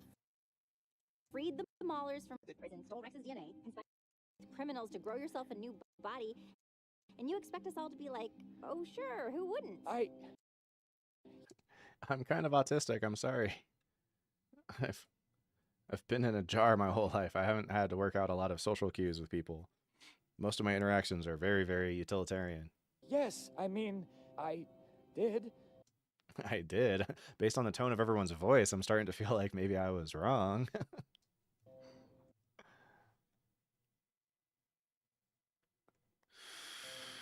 I need time to process this. I bet everyone else does too. How old is she too? Like 24? 30 and 24 isn't like the creepiest thing ever, but it is a 6-year gap when people are pretty young. Like that is kind of a big difference between the two. Like, I don't know. It's not like creepy or anything, but it is like he's not 27 and she's 24. It's like it's just fucking, you know, she's out of high school, you know, 6 years ago. He's out of high school fucking 12 years ago, you know. It's like, okay, fair enough. In all fairness, no one said it was a bad idea to him because he never asked anyone, which is that's the trick. Easier to ask for forgiveness. Yeah, he's so good. His Comedy Bang Bang episodes are always so good. I haven't seen any, but I believe it. He is really funny. Yeah, Monster Girl indulging in alcohol definitely brings up unsettling things now that Robot also is in kid form. Well, it's the same thing with both of them now. That's what I was getting at. Is like, if alcohol is bad for you because your physiology can't support it, then what are the implications of drinking alcohol when you're that young? This has been the slowest edit ever, but that is okay because I started really early and I'm already almost done. I'm actually concerned about it coming in under time. Is this the first episode not to have like a post-credit scene? Or was that the post-credit scene? Oh, that was the post-credit scene, wasn't it?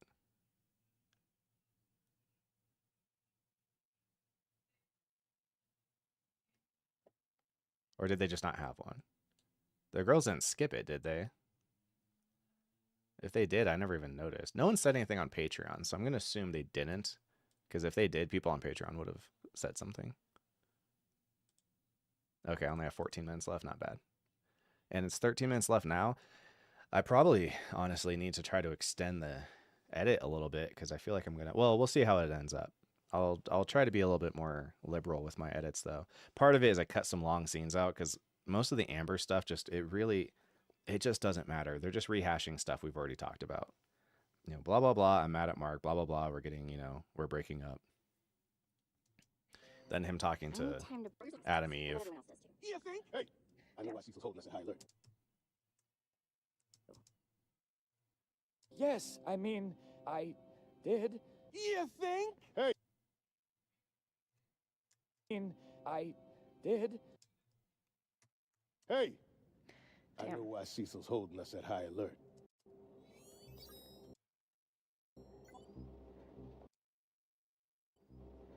How did you just do that? Zoom and enhance. That is a good question. How did he do that? He just blew up his little tracker. I'm assuming he's got a bunch of them.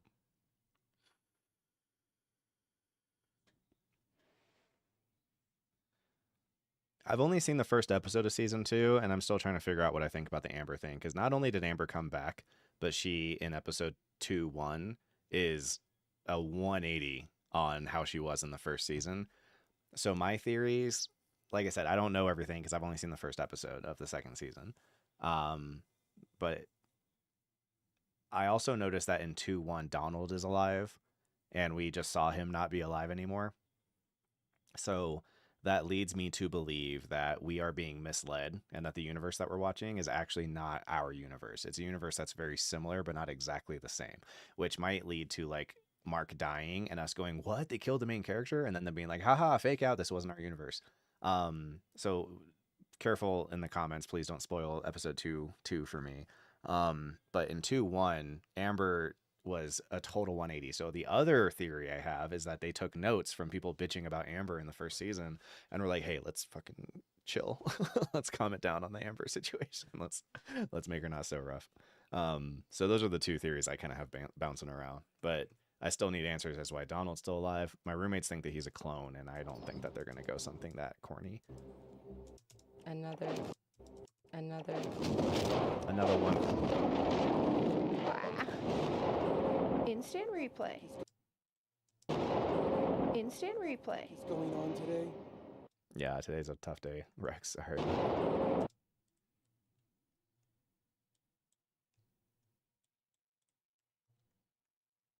Yeah, he's going through it. What is that? There's a new star being formed. I'll tell you what that is. Not our problem anymore. We should check in with Cecil. And everyone sides with Amber. Well, it's not everyone. It's just the very loud minority. If you look at people who are leaving comments saying crap about Amber, they have way more likes than the people who are saying nice things about her. But I assume it's the same people talking about Skylar. It's just these people who are like, oh, does everyone have the same opinion on something? Well, let me hop in so I can have the opposite opinion.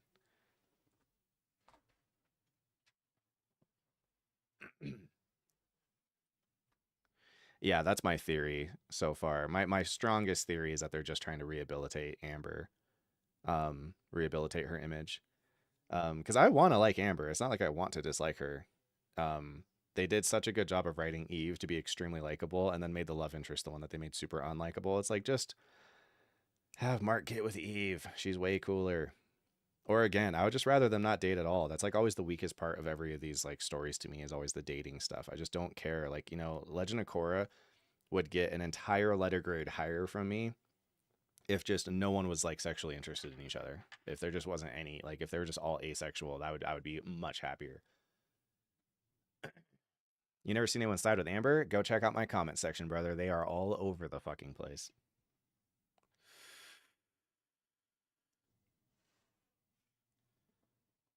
Yeah, William and Adam Eve. Yeah. My guess is that robot now knows how to do the mind transfer thing, so Donald's mind is in. Yeah, I could see it. Yeah, I could totally see it. Every hero needs a Mary Jane. Yeah, but at least Mary Jane didn't know that Peter was Spider-Man in the beginning, so a lot of the complaining made sense because it was like, again, Amber has a point if Mark is just a guy. But when she's like, I was on her side until she said, I know already. And then I was like, well, fuck you.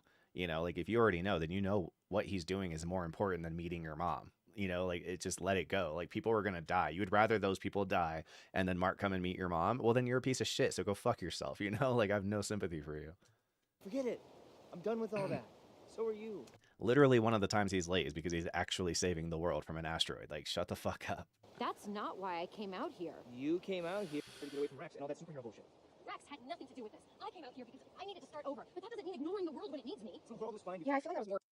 Because I needed to start over. But that doesn't mean ignoring the world when it needs me. The world was fine. Yeah, I feel like that was more... The world was fine. Yeah, I feel like that was more her, like, getting away from her parents and, like, her life. Her life. I think he's wrong in saying that. Okay, so if they're going to reference what he said, I need to go back and make sure I have what he said. So let's go add that back in. That's not with Cecil. I'll tell you what that is. Not our problem anymore. We should check in with Cecil. Forget it. I'm done with all that. So are you. That's not Cecil. Forget it. I'm done with all that. So are you. Here, that's not why. So are you. That's not why I came out here. You came out here to get away from Rex. That's not why I came out here. You came out here to get away from Rex and all that superhero bullshit. Rex had nothing to do with this. I came out here because I think he's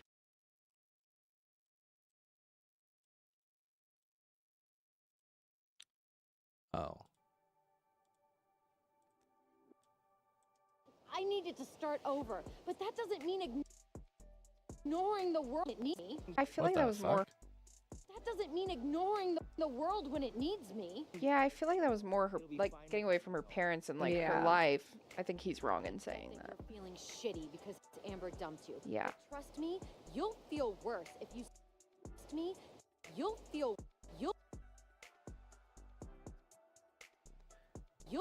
worse if you sit here and do nothing when you could save lives.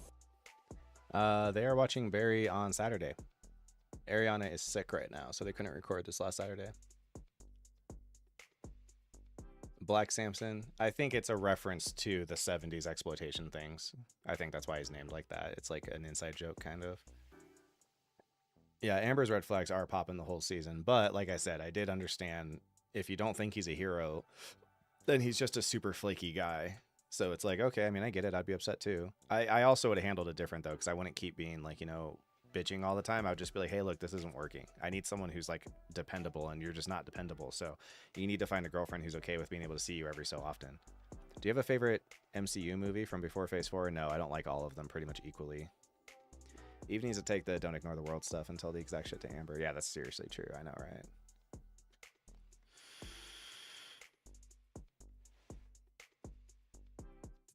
Yeah, I would just rather Amber not be in the show anymore. Right.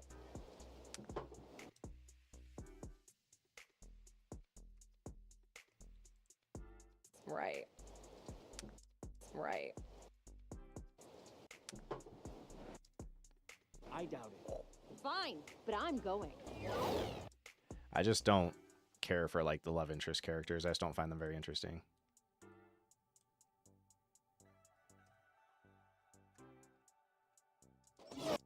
She said it. Whoa. Oh. Oh. Cecil is so sick. He's such a sick character. I love him so much. I love this episode. Oh, okay. Oh, okay. You thought that could hurt me? No. You like the actress who plays Amber? I do too. That's Zazie Beetz. I really like Zazie Beetz, and I was saying earlier in the stream, I'm kind of nervous for her because I feel like Amber is really similar to her character in Atlanta, where she also is the character who just kind of bitches at the main character all the time while he's trying to like get his career off the ground, but also has to like try to maintain keeping her happy. And it's like, it's just like, I hope Zazie Beetz doesn't get reduced to just like the girlfriend character.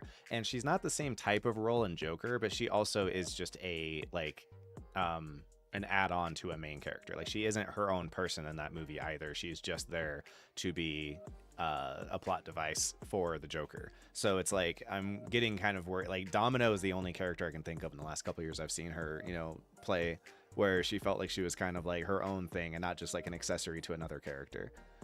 You thought that could hurt me? No. You thought that could... You thought that could hurt me? No.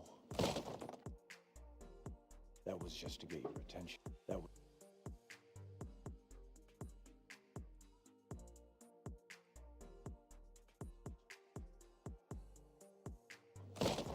was just to get your attention. Damn.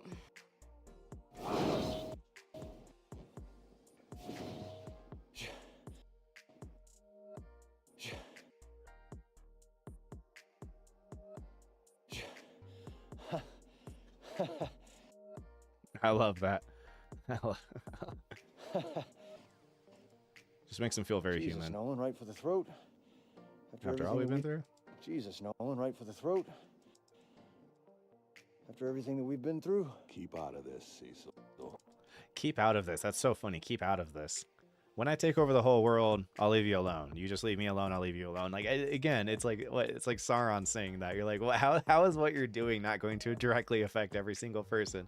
There's no one who can just keep out of it. Like, your plan doesn't allow for anyone to keep out of it. We're all going to be instrumentally involved. They got beef. You know I can't do that. They got beef. You know I can't do that, Nolan.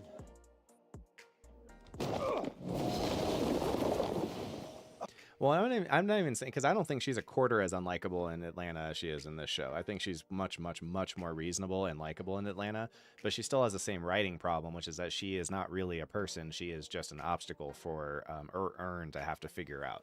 Ern has a bunch of obstacles in his life, and the conceit of the show is we're going to watch him try to think his way through all of these problems, because he's very smart, but he's very lazy. It's basically like the Ballad of the Gifted Kid. So it just sucks for the actor who's trying to portray that character to be like, oh, I'm just kind of an accessory. That's the word I was looking for earlier. She's like an accessory to Ern. It's like, okay, she's one more problem Ern has to figure out, and she isn't like a super, super well-developed, just full-fledged character like most of his buddies are. Paperboy has a whole life and exists without Ern, and so does Lakeith Stanfield's character, whose name I forgot. Why can't they teleport something into Nolan's body? Because it has to wear one of those little receptor things. But why can't they make a small one? I don't know. That's a good question. Do I intentionally show them hyper-violent shows? I just try to show them good shows. It just happens to be that the violent ones are good, and that makes sense. If they're violent, then it means they're not written for kids to watch. If you watch an MCU movie, they want a 38-year-old to bring his 8-year-old little brother, and they want the movie to work for both of them. But if they make something that's super violent, then the writing level can be increased because they don't need to make sure that little kids can follow what's going on or that they care. And they can have more adult themes and more adult, interesting problems and stuff like that. So I don't think Joker is a good superhero movie because it's more violent than the other ones. It's better because it's R-rated, because it's made for adults, and it wasn't written to make sure that kids can understand it. That's why Star Wars sucks. That's why fucking, most things that are PG-13 that are trying to grab. I want everyone from a 45-year-old to a 5-year-old to be able to like it. It's like, well, then you're going to make the most bland thing ever. Sorry for people in the chat who've heard me say this 1,000 times, but it's like, if, you want to make a sandwich and you want the most people to eat your sandwich, you're probably going to make a very bland sandwich that everyone can kind of agree is fine. But if you're okay with alienating some people to make it really good for other people, then you're going to put stuff on there that is going to, not be for some people. Like, whatever your favorite sandwich is, it might have an ingredient on it that I don't like, and vice versa. So you have to accept that it won't be for everyone. So Invincible isn't for kids. But because of that, adults, I think, can enjoy it more because it's written at an adult level rather than trying to also make it okay for kids to watch and you having to roll your eyes every time something stupid happens,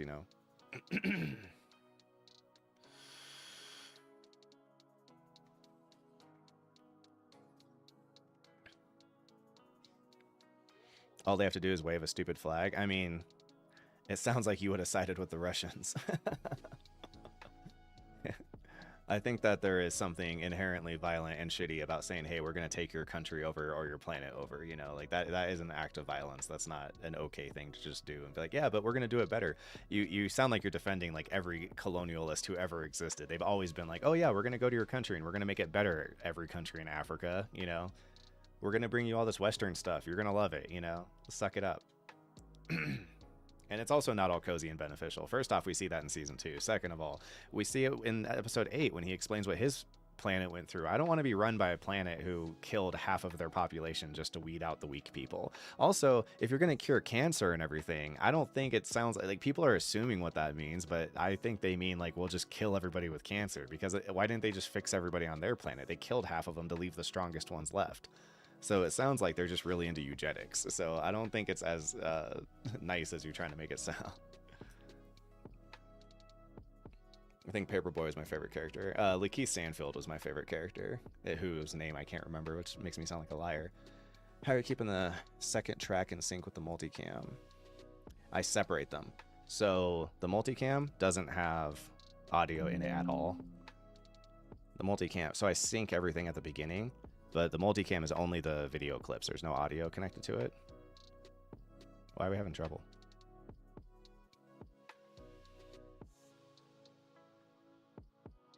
Okay. So, so the audio just sits on the main track, on the main timeline. So it just doesn't get modified at all because there is no multicam connected to it.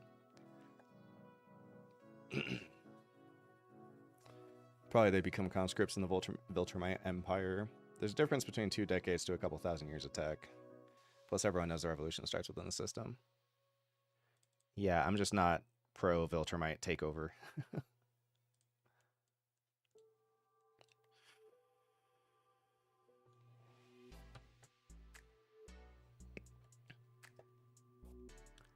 Oh, the Michael Jackson episode? Yeah, that one's okay. It does feel a little bit like, what was the point of all that? But it's a fun episode. It feels like a break. Like when the main cast goes to a beach. Have like a beach episode. I face death more times than I can. They got beef. You know I can't do that, Nolan.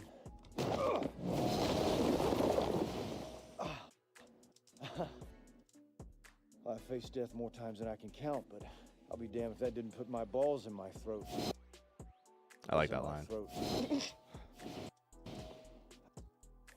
I just want to know why every one of the Guardians risked their necks for you, over and over again. I never needed their help. They were weak. I just want to know why every one of the Guardians risked their necks for you, over and over again. J.K. Simmons really brings it in this show too. I never needed their help. They were weak. Wow, that look on his face is great. He's like, God damn, Nolan, really? They were your friends, and so was I. So was I. It reminds me of that line in Civil War. It's a good line of the, you know, he's my friend. I was like, so was I. It's a good line. Which is why I know you didn't kill him for the fun of it. You had a reason.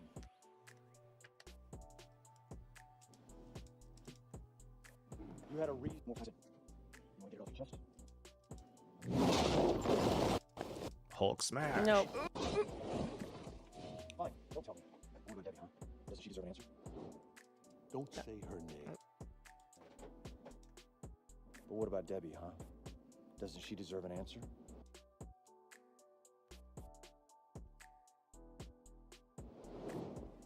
Hey, no teasers. Don't say her name. I was say, don't bring your his wife into this. You hurt her, not me. Yeah, don't bring his wife into this. Fuck Nolan. Yeah. She and I had that.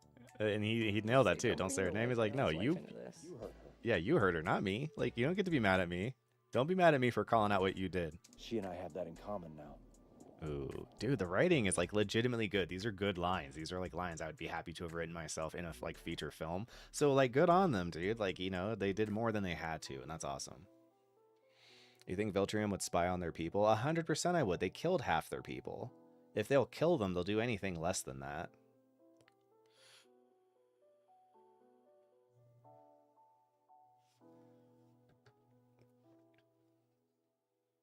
I'm a good liar. I'm a very good liar. But you... Can't tell who's bad or not. That is so... I do find it hilarious that Maple is still like, what's going on here? That's the, like, you know, it shows how effective they were too, though. Like, she wants to believe, you know. I want to believe Superman's a good guy. There would be a lot of people who'd get caught by that, you know. Yeah, keep my wife's name out your motherfucking mouth. Exactly right. Exactly right. Hell, you fooled all of us for what? 20 years? Oh, dang. Does Mark know his dad's a murderer? That's a cold line. Does Mark know that his dad's a murderer? Dad's a murderer? Does he know?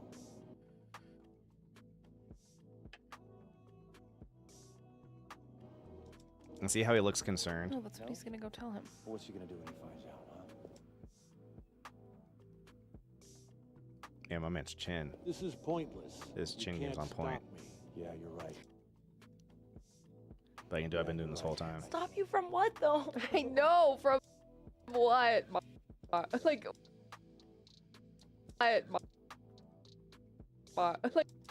he's like gonna go tell Mark. I can buy us a little more time.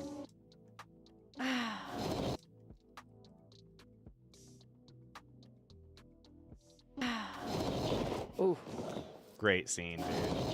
It's a really, really strong scene. And that's part of my point about like writing for adults, right? That's like a better scene than him fighting the kaiju at the end. But if this was written for kids, they would have had more focus on that kind of stuff because that's stuff that kids can understand and care about. But the subtlety of just this conversation wouldn't be as impactful for a child. They'd be like, yeah, okay, boring, yap, yap, yap, get back to the fighting. So in this one, it's really like, you know, I'm very happy that they have scenes like this because this might be my favorite scene from the episode. Ooh. Ooh. Ooh, that was close. Ooh. Ooh, that was close. Got him on a tie.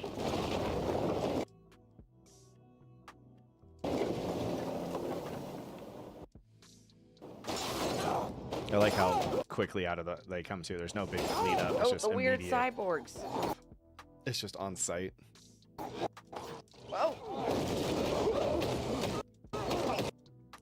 So it is a fair point. If Cecil did have the capability to try to contact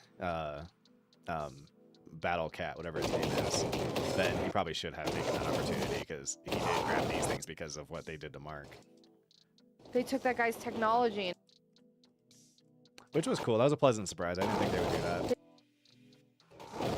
they took that guy's technology and turned them. Have I seen Andor? I have not seen Andor. Unfortunately, by the time it came out, I was already so unimpressed by The Mandalorian Season 2 that I just stopped watching Star Wars stuff because I just got really sick of everything sucking. Oh, I also really hated the Obi-Wan Kenobi show. And made their own cyborg, yep. Just biting on his face. I like that too, how they just don't like employ tactics. They're just extremely feral. The teeth are... The teeth are... This is a good place for me to hide cuts as well. Because I want to cut all this dead space out so I can just skip over to here and come off of a close up on her and you can't really see it. The teeth are... Oh my god! I do want to give a little bit more runway. Oh! That was a huge reaction. Oh my god! They're just like rabid little... It's like the things in This Is Us. Like, not This Is Us. This Is Us. Like, not This Is Us. What am I talking about? The Last of Us. It's like those things in This Is Us. I cannot talk today. I give up. Like, in Breaking Bad when you were like, she's just super drunk, like super pregnant. Give up. It's like, give up. I want to see these things in This Is Us. Breaking Bad when you were like, she's super drunk. Like, You liked Andor? Yeah, a lot of people liked Andor. Tony Gilroy, but a lot of people liked Mandalorian, so, you know, season 2 and 3. Tony Gilroy has shown how to do Star Wars right. It's great despite it being a Star Wars property. That's good. That's good. You really liked Rogue One? Yeah, I did not really like Rogue One. pregnant is what you meant? Yeah. Oh my god, he kept him alive, yeah. Country one last time, thanks to that monster over there. Shut it! I feel dirty even talking to you. Monster over there. Shut it!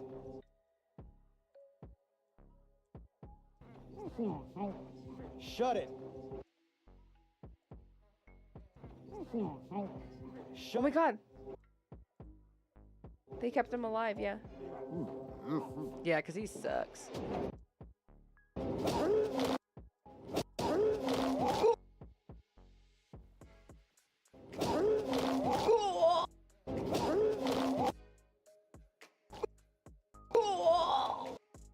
That cracking noise, though.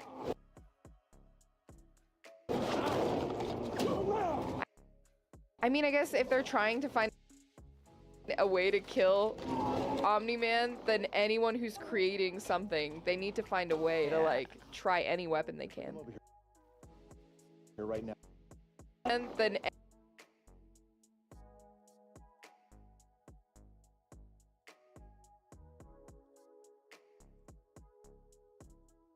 I just realized I had double solos on. That was stupid. That's not the button I want. I mean, I guess if they're trying to find a way to kill Omni-Man, then anyone who's creating something, they need to find a way to, like, try any weapon they can. I'm over here right now. Teleport me to Invincible and Eve's location. Once I get these strapped on, you bring us home. Sir, even Invincible are back on the move. No. Bring us home. Sir, even Invincible are back on the move. No. Well, they're going to him, yeah. Yeah, because they're trying to figure out what's going on. Oh! Yeah, because they're trying to figure out what's going on. Oh! Trying to figure out what's going on. Oh!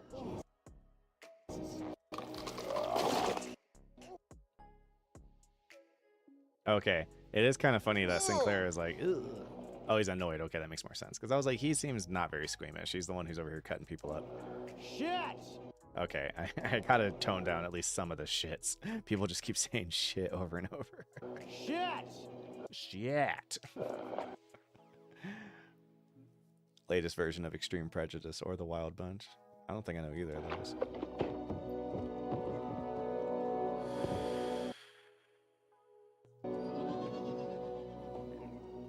Yeah, see, he's got multiple of those.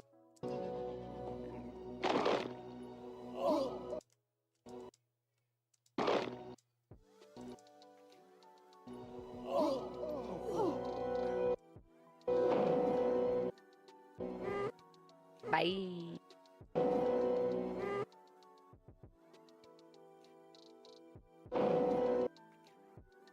Bye. Oh, shut up, DA. Out of here. He's all up. Hail Mary out of the eye box.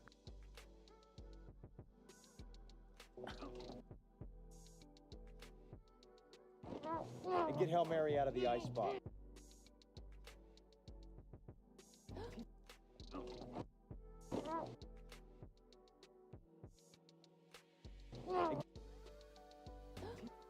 And get Hail Mary out of the icebox.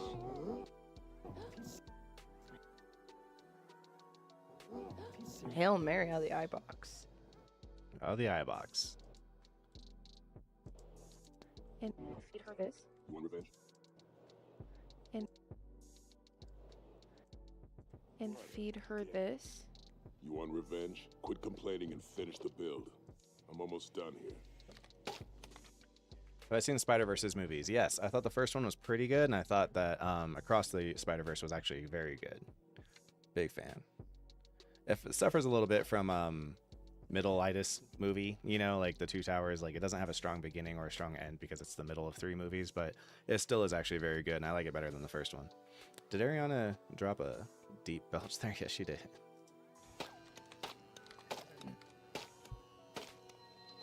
Yeah, Frank Immortal. Yeah, I thought this was really cool. I like this idea a lot. Good. How do we know he'll revive? Good. How do we know he'll revive? Cecil couldn't bring him back. Ooh. Cecil's an idiot. True. Not an idiot, but he's not a science guy. He just gets the science guys. What? He's not called the Immortal. Couldn't bring him back. What? He's not called the Immortal for nothing. I'll get. That. That was a hell of a button press right there. That's what they do. Okay. Okay. That's what they do. That's what they do. Okay. Okay. All right. Whoa. Whoa. What the hell is that The thing? Hail Mary. It's that kaiju.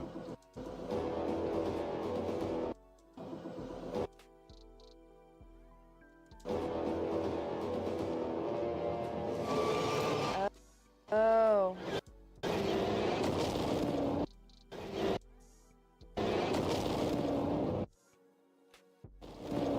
He ate part of her. He ate part of her. That thing's tentacle. Remember? Yep. Okay, I'm glad they remembered that. You must be desperate. desperate. I beat Yeah. It was good. Yeah, definition of on site. Mr. Free Smoke. Oh man. Off.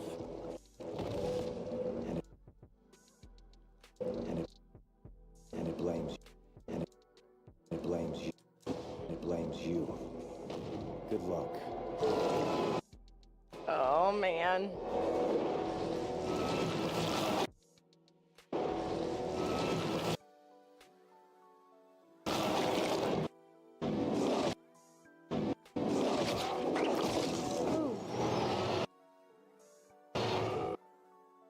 There are 2 news helicopters moving in on Omni-Man's fight.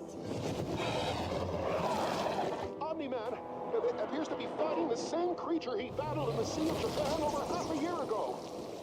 In the Sea of Japan. We need to go help. It's a kaiju, Japanese invented monster, and then where he fought it happened to be in Japan. I see him. I see you, Invincible.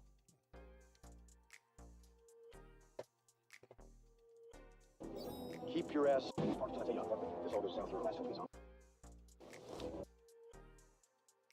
We need to go help. Keep your asses parked until I tell you to unpark them. If this all goes south, you're our last hope against Omni-Man. Yeah. Whoa. Did he just say we're his last hope? Against Omni-Man? Yep. Oh, fuck. Yeah, he did. Fuck. Oh, fuck. I'm pretty sure that's what happened to the last hope against Omni-Man. Mm-hmm. I think I've seen most of the Godzilla movies. I saw 2014. I saw Godzilla versus Kong. I saw the 99 movie. Okay, I lied. There's a million King Kong or Godzilla movies. I don't know why I said that. I have not seen most of them. I've seen like 3. I'm pretty sure that's what happened to the last hope against Omni-Man. Mm-hmm.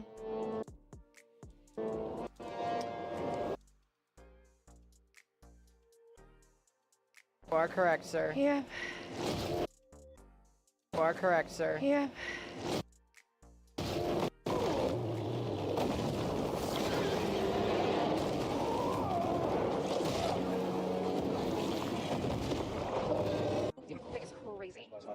Teleport me to Invincible's location. Cancer. Hail Mary was so big she burned out the teleport. Well, goddamn it, get it working. We're all dead. Where do you think he's coming next? That right there is writers figuring out the Eagles problem. They wrote themselves into a corner. They created a teleporter. So why can't they just teleport everywhere? In 2 conversations, one time they say, oh, because you have to be wearing one of these. So that's why we can't just teleport anyone anywhere. Second of all, now teleport me to Adam, Eve, and Invincible. We can't because we just sent this thing so big it burnt out the teleporter. We'll get it back on again. Like, they figured out that they had written themselves some kind of superpower that was a little bit too convenient, and then they came up with ways to make it make sense why they couldn't just use it all the time. It's that simple, fellas. It's just that simple.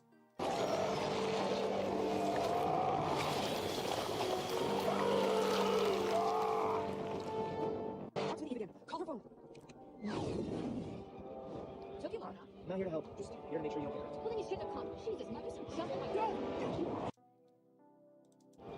Took you long enough. I'm not here to help. Just here to make sure you don't get hurt. Well, then you shouldn't have come. Jesus, Mark, you sound just like my... Just like my dad! No.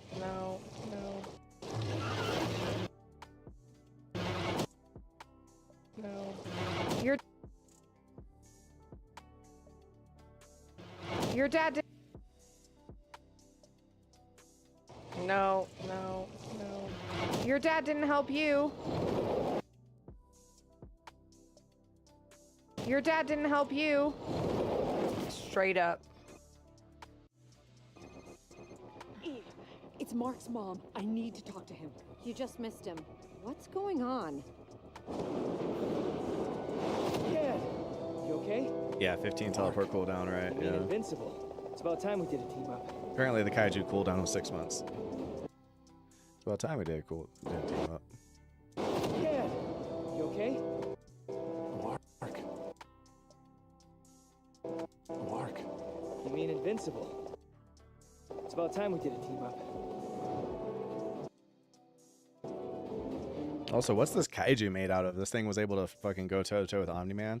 It's like the only thing in the show that ever seems like it like actually really gives him some fist business. Like the Cybermen did okay to kind of annoy him, but like this thing actually seems like it might have beat him, and that's like, whoa, the kaiju is real business, huh?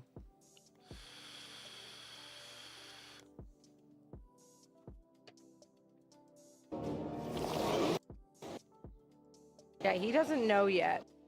Yeah, he doesn't know yet. Ew. Ugh. Okay, there we go. Ew. Ugh. Come on. Gross. But I need to help them. Come on. Gross. But I need to help them. Do not do that. Do not do. Do not do that. Get to Guardians HQ. Yeah, he did keep it for 6 months. That's a good question. That's a good question. Wherever you kept this thing, can you not put Omni-Man in the same place? What? Cecil! Listen to me and do what I say. Wow. Call that thing off, Cecil. Call it off. Mark's in there. Call that thing off, Cecil. Call that thing off, Cecil. Call it off. Mark's in there. I can't do. I can't do that, Debbie. Why not? Because I can't. No. Nolan killed the Guardians. He killed Donald. He killed Donald. He shrugged off every. He shrugged off everything I've thrown at him, and now I don't know if Mark is with his father or against him. Against him. So I He's can't literally call been- off the one thing that might stop them both. This is why I have always hated you. That's why I hate me. This is why I have always hated you. That's why I hate me too. Too. Woof. Dang. Reviving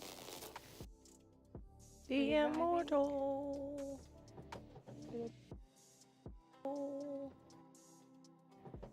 Is it gonna work? Now, Oh my god. Yeah. be alive. He's not. No, it is a really good line. It's just good dialogue, yeah, for sure.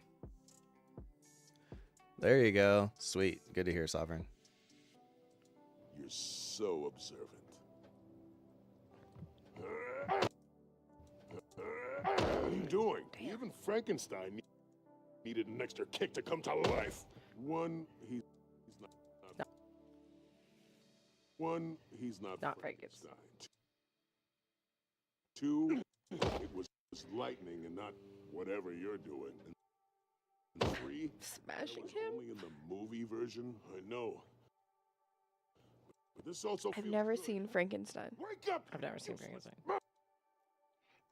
Murder! But I've read You the book. useless, murdered idiot. Really, I've never read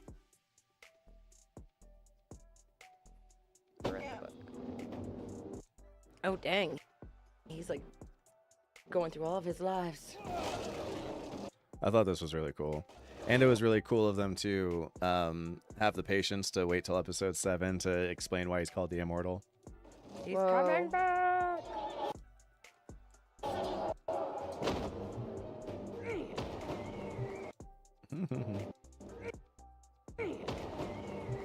Yeah.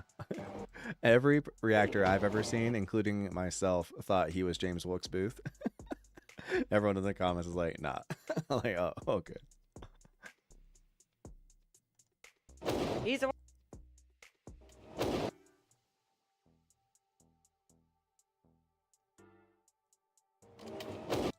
He's the one who killed Lincoln?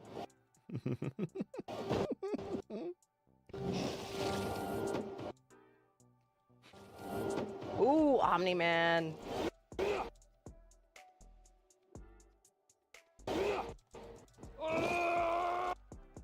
He's pissed. He's pissed.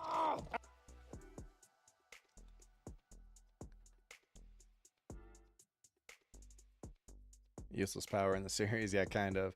Well, I mean, the Immortal's in like the worst position of anyone because he's basically got the same power set as Omni-Man. Omni-Man just has it, but in a higher percentage. So like, the Immortal can fly. He's very strong and very tough, but he's like an 8 on all of those, and Omni-Man's a 10 on all of those. So you're like, well, fuck, you know, like I'm literally just another hero, but worse. That sucks. That really sucks.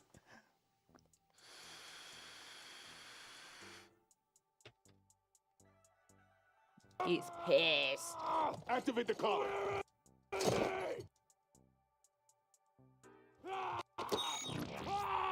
Immortal. Immortal. You're gonna destroy Robot and the new Guardians of the Globe. You're gonna destroy Robot and the new Guardians of the Globe for us. Oh, shoot. He's too angry for that.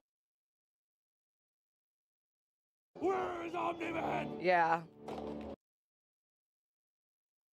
He needs his revenge. He needs revenge. His revenge. He needs revenge.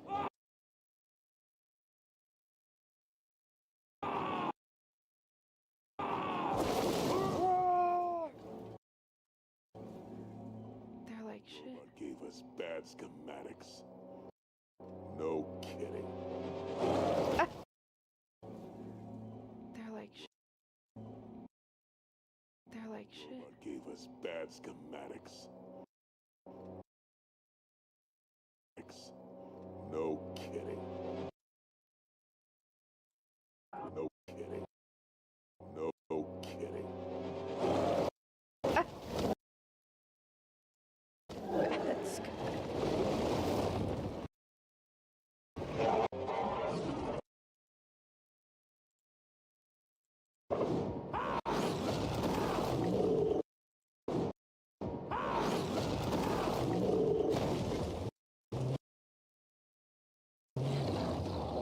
Didn't you fight this thing before? Yeah, but it's tougher now. Cecil sent it after me. Cecil? Why would he do that? There's so much you don't know, Mark. What? Oh, okay. Maybe you can fill me in. After we take care. Tentacles here.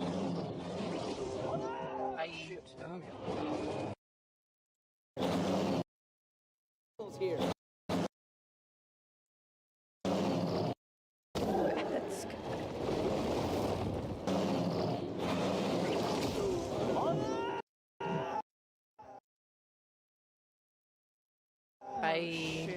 Oh, man.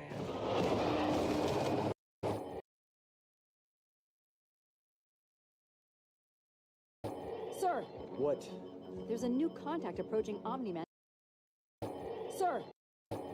Sir! What?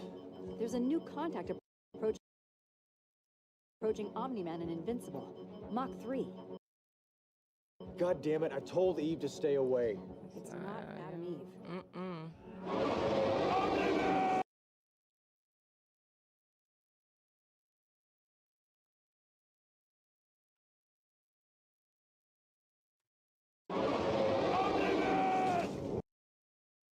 Ross Marquand does the voice of Rudy, Immortal, Aquarius, Biplane, and Kursk. I'm not sure I know that guy.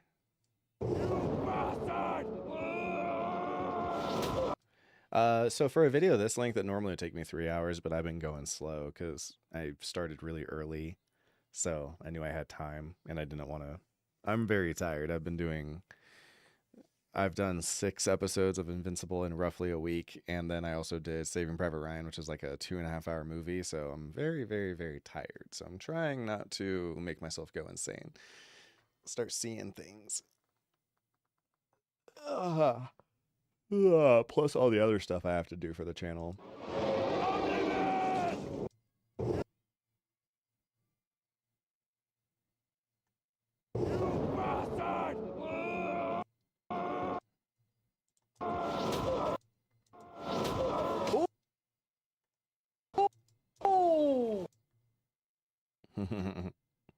the difference.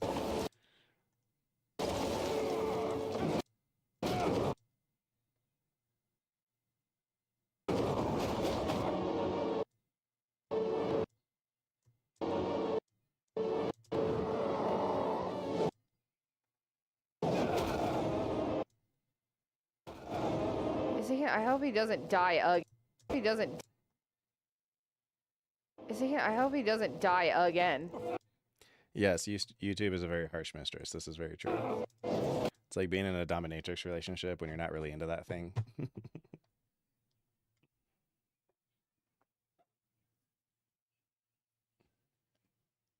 Yeah, that's true. Sometimes it's really weird about like certain scenes, or certain episodes.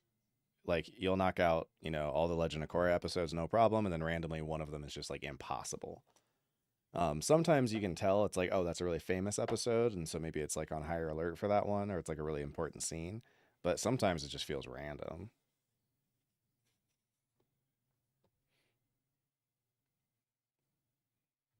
And thanks, MB47. I'm out for the night. Good to have you, Sovereign. Yeah. My safe word is none. My safe word is keep going. Or papaya.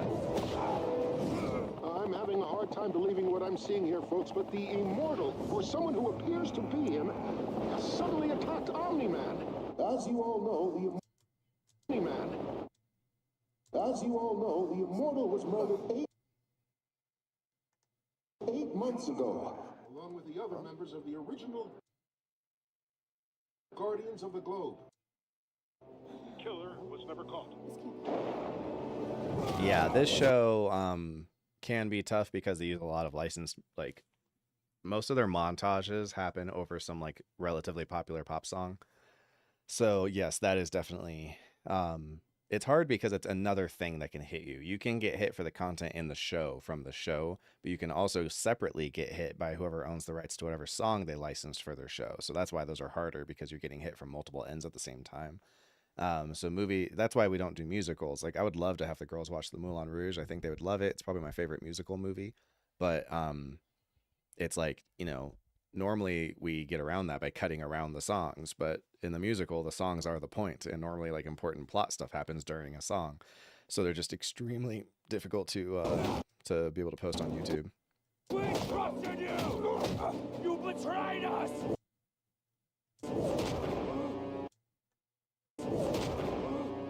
You should have stayed dead. You should have died at birth.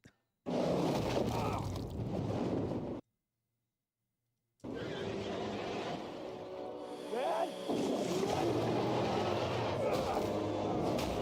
Oh, snap.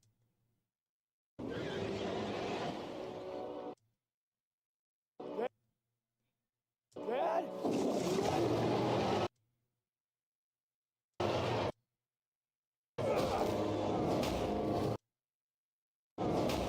Oh, snap. You play ball like a girl. Dancing with Heisenberg wearing his hat is a nightmare. I believe it. I believe it. AI is getting better at isolating the dialogue from the soundtrack now. Right, that's the thing. All the same AI and just tools in general that I keep using to... So there's arms races that happen all of the time, right? The security people and hacker people. And that goes back to, the first guy who invented a lock wanted to keep thieves out of stuff, right? So then the arms race began, because then the thieves were like, okay, and they started learning how to pick locks. And then the lock people had to upgrade and make better locks. And then the thieves came up with better tools to break through the locks. And that is it's still happening today. It's like a thing you could go back to antiquity and bring it all the way up to modern day. And people are still being like, hey, this is the new special fancy lock with liquid fucking blah, blah, blah, glass, this, that, and the other thing. And it's unpickable. And then the pick people are like, oh yeah, you want to bet? And it's never ending, right? So I'm locked in that battle with Content ID, right? I know that legally I have God's, grace to do what we do. But the Content ID system is in a very awkward place where it's not sophisticated enough to understand the nuance of whether or not my content is fair use or not. So it's getting better and better every day at being able to tell if I'm using something that is content ID protected. So it's this arms race between reactors coming up with our solutions to what do you call it? What's the word I'm looking for? Our solutions to getting around, you know, trying to sneak past the content ID system that is faulty, and it also developing better tools and better learning systems. And the thing is like it's an AI, so it will beat me eventually. So I feel like this whole genre, we're going to probably hit a dark ages where it finally gets sophisticated enough that no one can do any of this kind of content. Like half the YouTube content is going to have to adjust how it handles things. We'll have to switch to like only reviews or something, and that's a dark day in the future for us. Oh. I want to make video essays, but I can't get anyone to watch them. So I think I'm going to start a second channel here soon and post my video essays on there, and then start making new ones and post them there, which kind of makes the adjusting on this channel pointless. I was trying to give myself a certain job and then decided to do some side gigs in the meantime. And then the meantime, side gigs became the main job. And so I kind of created a job on accident. I never planned on being a reaction channel person, but here we are.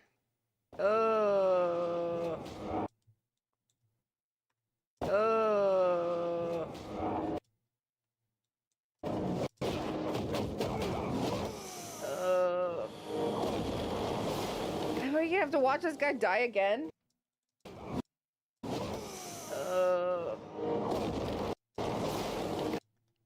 Am I gonna have to watch this guy die again? I don't know, man.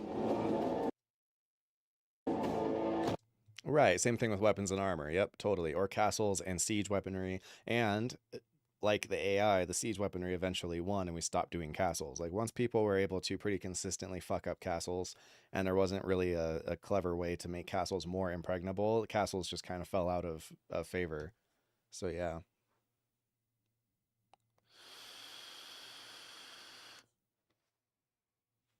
Well, the content ID system on YouTube is very good. The problem is that it's not good at, because the truth is that the majority of people who are copyright infringing are probably actually copyright infringing. You know, the majority of content that the content ID system is catching is probably people who are breaking the law and are just posting.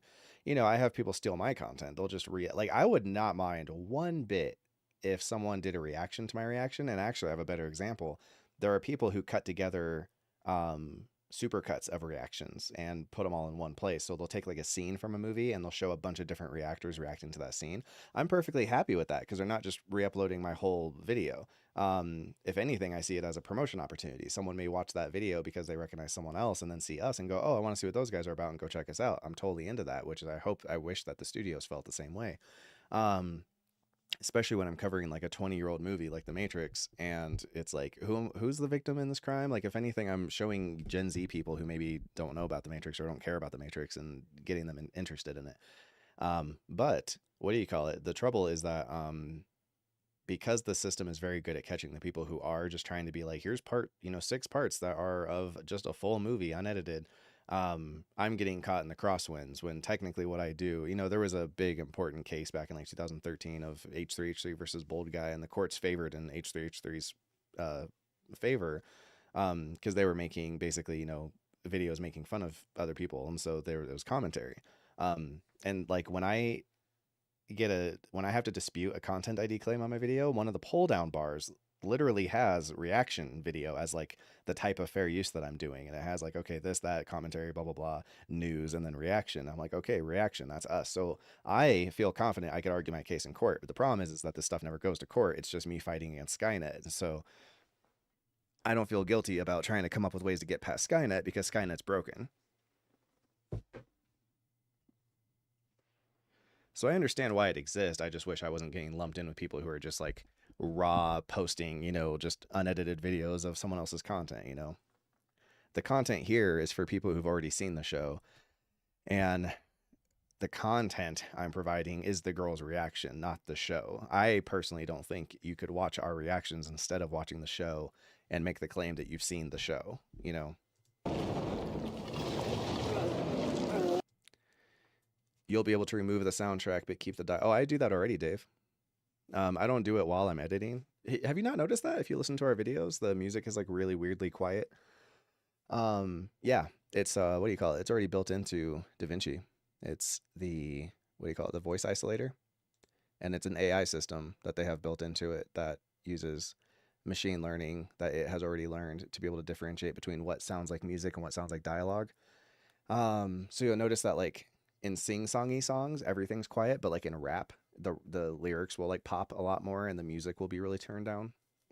And I set it to about, now what's really cool is that all effect, Dave knows this, but I'm telling everyone else, all effects for the most part have a wetness and dryness scale, which is basically what percentage of the effect you want. Do you want full strength or do you want to tone it down? So what's cool about the fact that this isolates the dialogue, which that's not what this is made for. It's made for trying to reduce like room tone, or like if someone was banging pots and pans, it would get rid of the pots and pans in the background. But I realized that I can put it over the movie track and it will isolate the audio and it'll turn down the music, which is very convenient for dodging copyright. But then what you can do is you can take the slider and you can move it up and down. So because I don't want to get rid of all the music, because sometimes there's a lot of emotion connected to it. So what it allows me to do is treat it almost like a volume knob. So the drier I make the effect, the more I can bring back the audio or the music, and then the wetter I make it, the more I can tone down the music. So it's kind of cool to be able to use it like a volume knob that way. But because it's a dynamic processor, it takes a lot of CPU to run, or GPU, one of the two, and probably CPU. And so I don't have it on while I'm editing because it would just slow everything down a lot more. Many music reactors are not adding much, and I think YouTube is starting to notice. Yeah, music reactors, I will be honest with you, that's a tough one because music is like, songs are roughly 3.5 minutes long on average. So it's difficult to reduce the song by a lot and still have any content to react to. So they tend to just play the whole song. And it's harder because there is only 3.5 minutes of footage. If you were to cut some parts of the song out, people would be like, what the fuck, you cut out the best part, you know? So that would be really hard. So music reaction channels, I'm surprised they ever get past copyright on anything. And I think a lot of them don't, because it would be, I couldn't imagine just post it. And then the other problem is you can't really give a lot of commentary while the song is playing, because then you can't hear the song, and it's only 3 minutes. Like, this is 45 minutes long. You can find places where you can talk, but in a 3.5 minute long thing, that's fucking hard. So I don't know how any of those guys are ever monetized. I don't know how they even have channels. I feel like a lot of them would just get their channels shut all the way off. Oh, crap. See this? Like, he's trying to save Mark and stuff, you know?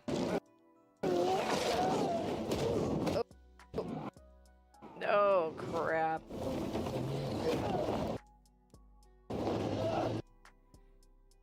Many music reactors. Mr. Lloyd had almost 1 million subscribers, and YouTube just axed him. Oh, I don't know who that is, but yeah, right. It happens. Yeah. No, yeah, you could be huge and they'll get you. Didn't Sniper Wolf just get wrecked because of the doxing thing? That's a little extra, but it just shows that, like, you know, you're never too big to fail. Oh, yeah, I would just leave. Electrocuted. Oh, yeah, I would just leave.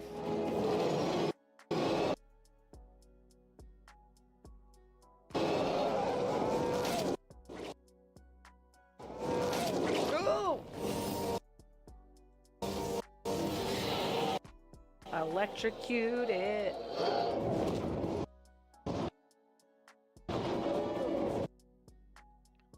Oh, he just got hit for a month, I think. His channels is back. That's good. Do some people use music reaction without monetizing them just to build an audience before creating monetized content? I think what they do oftentimes is that they just have like Patreons or PayPals and stuff like that. So they mostly just are subsisting on donations. The other thing about music reactors is like the last ones that I used to watch was a couple. And what they would do is they would live stream for like a few hours. And in the live stream, they would be taking suggestions, and then they would kind of source the suggestions and create a poll. And then whatever won the poll, they would kind of stop interacting with the live stream, and they would just pull the song up on YouTube, and they'd listen to it and react to it. And then they'd go back and talk to the live stream and go back and forth. And they were just getting donations in the chat all the time. People kept doing like super chats and like paying them $5 to be like, hey dude, you gotta listen to this song, or $10, hey, you gotta listen to this song. So I think that was kind of what their main actual like money maker was. And then they would, at the end of the day, take the long ass live stream and just chop out all the sections where it was them reacting to the songs, and then they had their videos for the next week of reactions.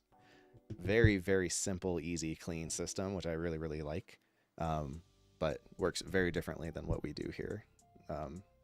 I want to know how to be able to translate that.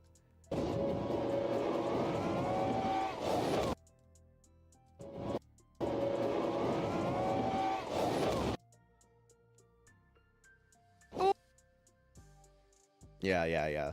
Most of my favorite music reaction people are normally like session drummers and stuff, you know, who can sit and talk about like the music theory and break it down, or vocal coaches will talk about like vocal performances. That kind of stuff's really cool. I like that more than just like regular people listening to stuff. One popular music subgenre is like black people listen to rock and roll music for the first time. Like that's a very popular one. $20, she just gets a slap on the wrist, but if we did, we'd be in court. Oh no, I agree. Totally agree. She only got demonetized for a month. Oh, she only got demonetized for a month. Oh, that sucks. Yeah, Sniper Wolf is a joke, but whatever. There's a million people on YouTube I don't respect. I'm one of them. I mean, I hate making this content. I know you guys like it. I'm glad you do. And I like watching this content, but it feels like I am drastically underutilizing my developed skill sets to make something that is, you know, this is like my version of making MCU content, and it makes me very sad because I would love to make the better stuff, or the stuff that I think is better, but the market doesn't want it, and it blows because can't pay bills with making content only I want to watch. When worlds collide.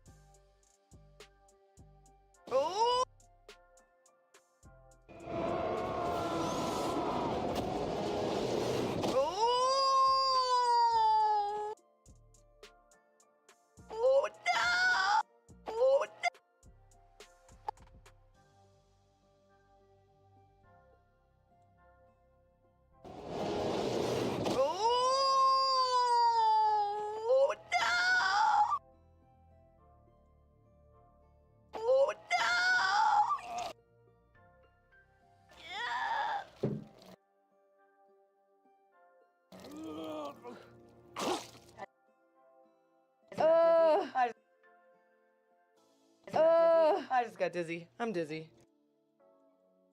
I just got dizzy. I'm dizzy.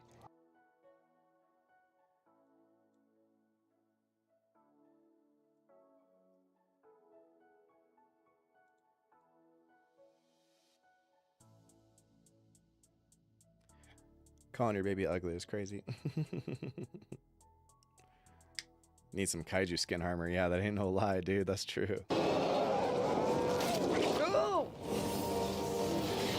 Electrocuted. Ooh! When worlds collide.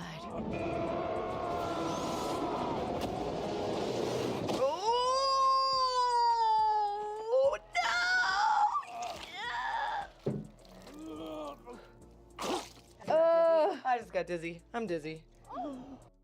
Oh, and it's on camera. Oh my god. Oh my god, and now everybody. Oh my god, and now. Oh my god, and now everybody.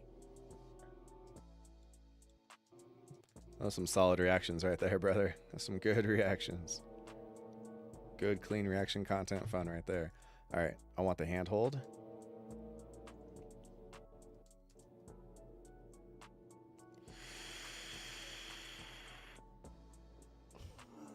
Thanks, Steven. I appreciate it, man. Right now.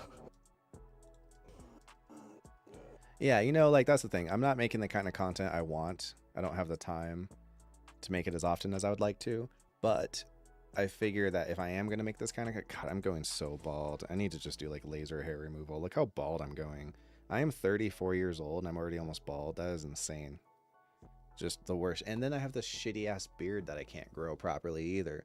Like, isn't it supposed to be one or the other? Aren't you supposed to be able to grow a bitchin' beard and be bald, or have a great head of hair and you can't grow a beard? I can't grow a beard and I'm bald? That's some bullshit. 34 years old. What the fuck? I know I need to take some hymns. You two are plagued with nonstop hymns commercials when you try to watch Hulu. what was I saying? I got distracted by seeing my bald ass head in the reflection in the camera. My mustache doesn't connect in the middle. Like, what the fuck, man? Some bullshit, dude. It's rude. What did Gallagher say? He's like, if you think God doesn't have a sense of humor, look at this. He's like, does this look like the work of a serious artist? Oh man, I agree. And I should get it. Yeah, well, they don't want to give me a him sponsorship looking all bald. I'll have to wait to see if it works.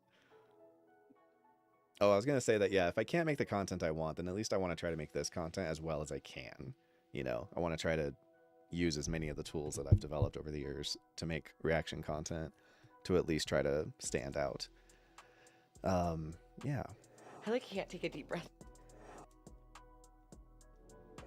I like can't take a deep breath right now. Shave and declare victory. Well, I normally do. This is like the only reason anything's ever long is because I'm lazy. Here's the thing, guys. Y'all are the only people who see me aside from my roommates. I don't ever really leave my house. And I have my groceries delivered to me. I use Factor. It's kind of funny. For not being sponsored very often, I use a lot of sponsory type content, don't I? Well, I don't use Hims yet, but I probably should. But I use Factor and stuff like that. So I don't see anyone. So it's really hard to be motivated to like keep, you know, shaving all the time because who cares? Who gives a shit? Yeah, how do you get? Favorite Spider-Man actor of the three? Tom Holland. As if you need some more work. A compilation of the girls' most extreme reactions. Yeah, that would be nice if someone had time to do that. Would love to see these two react to Backdraft. Yeah, I don't like that movie very much. How'd you develop your skills? Practice. That sounds like a really shitty, like, throwaway answer, like I'm ignoring you, but literally that is what it is. I learned how to do things on YouTube, and I've made a lot of projects, and I get better every time I make one. And it's just practice, practice, practice. I just do it a lot. Yeah, Immortal can't breathe either. Hey, what's up, Phasang? How's my day been? It's been terrible. I have clinical depression. How are you doing? You could hire and train an editor. Is that feasible? I already have 3, and the problem is they're all already too busy. One of them does Breaking Bad, one of them does Barry and Succession, and one of them does Legend of Korra, and everyone is all tapped out already.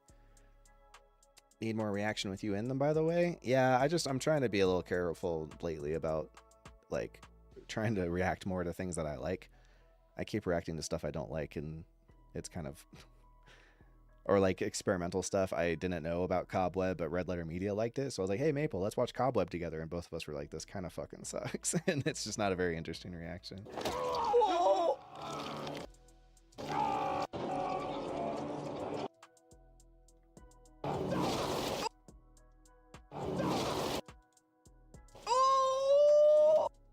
Oh! Oh!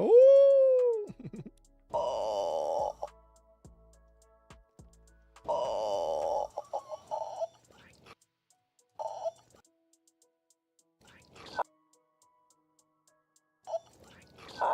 On national television in front of your son. On national television in front of your son. Television in front of your son. These reactions are very good. I'm lucky. Homie. Mark. Full fish face. Oh man. Also happy to see Barry on the channel. Yeah, exactly right. Me too. I love that show. One of my favorites. It's not that popular among reaction channels. Love that show. Me too. Unfortunately, I do wish it did better. It performs terribly. It's like one of our worst performing shows. Succession doesn't do all that great either, and we did Severance, and it was like clownish how bad Succession performed. It was terrible.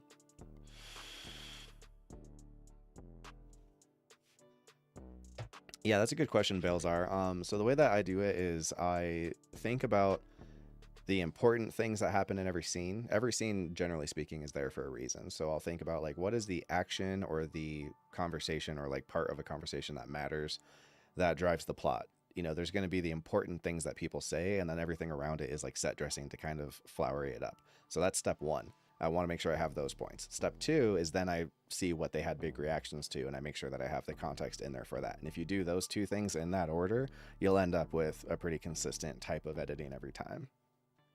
For the most part, it's pretty, like, you know, I'm not actively thinking about it that hard. It just kind of comes naturally after you get used to it. I am smoking meditation. It is watermelon, grapefruit, and jackfruit. I'm almost out. It's my favorite one of the ones that I have, so I'm gonna have to start smoking the other ones more. How much do YouTube editors typically make for like a 30-minute video? Is it worth trying it out? I have no idea because I've never paid people. Well, I lied. I tried it a long time ago and we just The problem is I'm a communist, so I'm a really hard guy to talk to about like money stuff because I do it differently than pretty much everyone else does it. I pay my editors half of the revenue that the videos make, and no one else is going to give you that deal. Like I mean, someone might, but I don't know who they are. So what happens is like, I don't make any money on, well, it's complicated. I'll explain. So what happens is like, if Joe, who was in here earlier, if he edits an episode of Breaking Bad, then when we get paid by YouTube, which we get paid monthly, I go through and look at all of the content that we made for that month, and I see how much money it all made. Not even that month, pretty much like forever back. So it's like 300 line items I have to go through every month, which I have a lot of clerical duties. Like I have to set their videos up and post them, and I have to do that and pay everyone and all this clerical stuff. So I get a percentage because of that work that I do. But my whole business plan is to try to only pay people for work they've done. So if Joe edits that Breaking Bad episode and the girls reacted in the Breaking Bad episode, then that money gets split 3 ways. So a third goes to Maple, a third goes to Ariana, and a third goes to the editor.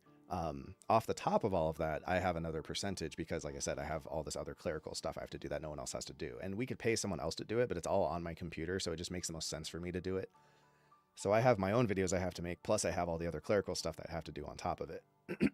And then, what do you call it? But so for the most part, the plan is that everyone, so I, in theory, aside from my commission basically for all the setup stuff that I have to do for their videos, I don't make money off of work that they do. So like if those 3 people did that video, then they get paid for that video, and I get paid for the videos I make, so I still have to make videos. The capitalist system situation would be, I would be just trying to take percentages of all the earnings that all of them made, and I would try to do as little work as possible and just be like, well, I'm the CEO, it was my idea, and I make all the money off of the work that you guys did. But you know, that is theft in my opinion, and Karl Marx's opinion. So like I said, I'm a hard guy to talk to about this stuff because my system is very different than the average system. Most people are going to try to figure out the least that they can get away with paying you to do this, but it's technically easy work. It's boring as shit, but it's easy. So, I mean, you have the skill set, so you could do this for sure. Can't wait for these 2 to get mind fucked with the first episode of season 2. Yeah, me neither. I really can't wait till they see that because it is a hell of a mind fuck.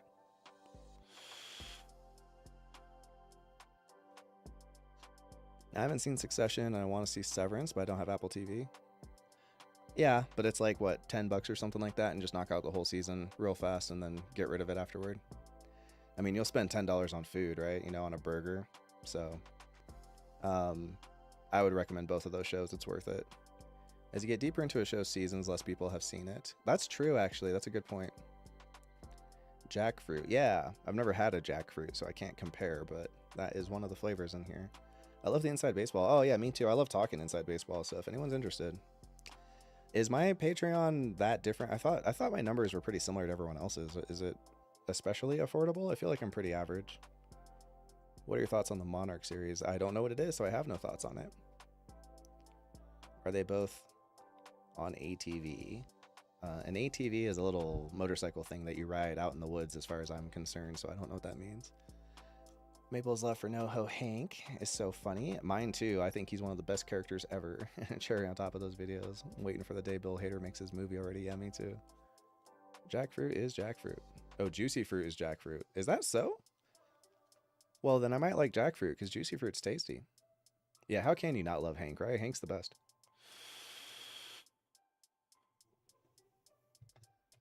Yeah, if anyone's curious about like my comedy taste, like Barry is like kind of the perfect comedy to me because I think there's a really compelling, interesting drama inside of it, and it's funny. If all it had to offer was being funny, I probably wouldn't like it very much.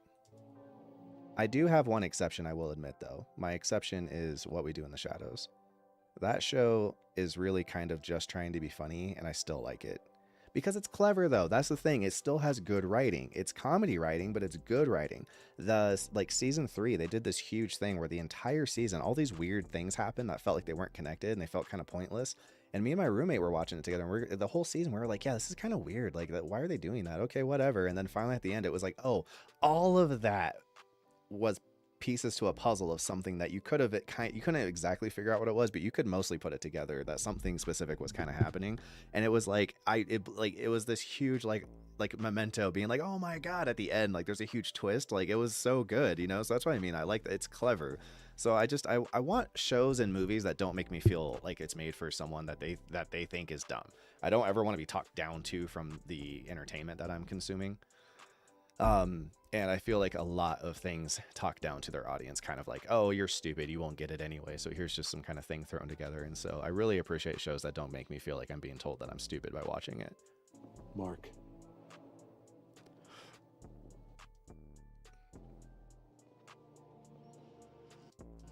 We need to talk. Ooh, it's the episode title. He said it. He said the thing.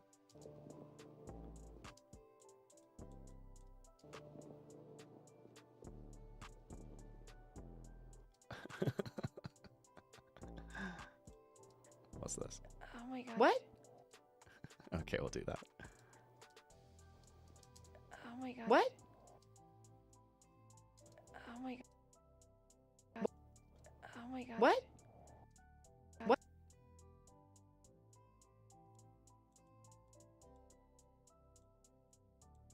Oh my god. What? Oh my god. What? Oh. Oh my god. What? There we go.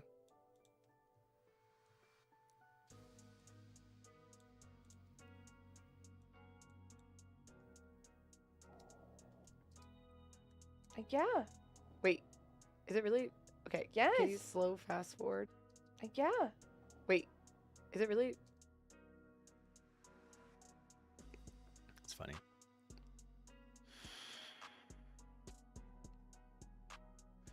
I did not see the trailer for Masters of the Air, but at, you know, risk of offending people, I don't really love the first two shows all that much. So I haven't been paying close attention. I think a lot of the people who like them because they're very moved emotionally by the story of what happened. And I am too, but the actual show, in my opinion, is like they're okay. And I would just, you know, I'm more attracted to, I'm not as into like real life, you know, it's good because it's accurate. I'm more into like a show is good because of the things that make movies and shows good, you know? So, I'm like, yeah, those are compelling stories, but it's just like show wise, I'm like, I could kind of take it or leave it.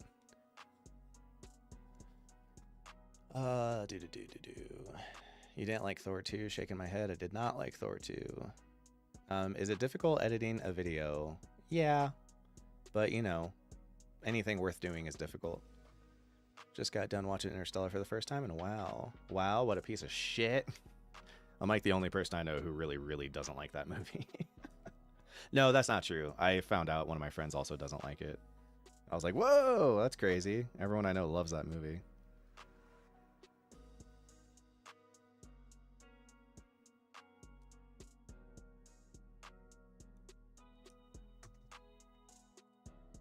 Yeah.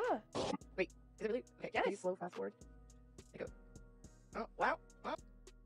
Okay, cool. So there wasn't an end credit scene. Oh wow! Wow! Yeah, that's why I was like, Oh wow! Wow! yeah, that's why I was like, we won't, yeah. That's why I love that little non-conversation they have at the beginning. I still don't know. And you didn't have to watch Immortal, right? Yeah. Also, Invincible, Immortal, not doing so hot for names that say that you're not going to die Yeah. or to be beaten. Well, at least, you know, they can kind of come back to life with stables and bad semantics. Bad schematics. Yeah. I don't. And a bunch of Kickstarts. It's like jumping a battery. How dare you? Or like the old TVs, if you hit them a couple times, it would go. What's your opinion on New Dune? I like it, but I understand why he had to de-weirdify it a little bit so that normal audiences can watch it. But obviously, as a person who is a fan of the the book series, and no, I didn't read them. I listened to someone walk through a what do you call it? Danica, Comic Book Girl 19, does a book club, and she would like read a handful of chapters and expect you to read them, and then she would discuss the chapters at the end of each of them. So I just listened to her explain the books when I used to drive for DoorDash, and I miss some of the weirdness from the source material, and I feel like they kind of had to pare it down a little bit, which is fine. It still made for a very good movie, so I dig it. But it's Denis Villeneuve. I mean, has he ever made a bad movie? Like, all of his movies are like 10 out of 10s. You're gonna check out Memento? Memento's great. You should watch it. Yeah.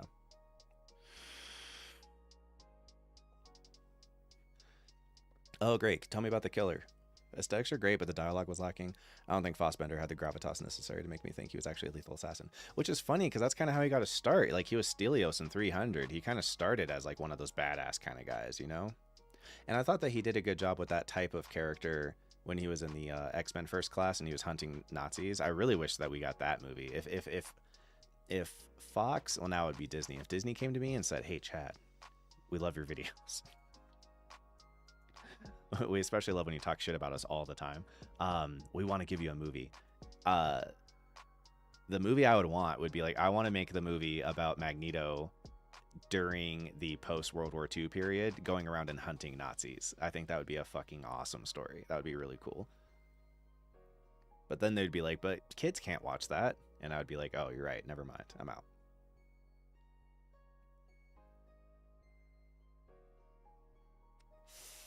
I've done a couple audiobooks. I listened to all the Harry Potter books in audiobook. I listened to 1984 on audiobook. I listened to American Psycho on audiobook, and Imperial Bedrooms, which was the sequel to Less Than Zero. And that covers pretty much all the books I've listened to. The books I've read are like Pierce Anthony's Spell for Chameleon, what's his name's Witch's Brew, like the 5th book in some series. I was in juvenile hall when I was a kid, so I was reading a book because I was bored. Have I read any other books? I read The Hobbit when I was a kid. Not a big reader. Disney owns Fox. Disney owns part of Fox, where they bought part of Fox. They bought everything but their news, basically. And so now they just own, that's why they own the X-Men again. If you like Dune lore, you must like Warhammer 40k. Yeah, huge Warhammer 40k fan.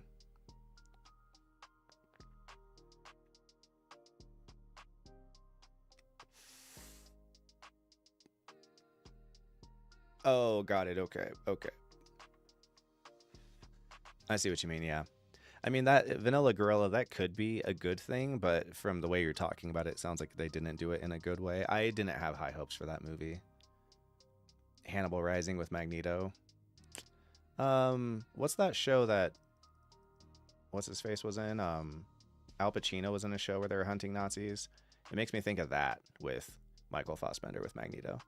Yeah, Munich, right, a mutant version of Munich. Well, Dave, so you're saying sign me up, and that's exactly what I'm fucking talking about, man. I made a video about this, how it's like adults like this stuff too, right? So it would be so much better if they just made like an R-rated, X-Men movie in the fucking summer, and then in the winter they made like a PG-13 one that was kind of for the kids, and we could go back and forth. I would be so much happier with that, right? And I would love to get stories like that, because it's like, dude, there's so many people who, like, if you grew up and you saw Star Wars 1 in theaters back when it was just called Star Wars, it wasn't A New Hope yet, you're like in your 50s now, right? Like at youngest, I guess you would be. No, fuck, it came out 50. No, it came out like what, 30, 53, like 50, some odd 50 something years ago. So if you were a kid, you probably are like in your 60s. So how the fuck has Star Wars never been like, hey, we have like a massive percentage of our audience that is actually like quite well in, their adulthood. Let's make some R-rated properties for them. It's so nutty that they're like, no, it has to maintain being, it wasn't Barney, like it's always had the opportunity to go more adult. So it's just nuts that they think all of their properties always have to always be family friendly. That's just so weird to me. So X-Men, it's like, yeah, dude, if someone had a deadly serious, like, it was only a matter of years ago, I would say, I mean, before The Dark Knight, but even The Dark Knight is kind of goofy in comparison to Joker. Joker's probably the first example I can think of where it was a comic book movie that was played deadly seriously. There's humor, but it's never at the stake of the seriousness of the characters. The characters are never goofy. Red Letter Media just covered, they did a review of all of the Friday the 13th movies, and they brought up a good point that as goofy as the films are, something that they did a good job of is they tried their best never to make Jason goofy. Jason always has to be deadly serious and treat everything very seriously. He can never be like doing bits. Although I would say there's a couple examples where he kind of does do bits, but for the most part, it's like they're trying to make sure that at least Jason always feels serious. And that's my thing, is like, it's so frustrating, you know, that they don't ever want to, like that scene when in X-Men First Class, I think most of that movie is absolute dog water, but that one scene felt like we were watching a different movie all of a sudden when Magneto is in the bar in Argentina and he's talking to the Nazis. That scene is so good, and it would be so sick to have a movie that had the deadly seriousness of Munich. I mean, Munich is one of the most serious movies you'll ever watch in your life. It is like unbelievably serious. Tinker Tailor Soldier Spy also, right? Similar vibe. And those two movies, it's like, yeah, make a movie like that and then give someone superpowers. What would happen? Like, how would the implications be weird and different? Like, I don't know why we can't marry these things. I don't get why it's like, well, if it has superpowers, it instantly has to be for kids. It's like, what the fuck, you know? And plus, how many R-rated superhero movies have we had now? We've had a shit ton. There's like 10. So I don't know. It's so weird why they won't just do that. And even when we do get an R-rated superhero movie, a lot of times, like half the time, they're Deadpool. And so it's like, well, it's R-rated, but it's also a comedy. So like, haha, you know, it's like, it's light and funny. It's like, nah, motherfucker, I want to see Munich with superpowers, motherfucker. Like, that's weird that we don't do that. I don't know why we won't do that more often. It's annoying as shit. Yeah, okay, so Andor is the Star Wars for adults. Okay, you know what? I'll tell you what, man. I'll give it a try. It's hard because I'm so checked out, man. I'm just so disappointed in them as a whole. Yeah, I think I heard The Killer was a comic book, actually, which is interesting. I was not a fan of Less Than Zero. That's fair. It's not my favorite movie either. RDJ didn't even like himself early on. That's true. Should listen to the audiobook for Horus Heresy. Isn't there like 500 million Warhammer books though? I've mostly consumed, I used to play the game really heavily, so I mostly consumed it through like YouTube videos and stuff like that. 1977? Okay, so yeah, so like 50, right? I saw Star Wars at a drive-in. That's how dusty I am. Yeah, it sneaks up on you, man. Yeah, we need a rated R bounty hunter Star Wars movie. That's what I'm talking about. Why are we not getting this stuff? It's crazy. It's like such a slam dunk. Every adult that I know that likes Star Wars would be so fucking stoked that there was like, what, an R-rated Star Wars? And I don't even care if it's like a drop bloodier or there's more swearing or more nudity. I just want a story that's written with adults in mind exclusively. You know, like the kind of party that, like, let's say that I charged you guys with like, okay, throw me a party, but everyone's allowed to bring their kids, versus a party if I said, hey, throw a party and no one's allowed to bring their kids. The vibe is going to be different. You're going to gear those two parties differently. There will be different aspects to those parties, and the one that's geared towards adults is going to be more enticing to adults. And that's what I want from, you know, these properties is like, yeah, dude, make some fucking, you know, R-rated things, hire some award-winning writers.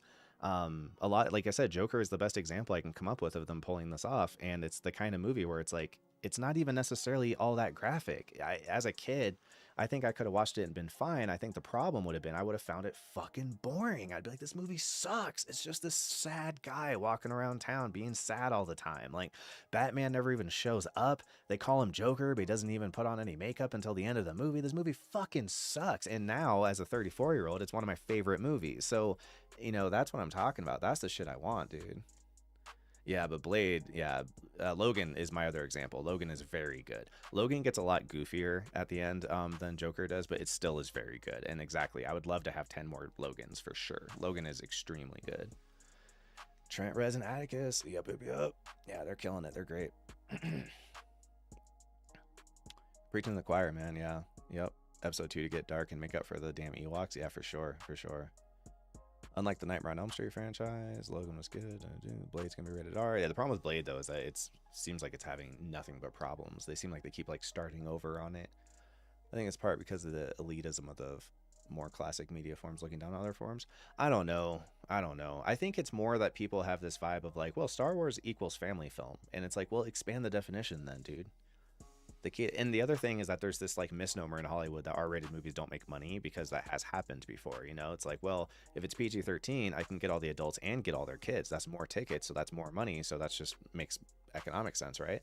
The trouble is that we're having R-rated movies that are making hella money. Like, again, Deadpool made hella money. Joker made $1 billion. Fucking Logan made hella money, like $600 million or something like that. So it's not true that just because it's R, it's gonna suck, you know, or it's not gonna make money.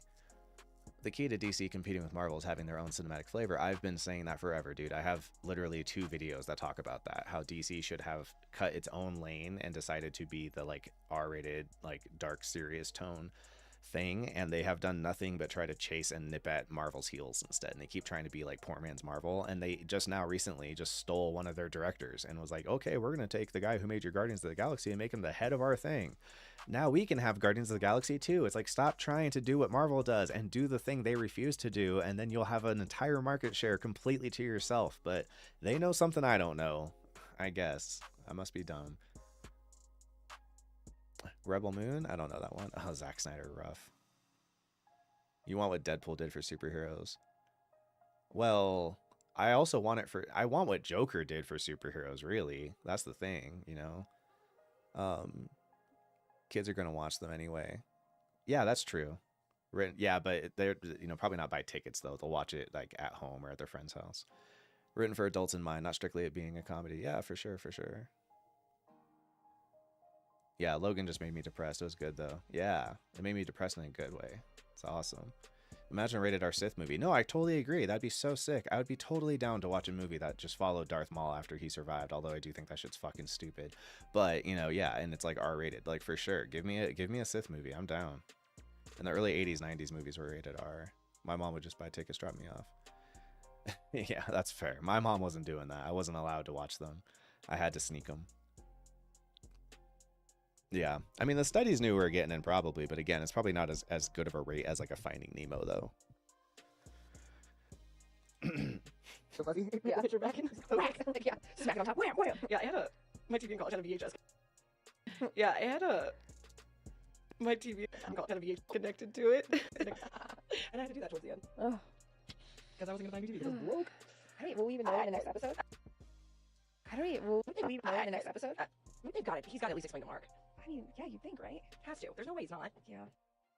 That would be so funny, though, if they still, at the end of the season, you still don't know what the fuck the point is and the plan. That would have been crazy.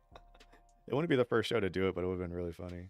Yeah, Mace Windu with Sam. I'm saying the F word every episode. I know, right? Actually, that would have been cool. He's too old now, but back when he was younger, that actually would have been cool. I would have watched that. Doesn't Warner own DC? I have no idea. I have hope for that IP while it's under control. The same person who would bench Looney Tunes movies strictly for the write-offs. Yeah, seriously. Seriously. Andor is about all the immoral stuff that's going on. Blah, blah, blah. It's rebellion. Does more time immorals. Yeah, no, I respect it. No, for sure, for sure. I have an idea for the next Spider-Man movie with Tom Holland where it begins with a woman making her way to the top of a skyscraper only to fall and being saved by Spider-Man or attempt suicide. Sure. To be honest, we need a new feature-length Punisher movie. Yeah, I don't know. I don't really care about Punisher. He's a little one-dimensional for me. Yeah, exactly right. Yeah, yeah. Whenever there's a, $100 million movie that doesn't make any money, somebody made $100 million. That's a old George Carlin bit. Somebody made that money. I don't know. Debbie's always hates Cecil. Cecil hates himself, a lot of self-loathing there, a lot of shame, a lot of guilt. He's got to do what's for the greater good. Yeah, but apparently Omn-Man is also doing what's for the greater good. Is he doing what's for the greater good, or is he doing what's good for him? Everything is telling you that he's evil. It doesn't feel like he's doing it for the greater good of mankind. He's doing it for the greater good. I cannot wait until they watch the next episode. We're supposed to do that already, but yeah. We ran out of time. I can't wait. It's going to be exciting. Of him and the fact that he's the sole protector and it's not anyone. Old Man Windu? Actually, I could get behind Old Man Windu. Yeah, I could get down. For sure. I could totally get that, yeah. I don't know if I'd want to do the 70s blaxploitation thing. That would be fun for a comedy, but I could actually buy a serious R-rated Star Wars, and Mace Windu's an older guy. It would be similar to Invisible War, but hopefully good, or Secret Invasion I meant, but hopefully good. If DC goes borderline A24, they will not do that. That I wish they would. That was what my video was saying they should do. That's the other thing. I said they shouldn't even do a shared universe like the DCEU. Like Marvel has nailed that. So just let them have it. And now also it's grown into such a beast. It's strangling them. Like they've built their own, you know, death trap that they're stuck in of like, you know how hard it'd be to convince someone who hasn't watched any of the MCU to be like, yeah, you should get into it. This new season of Loki is really good. Oh, cool. What do I have to watch to understand what's going on? Oh, that's fine. It's probably only, what, 30 fucking movies and like 6 TV shows. So if anything, I think DC should learn and be like, oh, that's what that turns into. We actually don't want to have that problem. So I think that they should just do standalones. Have Joker and then make a fucking, you know, whatever movie. The other thing DC could do as well is like lean more into that genre difference. Like Joker wanted to be what it was, but a Superman movie probably doesn't want to feel like Joker. So if they weren't a shared universe, you could get away with having one movie that's bright and sunny and happy and another movie that's totally dark and R-rated. And it would be, you know, it wouldn't break anything because you don't have to try to fit those two characters on screen next to each other down the road because they're just separate movies. That would be so much better. Yeah, limited movie franchises, they may not generate as much money. Well, you just nailed it right there. If they believe it won't generate as much money, they're out. Like they are just a machine that makes money. It's just corporate art. It's art that comes out of a factory. Rouge 1 could have easily been rated R. Oh, I agree. I still believe there probably was a better movie in there and they changed it because it was a little too gritty and too real and too dark. Because I remember initially people were like, oh, it's sick. It's like a war movie. And then there was like rewrites and changes. And then what I saw just felt like another kind of just standard, you know, Star Wars movie. And that fucking sucked because I was really excited to be like, oh, they're finally going to do it. And the spinoffs were the best way to do it. Like if they want to keep the numbered movies, you know, PG-13 or whatever, then fine. But when you have just like a Star Wars story, yeah, you have fucking Darth Maul, a Star Wars story. R-rated R, motherfucker, you know? I don't know. It's Star Wars, but the R is capitalized and red. Yeah, Reeves' Batman was the perfect mix of serious and campy. I would agree that if you want to go for something that's kind of a mix, it's a good mix. It's the best mix we probably have had. It's more campy than Joker, but it's, you know, much more serious than anything the MCU's ever done. Remote record her reaction via Zoom. That would suck. No, it's not even technical issues or sync issues. It just would be ugly. Maple would look great and Ariana would look like shit. That's the problem. Make sure they have tissues for the next episode. Yeah, for sure, for sure. I got 3 boxes of tissues. I really like the new takes on superheroes. That twist we assume we know for twist. Yeah, those are cool. My only concern with that is it's fun sometimes, but when it happens too often, after a while you start to be like, yeah, I know that you know that I know. So, you know, let's not just keep making the same joke over and over. Yeah, I genuinely believe the next Rob Pattinson Batman will be a good payoff. I didn't even know they were doing another one. There's plans for that?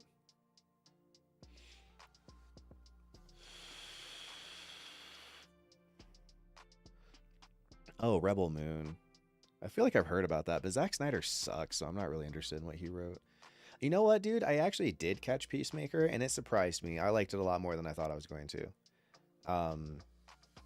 It was actually pretty damn decent. Like, it's not my favorite show or anything like that, but I was very surprised. Lady Gaga's Harley. Yeah, no, I know about that one. I'm still excited about that. We'll see. I'm just trusting that, like, it's hard. Yeah, Vigilante. Well, Vigilante was basically Deadpool, right? How dare I hate Snyder? Oh, man. He's awful, dude. He's awful. I would like a Warhammer show more than a movie. I think it's way too much lore to try to squeeze into a movie. You would barely be able to touch the surface of the lore.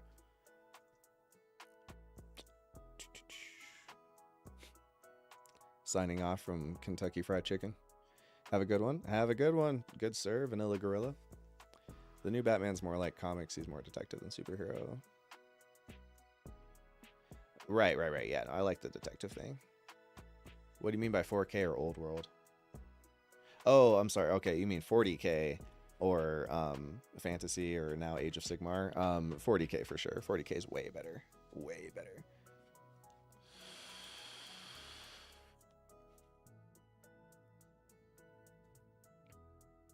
Say he was practicing his favorite exercises. Yeah, no, honestly, Peacemaker was good. It was definitely good. I was very impressed. I was very surprised. I thought it was going to be a total piece of shit. There's a couple sticking points I have, obviously, but you know, it is like I know what I'm watching, so it's not like I'm going to harp on them about it. It was, and John Cena. You know what? I never in a million years would have told you that out of all the professional wrestlers who became actors, John Cena would be the best one. Like that's nuts. I thought that Batista was incredible as Sapper in Blade Runner 2049, but he has not a lot to do in that film. It's like the perfect scene for him. Everything else I've seen him in, it's like, you know, like even as the Beast in Dune, it's a little just, you know, screaming and not a lot going on, you know. So I think honestly, I genuinely think John Cena is like a legitimately good actor. It's kind of insane. Like to an extent it makes sense because wrestling is already so much acting anyway, but it's such like vaudeville type acting that it's surprising that he could make the transition so well. And I legitimately think he's like a subtle good actor. Good on John Cena, you know, like I'm proud of my boy, man. That's fucking cool. Good on him. Yeah, shows are better to flesh stuff out for sure, because you need the time. You don't have time in a movie. I honestly, I think they should animate a Warhammer movie anyway, because I think the world is way too detailed and specific to try to do live action. It just would never look right, and it would be shockingly expensive. So I really do genuinely think that a animated movie would be the way to go for sure. I don't even care if it's 2D or 3D. Like either one could work as long as the style was cool. But I really think like a CG movie would make way more sense than a live action. I think it would be much better to have a live action.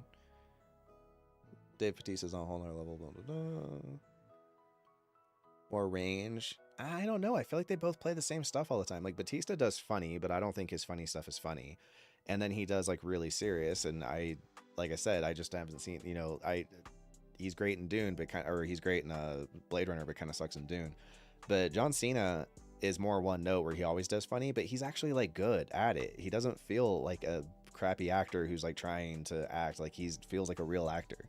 When I think of him now, I actually like actor comes to mind before wrestler, which is kind of, you know, every wrestler, I think we all go through that of like, what was the last day that you thought of when you heard The Rock that you thought wrestling before you thought movies, you know? And so it's John Cena that has now happened for me, which is interesting. Cabin in the Woods is good.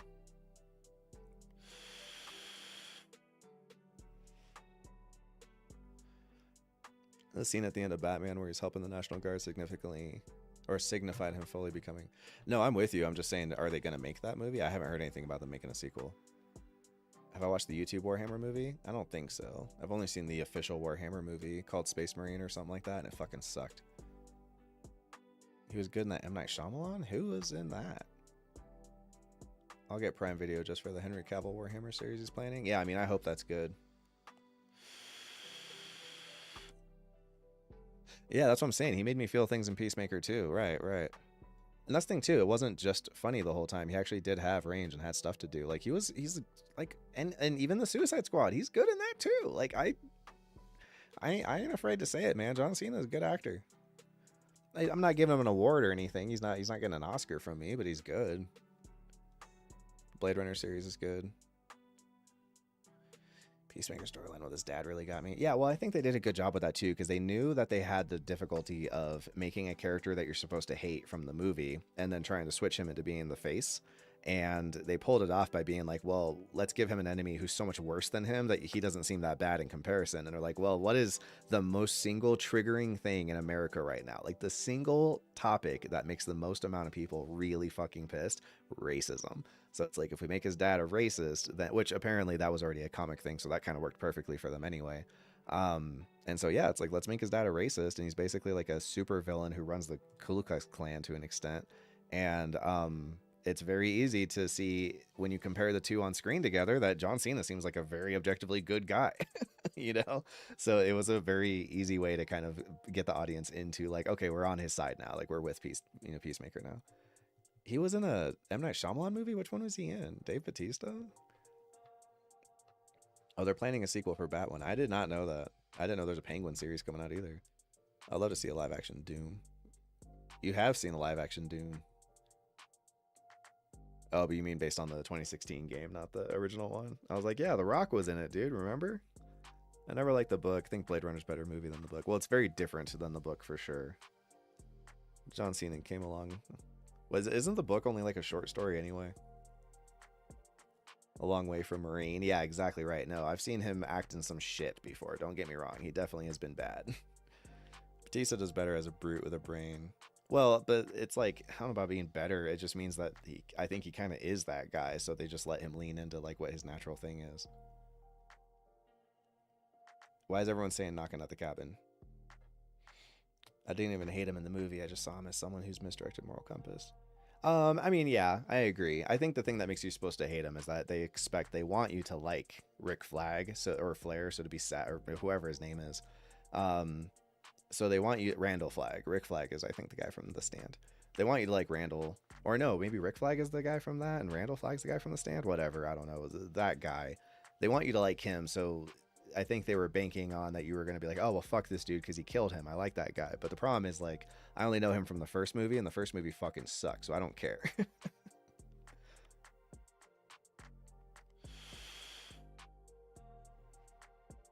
The Dune book almost reads like a manual. Yeah, a little bit. Gunn's music choices make Peacemaker. Yeah, that's true. Oh, oh, you're right. That's that new one he just made. I forgot about it. I only know about it because Red Letter Media covered it. Okay, that's what it was called. Yeah. So the thing about the Four Horsemen, yeah, that looked absolutely terrible. Rick Flag, okay. Yes, the movie's way better, but the book just explains more. It fills in some gaps. That's most movies. That's most people who complain about books over movies too. Like everyone who complained in our comment section about Lord of the Rings, it was like, but they forgot to add the part that was like some obscure information that doesn't affect the story at all. I can't believe those bastards. How did they leave that out?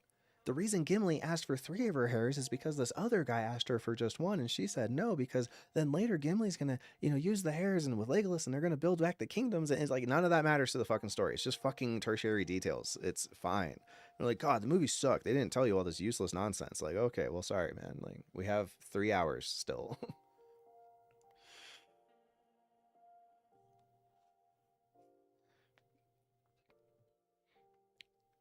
Author Dune spent 30 years creating ecosystems. Yeah, he's very Tolkien-esque. Yeah, this is Katana. She's got my back. I would give you the advice of not getting killed by her. Her sword traps the souls of its victims. I mean, Jesus Christ. That is insane dialogue, dude. That is like that's like what you write if you're like, and then Rick says something to the effect, like while you're just doing the rough draft, when you're just trying to get the scenes out on paper, you're like, Rick says something to the effect of like, hey, this is, Katana, don't get killed by her, because so he says something to convey the idea that her sword traps souls. There's a million ways. Well, and then when he blows up someone's head, and then fucking Harley Quinn says, now that's what I call a killer app. It's like we're doing Ellen DeGeneres jokes now. Like that's what the movie's gonna be. Coming to you, the next fucking comedy movie of the season. Now that's Ellen DeGeneres, co-writer. Like, Jesus fucking Christ.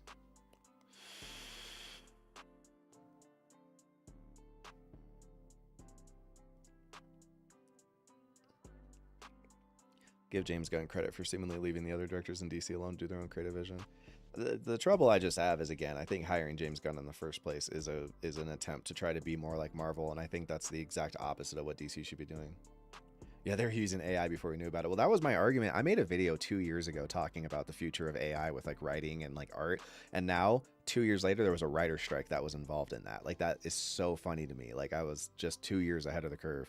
And but I talked about that, where I was like, to an extent, humans are already kind of doing what AIs would do when we make shitty movies. When humans just look at a bunch of analytics data and go, kids like this, and they like this, and they like this, so let's make a movie and let's make sure that there's this and this and this and this in it, then you're just doing the same thing that a fucking AI would do. So I was saying that, to an extent, we probably wouldn't notice a big difference if AI started making movies, because it would be very similar to every MCU movie we already get.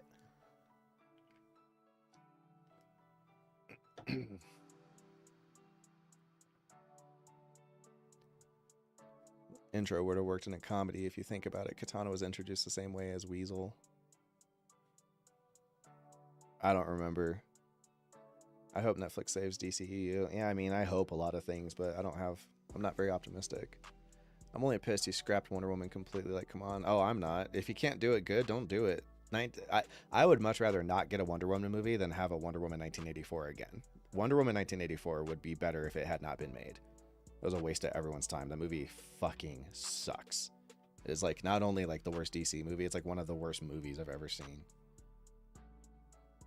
No, I agree. Yeah, if DC just went for like, if DC said, hey, we're hitting up Todd Phillips and we're going to talk to him and come up with an outline for basically treating Joker as our new DC Prime movie, and everything is going to like be based on the flavor of Joker, they would instantly have a whole corner of the market cut out that Marvel has no interest in trying to get involved in. So anyone who wants to see a movie that's like not for kids and is R-rated and stuff would all have to go to DC, and it would be like a huge cash cow.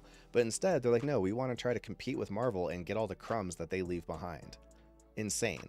Like, they're always going to be everyone's like second choice to go see a movie versus a Marvel movie, except for the people who are like specifically Snyder stans. Like, he's got a weird religion for some reason. I don't get it.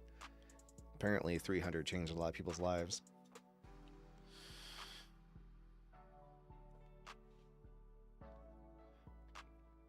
But Birkenham, there's already a billion movies that come out all the time. Like, they all go direct to Netflix and no one watches them anyway. So it's not like AI is even going to fuck that up too bad. Plus, AI is not making the movies. You still have to make them. So I don't even think we would see more movies getting made because the studios still have to hire actors and camera crews and best boys and key grips and locations and all that stuff. So I don't think it would make more movies. The CGI. I mean, the CGI is bad, but the story is atrocious, dude. Just atrocious. Director of Suicide Squad 2016. Yeah, David Ayer says there's a director's cut out there. I don't even care. Like, the problem is that what did make it through the movie, unless the director's cut is literally an entirely different movie, like what did make it through was so fucking bad. It's not the kind of movie that I feel like, you know, oh, it just needs to get fixed. I think BVS is that way. I think a couple of reshoots and cutting a third of that movie out, you could actually end up with a pretty good movie. But I don't think that for the original Suicide Squad. I think that movie is just tore up from the floor up. Snyder tied for our sins, dude. Some of their fans act like that. I have a video talking shit about Snyder, and oh my god, it was like all the Snyder fans came out just like, you fucking piece of shit, I can't believe you.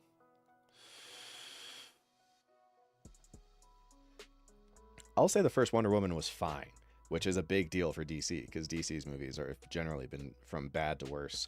And so the fact that Wonder Woman was like at least a movie was like, okay, fine. Universe or planet to conquer. It's Earth. Yeah, like it's kind of like Debbie said. I don't know if it was in this episode. Yeah, I'm not sure anyone's made anything worse than Wonder Woman 84. 84 was shockingly bad. I could not believe that a big studio made such a shitty movie.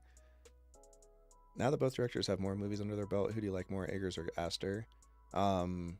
Probably Aster is edging out Eggers a little bit now. Probably.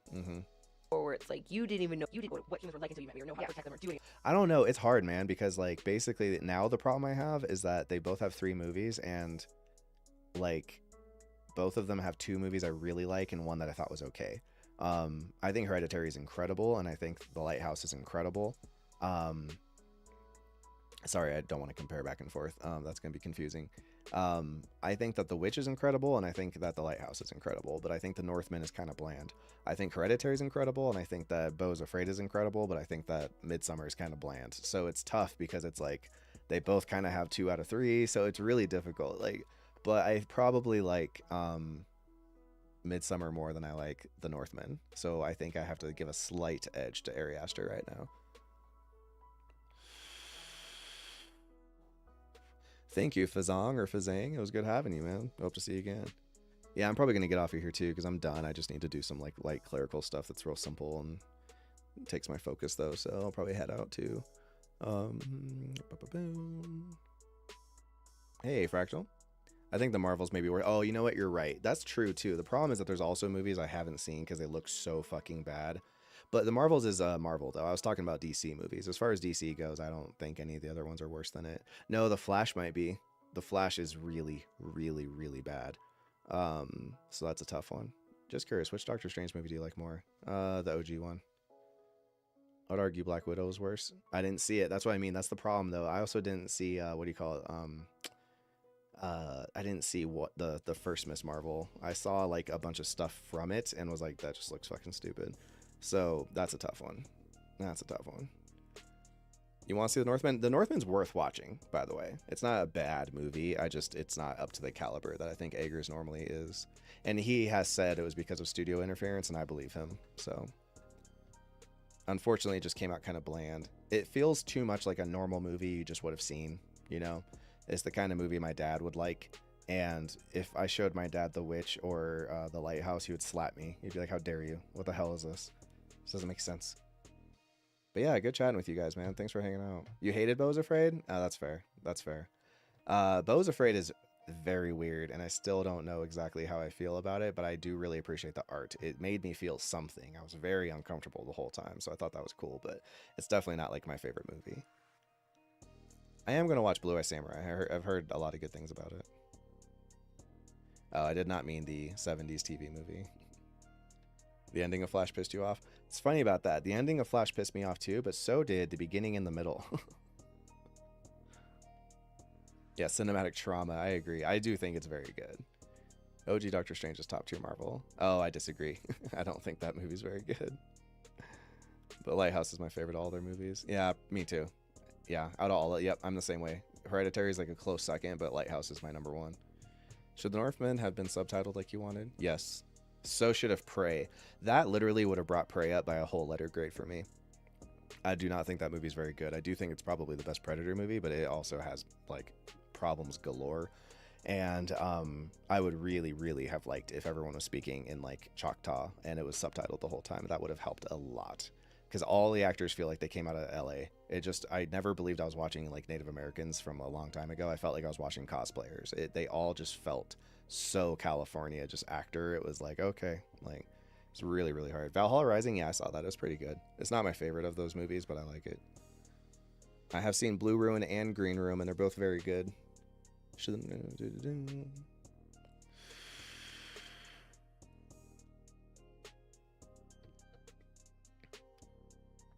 Better than Northman? No, it's good though. It's cool. It's from Nicholas Winding Refn. He made that, and then he made Drive, and then he made Only God Forgives. And I think that you can see a lot of what makes Drive and Only God Forgives work in Valhalla Rising, but it does feel like very amateurish, and it drags to a point where you start to like lose interest and not really care what's happening anymore. And then it gets a little artsy to the point where you're kind of like, it's really hard to decipher. And it's something I think he kind of figured out in Drive and Only God Forgives, is he figured out how to like make them super artsy but still have like a pretty concise plot that you can follow, so you care the whole time, and then you get to enjoy how kind of weird it is, but at least you understand what's happening. So have you seen the new Leo movie? No, I haven't. It just looks tired. I'm just tired of these movies. It's like, remember when race relations were a problem? Like, yeah, I do. I'm over it. I get it. I just don't care anymore. Just hopped in. What movie were you mentioning? Kyle Hack? I don't remember. Probably Valhalla Rising. You saw Green Room. Blue Ruin is on the list. You should watch it. I like Blue Ruin a lot. I probably like it more than Green Room, actually. Killer of the Flower Moon. That's what it's called, yeah.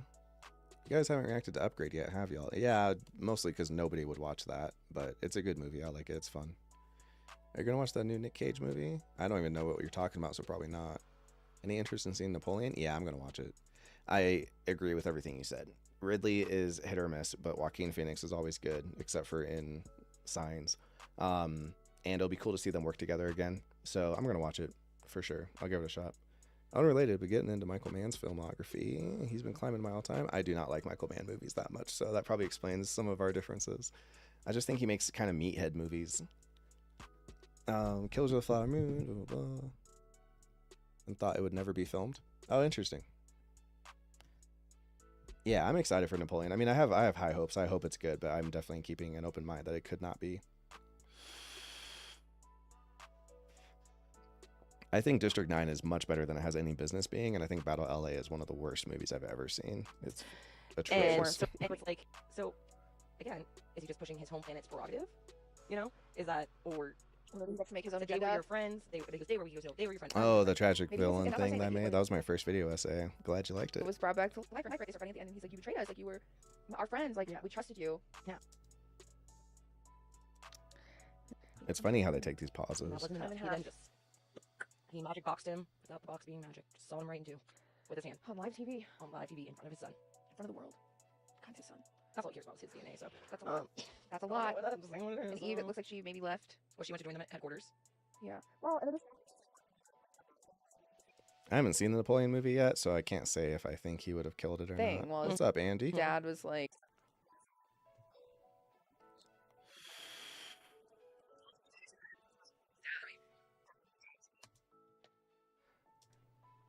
Big poo poo face Also, what was with his poop on dad his not, and I know, like, face. circling back, but wasn't his dad not helping there, but now being like, listen, Yeah, you know what? I agree about Oliver Stone. Yep. I'm kind of like, did Oliver Stone do Natural Born Killers? I like that, but all of his other movies, I agree. I think they're like super preachy and ham-fisted in other ways too. Yeah, he's gonna trademark all right. That's true. Oh, he certainly would have gotten the history wrong. Yeah, well, he still cracks me up because that dude is a Australian, and he's probably the most conservative, like America God-loving dude I've ever seen. And it's like, could you imagine being American and then being that crazy about Australia? And you go to Australia and you keep making all these movies about like Australian heroes and fucking freedom, and and then you make a movie about Scots and you make the same movie. Like, anyone notice that the fucking Braveheart and the Patriot are the same movie? It's so funny, dude. I don't know. I don't get it. Good for him. maybe if they get beat to shreds, they get stronger. yeah, Maybe that's why. Viltrumites get like stronger with age or something. Or like with each near death, not death experience, like every time their cells have to regenerate, they become stronger. get That's why he was like, stronger? I'm I literally love how literally Ariana is describing Saiyans from Dragon Ball Z. I was like, has she seen Dragon Ball?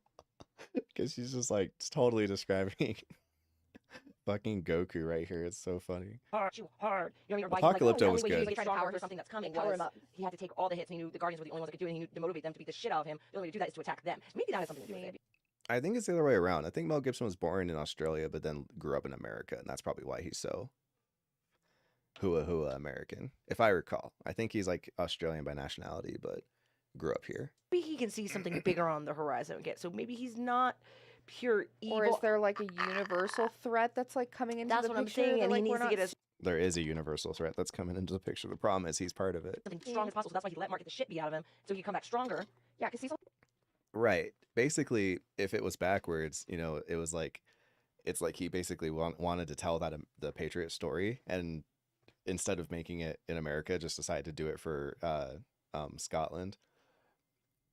And so made Braveheart, and then later was like, well, let me make the real version. We'll just do the Patriot. And then it's like, it's the same movie. It's like, and it also stars him. It's like, it's just him going around as a rebel fighting against the King of England. And gathering up men as militia fighters and going around and doing guerrilla warfare and beating them. And then, it's like, so funny, dude. The Patriot cracks me up. Like, at the end, there's like a black slave, and homie starts waving a flag, and he's like, yeah!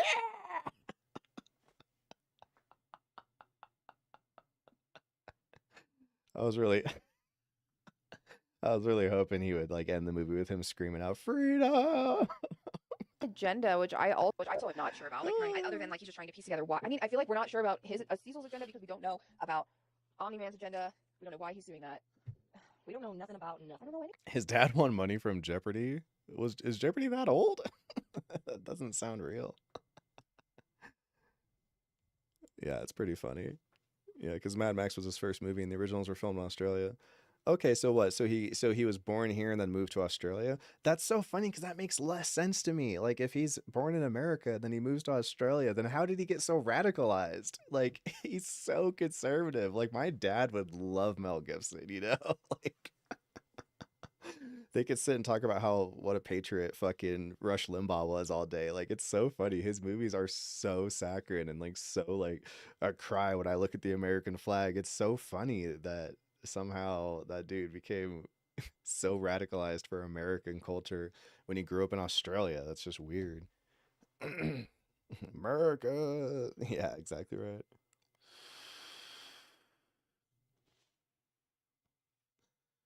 Big fan of freedom. That's it. You know what? That the hate in the British monarchs part makes sense actually. That tracks. At least I understand that part. He was in Australia telling everyone he was born in America. Yeah, he was that guy for sure. Has like a super thick Australian accent. As far as anyone can tell, they just assume he's Australian, but he makes sure he's like, hey, hold on. I'm American, god damn it. Nor, I'm American. Randall Wallace, right? We were soldiers in Braveheart. Oh, okay, that's fair. Well, they wrote him, but at least he's the one directing them. I mean, there's something that's attracting him to those movies. I also just wondered if it was because he was Catholic, because that's like also, it's very, a lot of places are very Catholic, but America has a pretty strong Catholic population as well. And there's a big crossover with like like Jesus, Judeo-Christian oriented religions in America and conservatism. There's like a huge crossover, unless you're black. Then it's, well, it's still conservatism. It's just democratic conservatism. Anyone who's from Europe in here would know what I'm talking about. America's leftist would be considered like right wing in like most of Scandinavia. Nothing about anything about anything. Yeah. I know that my name's Ariana and this is Maple. Yeah, Clint Eastwood is the same, but at least Clint Eastwood was born in America, so it makes sense. Like raised in, he's born and bred in America, so at least it makes sense why he's so conservative. We've been So pro America. Watching Invincible. So, we're gonna end that here. Yeah, I like the U.S. in theory, or I miss the U.S. in theory, but I don't miss the weakness. What does he say? What's the quote? Oh my god. Looked it up. He was born in New York. Okay, so yeah, he was born in New York. Interesting. Who's a better actor turned director? No. I do agree. He's a very competent director for sure. It's just funny that his movies are always so like just dad movies. If we were functioning properly and we weren't in a hyperinflation and setting up for World War III. You said what? Oh, you like the U.S. if it weren't for that? Oh, I'm not a big fan. Not a big fan. Does make some pretty good movies. No, I agree. Yeah, well, he has made good movies. He's hit or miss too. He's very like lately he's been making mostly bad movies, but he's made some good movies for sure. Chair thing? I don't know if I know the chair thing, but I gotta go. I am going to finish this video up so I can get it posted for tomorrow, and I will probably be back. Now I'm kind of low on projects, so I'll probably make Tropic Thunder. So that's probably gonna be the next thing you see, which is actually gonna be me and Maple reacting to Tropic Thunder. So you guys can look forward to that, and I'll catch you later.